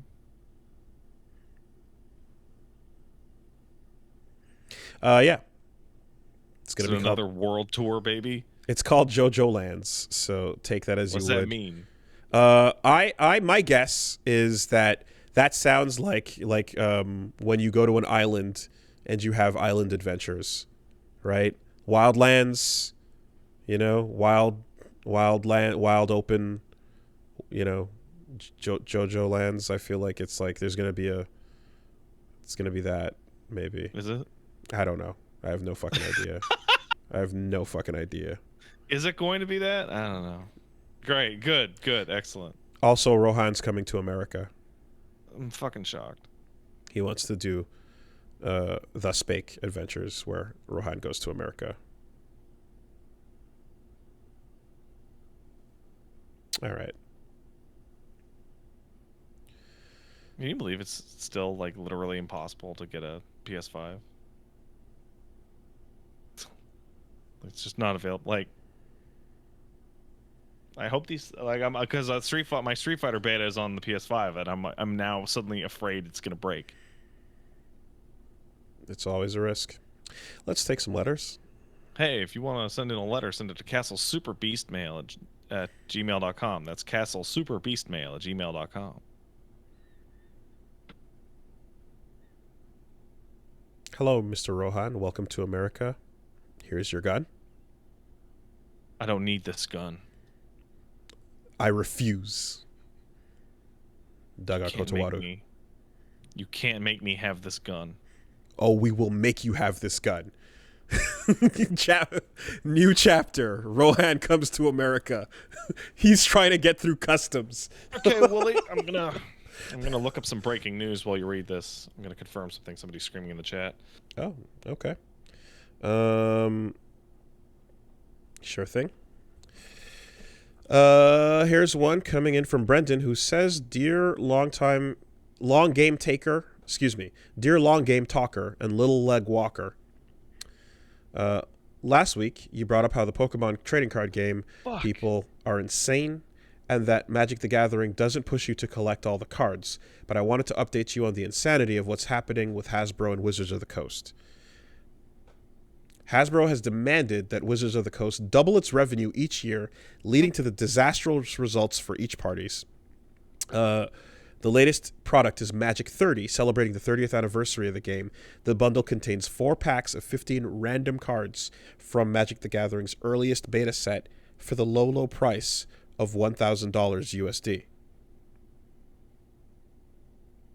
To make matters worse, these cards are not tournament legal, to keep with a promise that the company would never print copies of these cards again. So they started cease and desisting popular proxy printing sites so that if you were going to play with these fake cards, it would have to be their fake cards.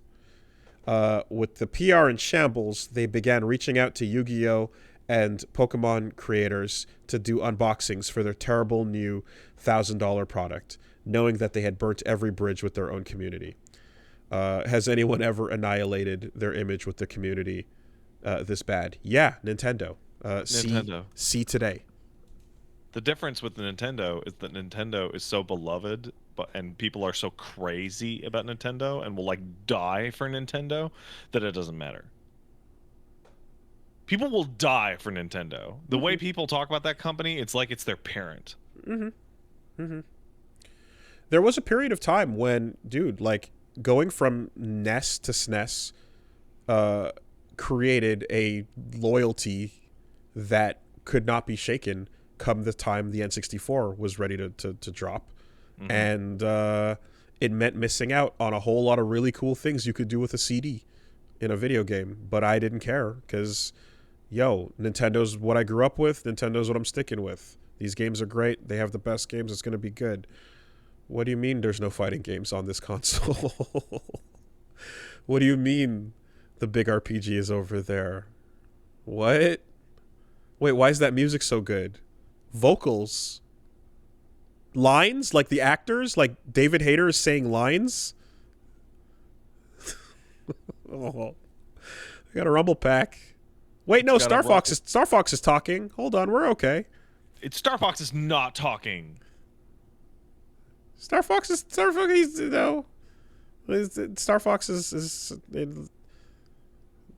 talks like twice. No. When they get the voices later, not the. No. I mean, yeah, there's like fucking 20 lines of dialogue in that whole fucking game. And then you hear Falco be an asshole, and you're like, oh, they're talking too. And then you're like, see, Resident Evil, look, they ported it. And then you try to pick it up, and it's like a 5-pound weight.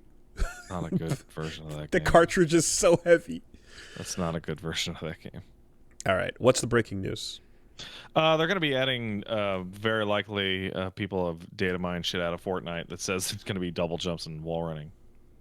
Oh. So So if you want to play an Apex Battle Royale that has all the shit you actually want from fucking Titanfall, maybe it's time to load up fucking Fortnite in a couple weeks. Dude, they already dropped, like, ships you could pilot into that game many times. I kind of feel like a Titan is just, like, waiting to happen. Like, wasn't there a robot you could pilot? Like, it was like a silly little goofy small thing, but you could. I don't know. You know what they're going to do, right? For Apex? They're going to be like, hey, man, guess what? It's Titanfall week. There's a Titan update, and you can run on walls for the following 6 days. Nah, dude, there's going to be a Titan battle happening in the background. And on some of the screens on the inside the base, you can look at it.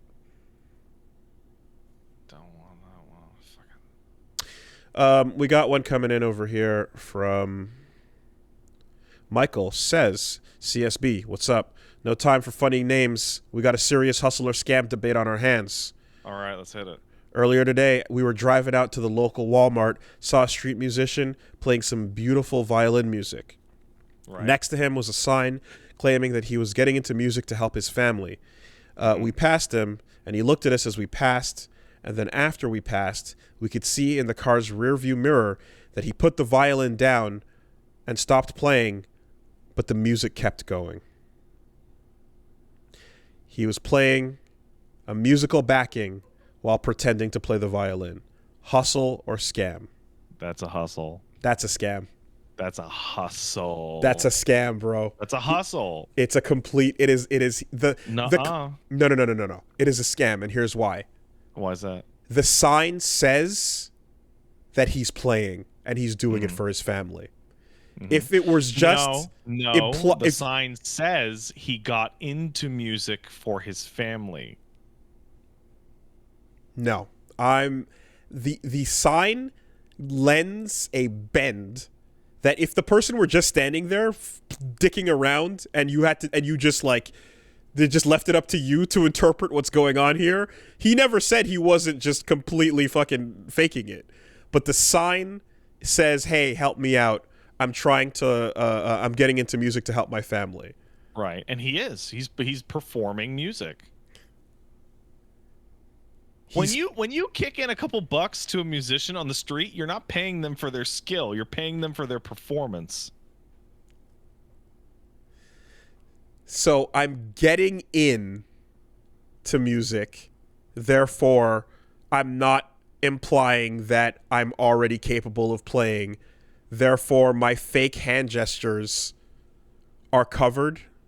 They're not fake if the violin actually made noise.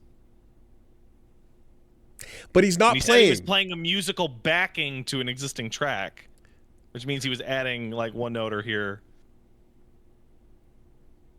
If somebody is dancing, if somebody is dancing and lip syncing a performance in the subway, yes, that is what this is happening, and they're not really singing it; they're lip syncing it.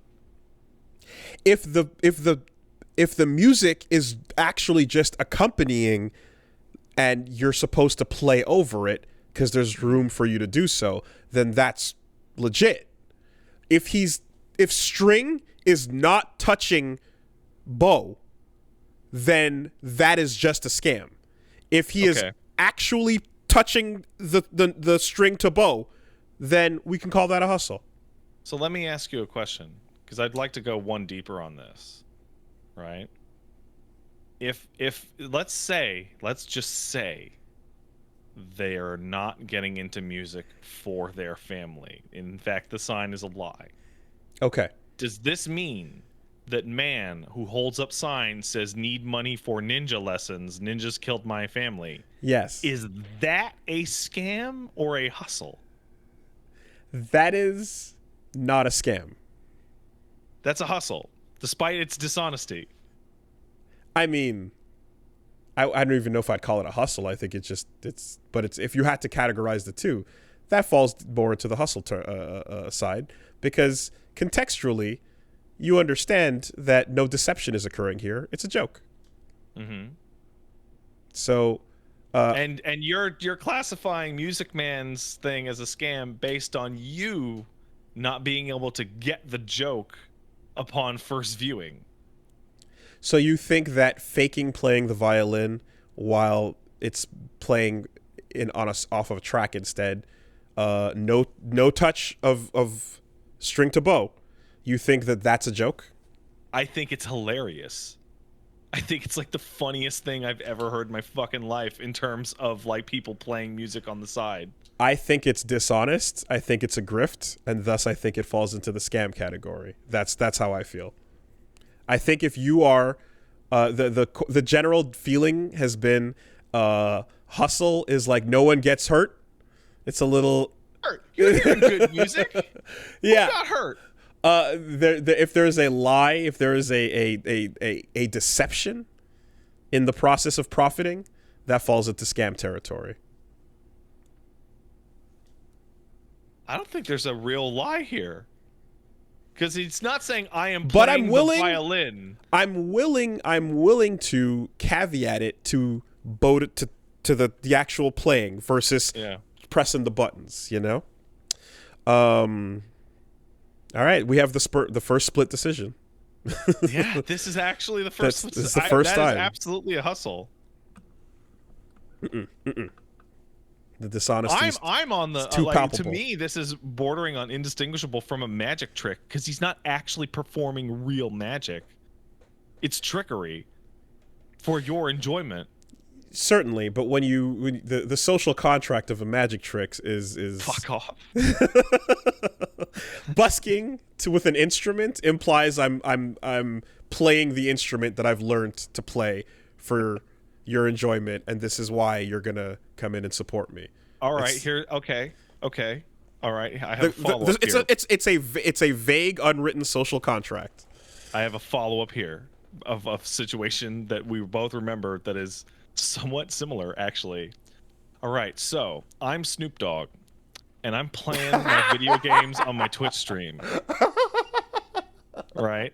And I'm so blazed out my damn mind that I get up and walk away while the gameplay keeps going during the show that I'm putting on. Is that a hustle or is that a scam? Are donations open? Probably. Scam all the way. That's my favorite. Oh, I love it. Scam and flow. Scam and flow, 100%.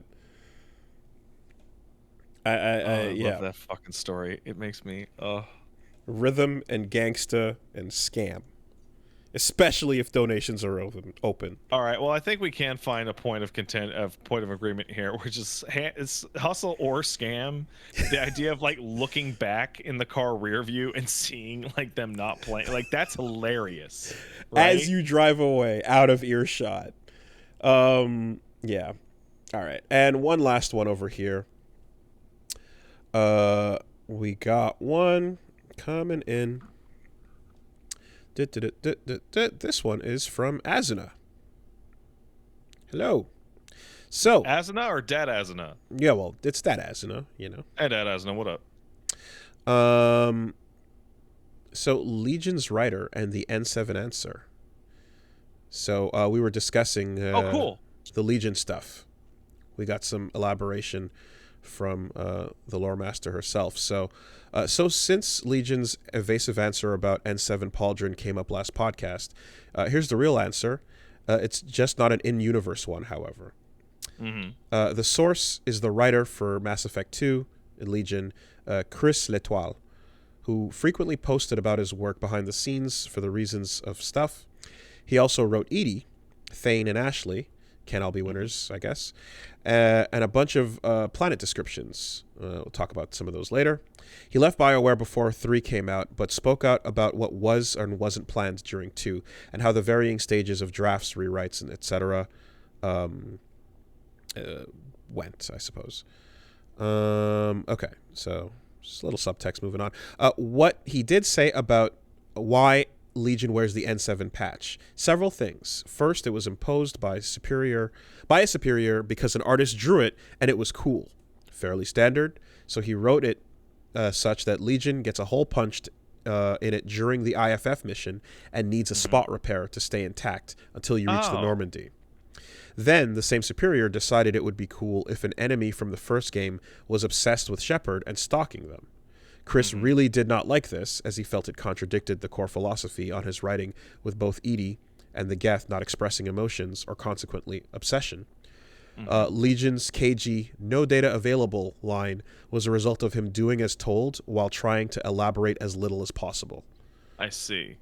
There is no real in-universe reason because they were arguing about it back behind the scenes. Thus leaving room for interpretation, which is the correct way to go about this. Oh, that's smart. Yeah, well, because it's awful, but knowing that, I think we got the best result we could because you say something without saying it, but it's still open.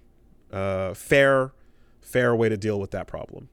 On the note of AI versus emotion, Legion was written with Star Trek as a negative inspiration as a response to the qualms with the Borg / Data.